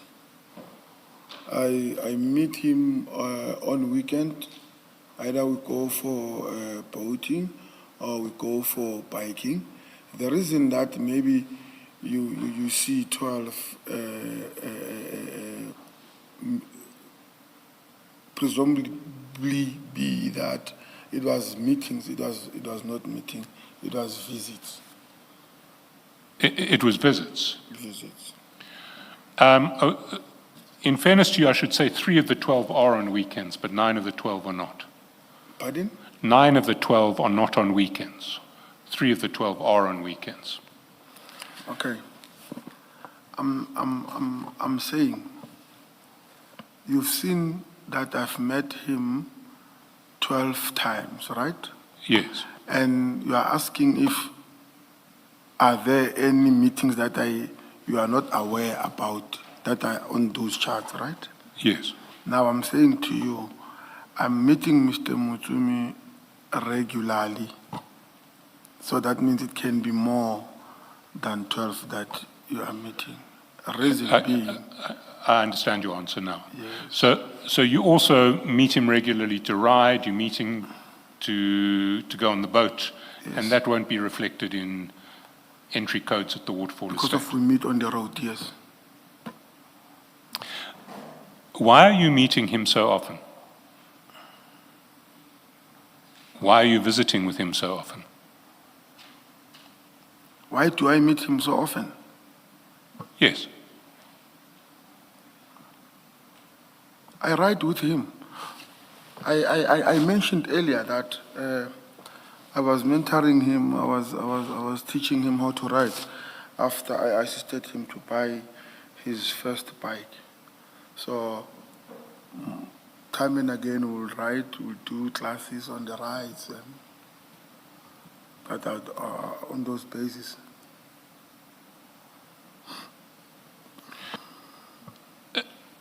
So you meet him frequently to ride, and I presume to also to go on the boat.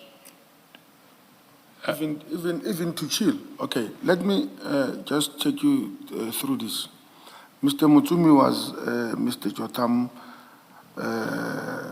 friend. So Sorry, he was Mr. Msibi's? I didn't get friend. Family friend. So as I grew up, Mr. Mutsumi was on the picture as well with Mr. Msibi. So when they bought bikes, when I assisted them with bikes, it was both of them. So Mr. Mutsumi was more eager to learn faster. So after Mr. Musibi died, I became closer with Mr.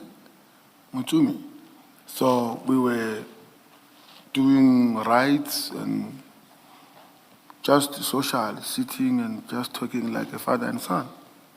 Not that there was anything specific that would phone each other, hey, let's have a meeting. No, there was nothing like that. It was a father and son.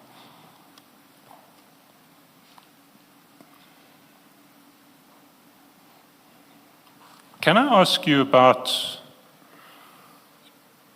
2 of the 12 meetings that I have identified? On the 19th of May, 2025, if you go to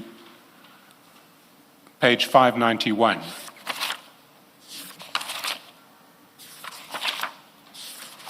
and that would be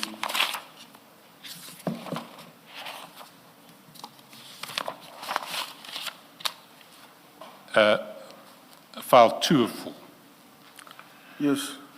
If you see there on the 19th of May, he sends you an entry code for the first time at 1420. He sends it twice at 1420.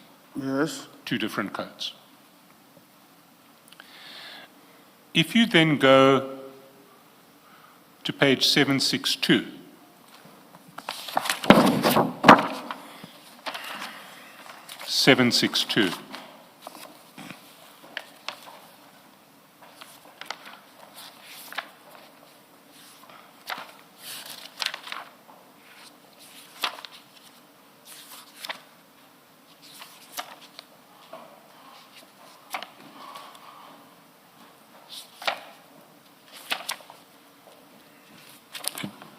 Do you see it? 762 at the same time, 2:21:03 p.m. chat 6. Okay. You see, you forward a code to Sergeant Morocco, and you've saved him as Sergeant Morocco K9. Is that because he's a K9 unit sergeant? Yes. And if you go down to page 780, 780.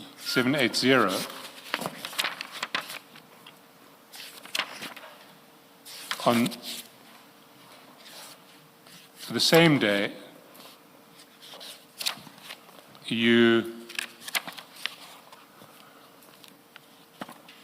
same time essentially, you also forward a code to see Mr. Motsumi to someone who you have saved as Impela K9. Is that Sergeant Impela of K9?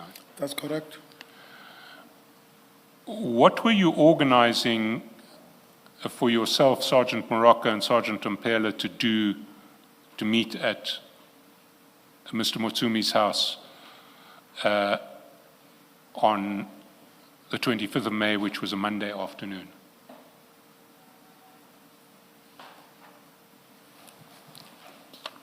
Sorry, the 19th of May, 2025, which was a Monday afternoon.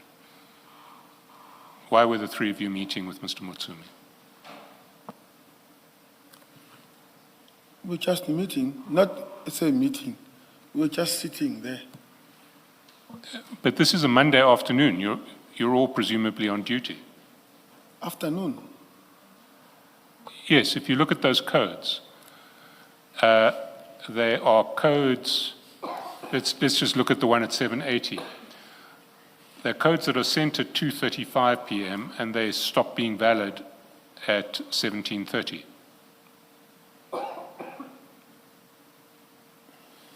Yes. So it was just a social meeting of the three of you, of the four of you. Sergeant Moraka K9 is also a biker too. I usually go with him wherever I go on a bike. Same applies with other colleagues who are bikers that are not there. But on this one, I was with Sergeant Moraka. I got my coat, he got his coat. I think I was going to drop off the bike for service, and then Mpila was coming behind with the car. That is why I've sent him the code as well.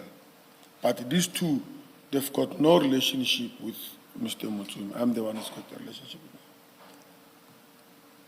him. But this is on a Monday afternoon. What are you doing with two colleagues going to Mr. Motsumi on a Monday afternoon? His social life is after work. No. We looked at the Sergeant Impela code, which was valid until 5:30, and you said he came later. Take a look at the codes that are your codes and Sergeant Morocco at, let's go to Sergeant Morocco at page 762. Can you go to 762?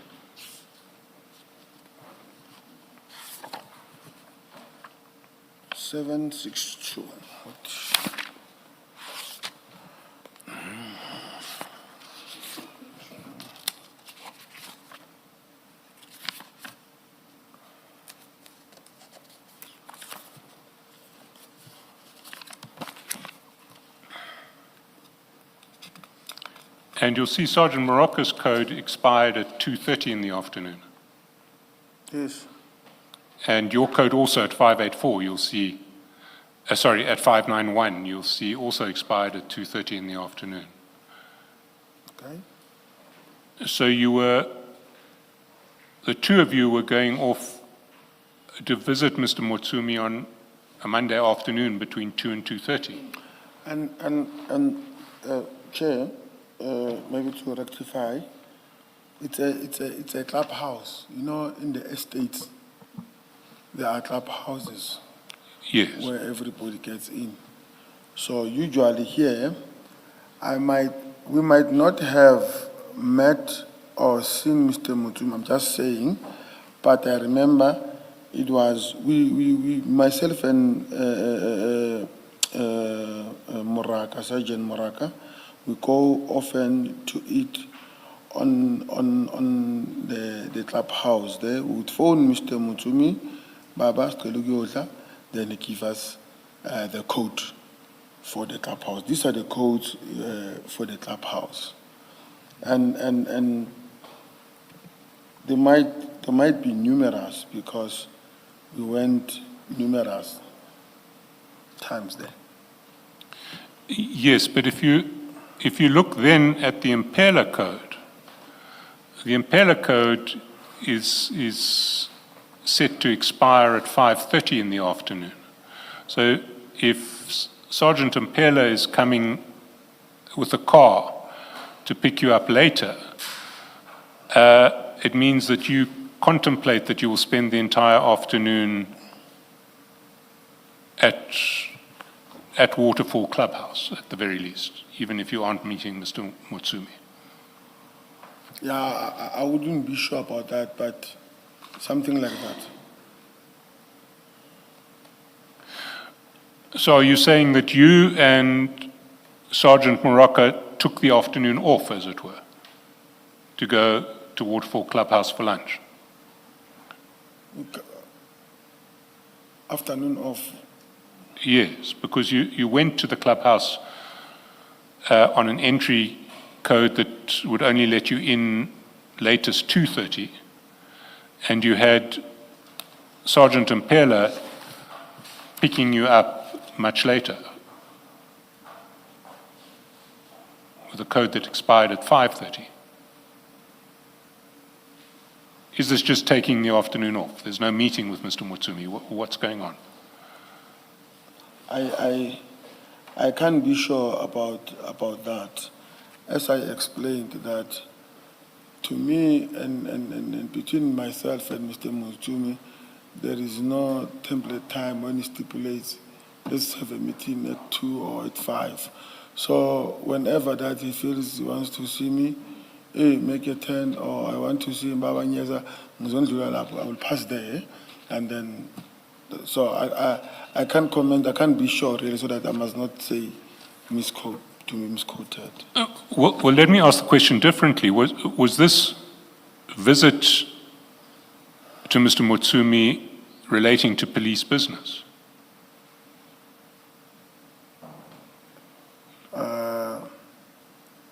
Police With Mr. Morocco. Let me assist you here, possibly.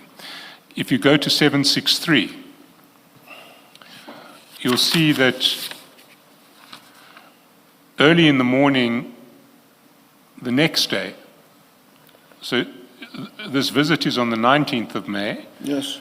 And at the top of the page on 763, on the 20th of May at 7:53 in the morning, you send a license plate to Sergeant Morocco. Yes. Do you know why you would, presumably you're sending it to him for him to trace it? No, I can't remember. Well, why would you send a license plate to Sergeant Morocco? Okay. I've got in my phone, I've got the app that we usually use, we call it MCD, where you usually circulate vehicles and cell phone and so forth. Now, at that time I was revoked. Then when I'm revoked, I usually ask Sergeant Moraka to check for me. If he's not revoked, then he would. But in this matter, I can't recall on why did I send this registration, but I do send if there is a need. But what possible reasons are there for sending Sergeant Morocco a license plate, a license registration number? What have you ever sent license registration numbers to him for? For what purpose? You see, when I look at your chats, I see you often seem to be sending him license plates to trace the registered owner. Even the very next chat, on the 29th of May, you send a picture of a man sitting on a car with a message, "Who's the registered owner of this vehicle?" Yes.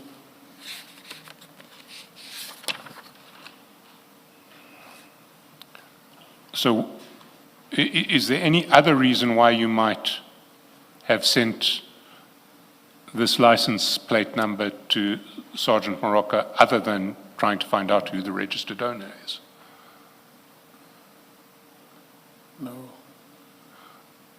Well, then let's get back to the previous question then. Was this meeting with Sergeant Morocco at Waterfall, well, first of all, was it a meeting just the two of you, or was it with Mr. Motsumi? What I understood your evidence to be earlier was that you may have gone in early and had lunch together before proceeding to Mr. Motsumi. Okay. I can't quite remember clearly if Mr. Mutsumi was there, but at the guest house, when we want to go there at the clubhouse, I usually phone him that send the code, we are 3 or we are 4. So the person that I'm close with most, that is the reason you will see most of the time, even when I do my other piece jobs, is I'm with Mr. Morata. So most of the time, my chat and Mr. Morata will appear. No, I understand that, but my question is, would this have been a meeting just the two of you for lunch, or would it, and with Sergeant Mpela picking you up later, or was it planned for you to meet for lunch and then go to see Mr. Motsumi? Have you ever met with Mr. Motsumi in the Waterfall estate with Sergeant Mpela? Yes. And this particular occasion on the 19th of May, do you have any recall about it? No. Okay, to add on that,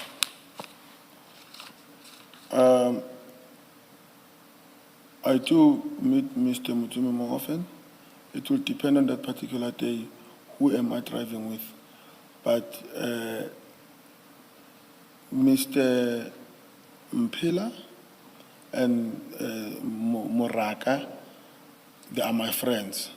Wherever I go, they are there. Sometimes the reason maybe this code is seen is because of he was driving a different vehicle.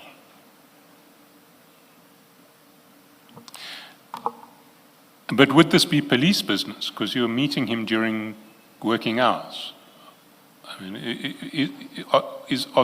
is this meeting to do with police business, or is it just taking the day off? No. These ones are working shifts, Sergeant Morak and Sergeant Mpela. So you will find that most of the time they are not working on that day, or they are working night shift. Then I would call, hey, gents, let's go eat. Gents, let's go play. So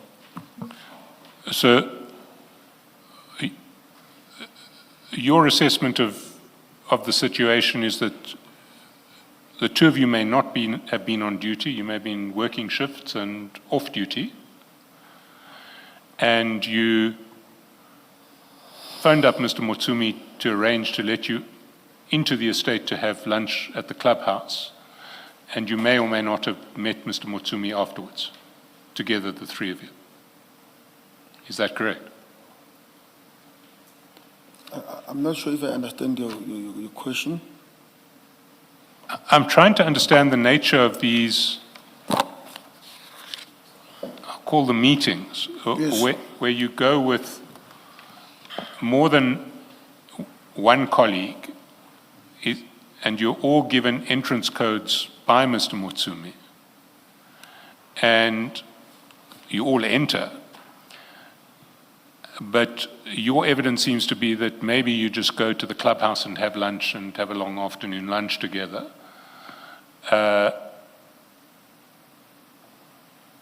And then, even though it's a Monday, but you can do that because maybe you're not on duty. Is that what you're saying? Sort of, yes. Can I ask you another one, about another one? If we go to the 25th of June, and that one is on, it starts on page 602 in the same file.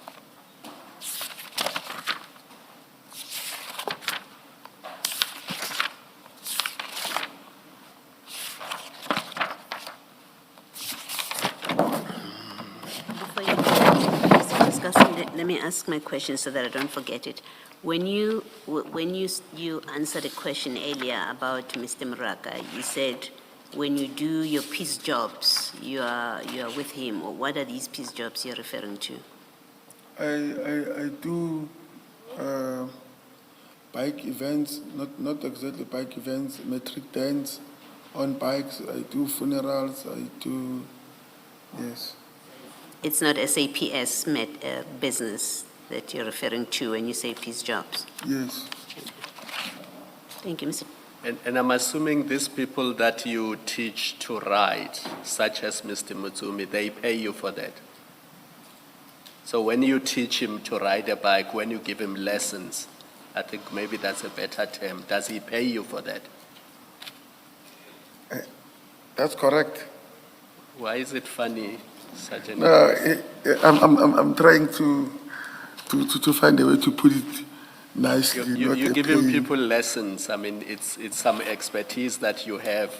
You're sharing it with other people. It's your time which is valuable to you. I'm assuming they would be paying you for your time and the lessons. That's correct. Thanks.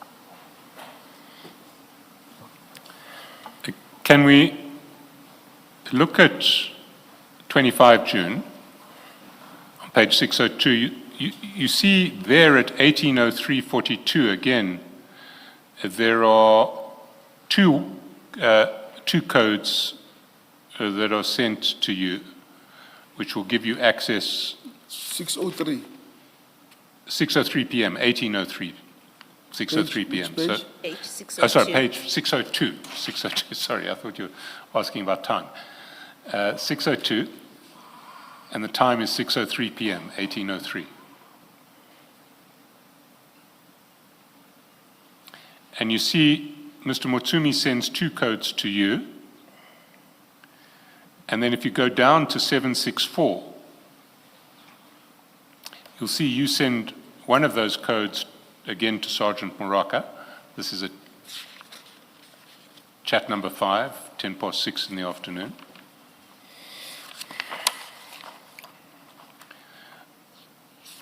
Page mark. Which, oh, sorry. Which 764. 764.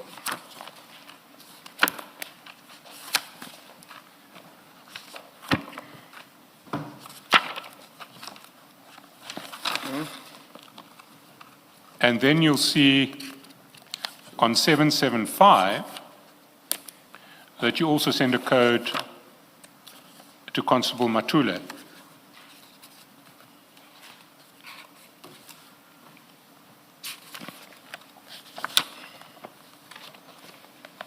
That's correct. And, sorry, who's Constable Matule? You've explained who Sergeant Moraka is. He's also my friend. I train with him. You train in the gym with him? Yes. And then if you go back to 764,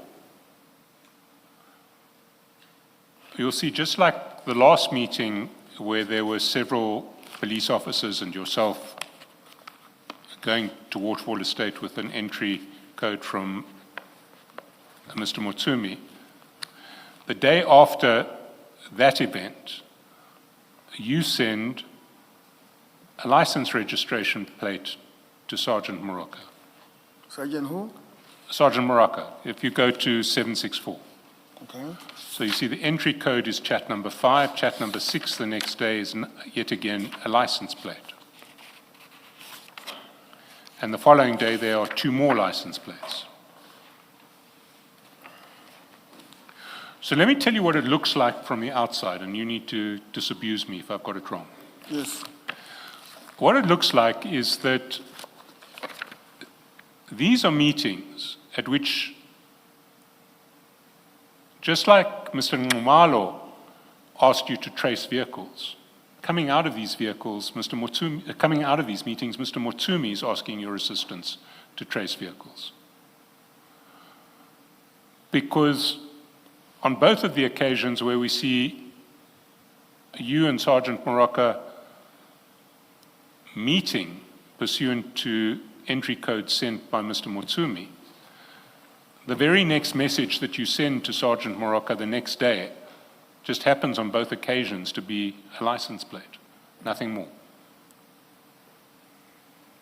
So, what's your response to that? My first response is Sergeant Moraka does not necessarily need to go to Mr. Motsumi if Mr. Motsumi wants Mr. Moraka to check his number plate. He would do that telephonically, either through me or through Mr. Moraka. But because if he does not know Mr. Moraka, he will do that through me, obviously. And Mr. Motsumi, he would not use us or tell us to check registration for him. It is just a coincidence that after the code of Mr. Motsumi, then I sent the registration to Mr. Moraka. But Mr. Motsumi has got nothing to do with that. Vice versa, I would, if Mr. Moraka send me feedback on the registration that I've sent to him, I would send it back to Mr. Motsumi on the very same time. So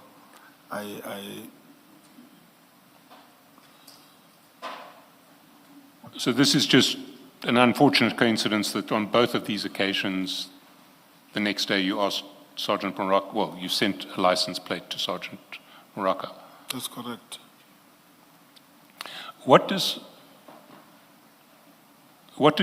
you expect Sergeant Moraka to do with these license plates that you sent him? Are you asking him to trace owners?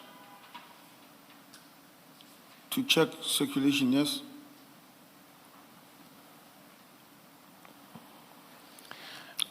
Sorry, I'm pressed. Can I?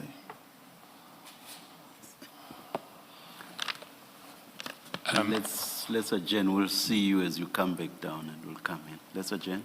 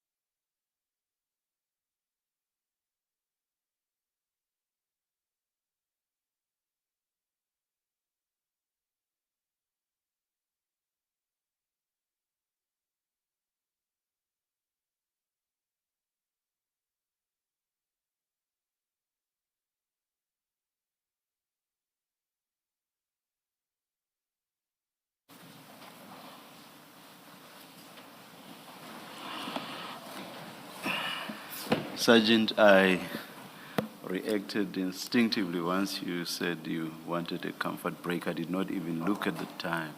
Seeing that it was close to 4 p.m. and we normally adjourn at 4, I should have just said we adjourn for the day. Does that suit you, Mr. Shaskalson, Mr. Ngwatu, for us to adjourn now?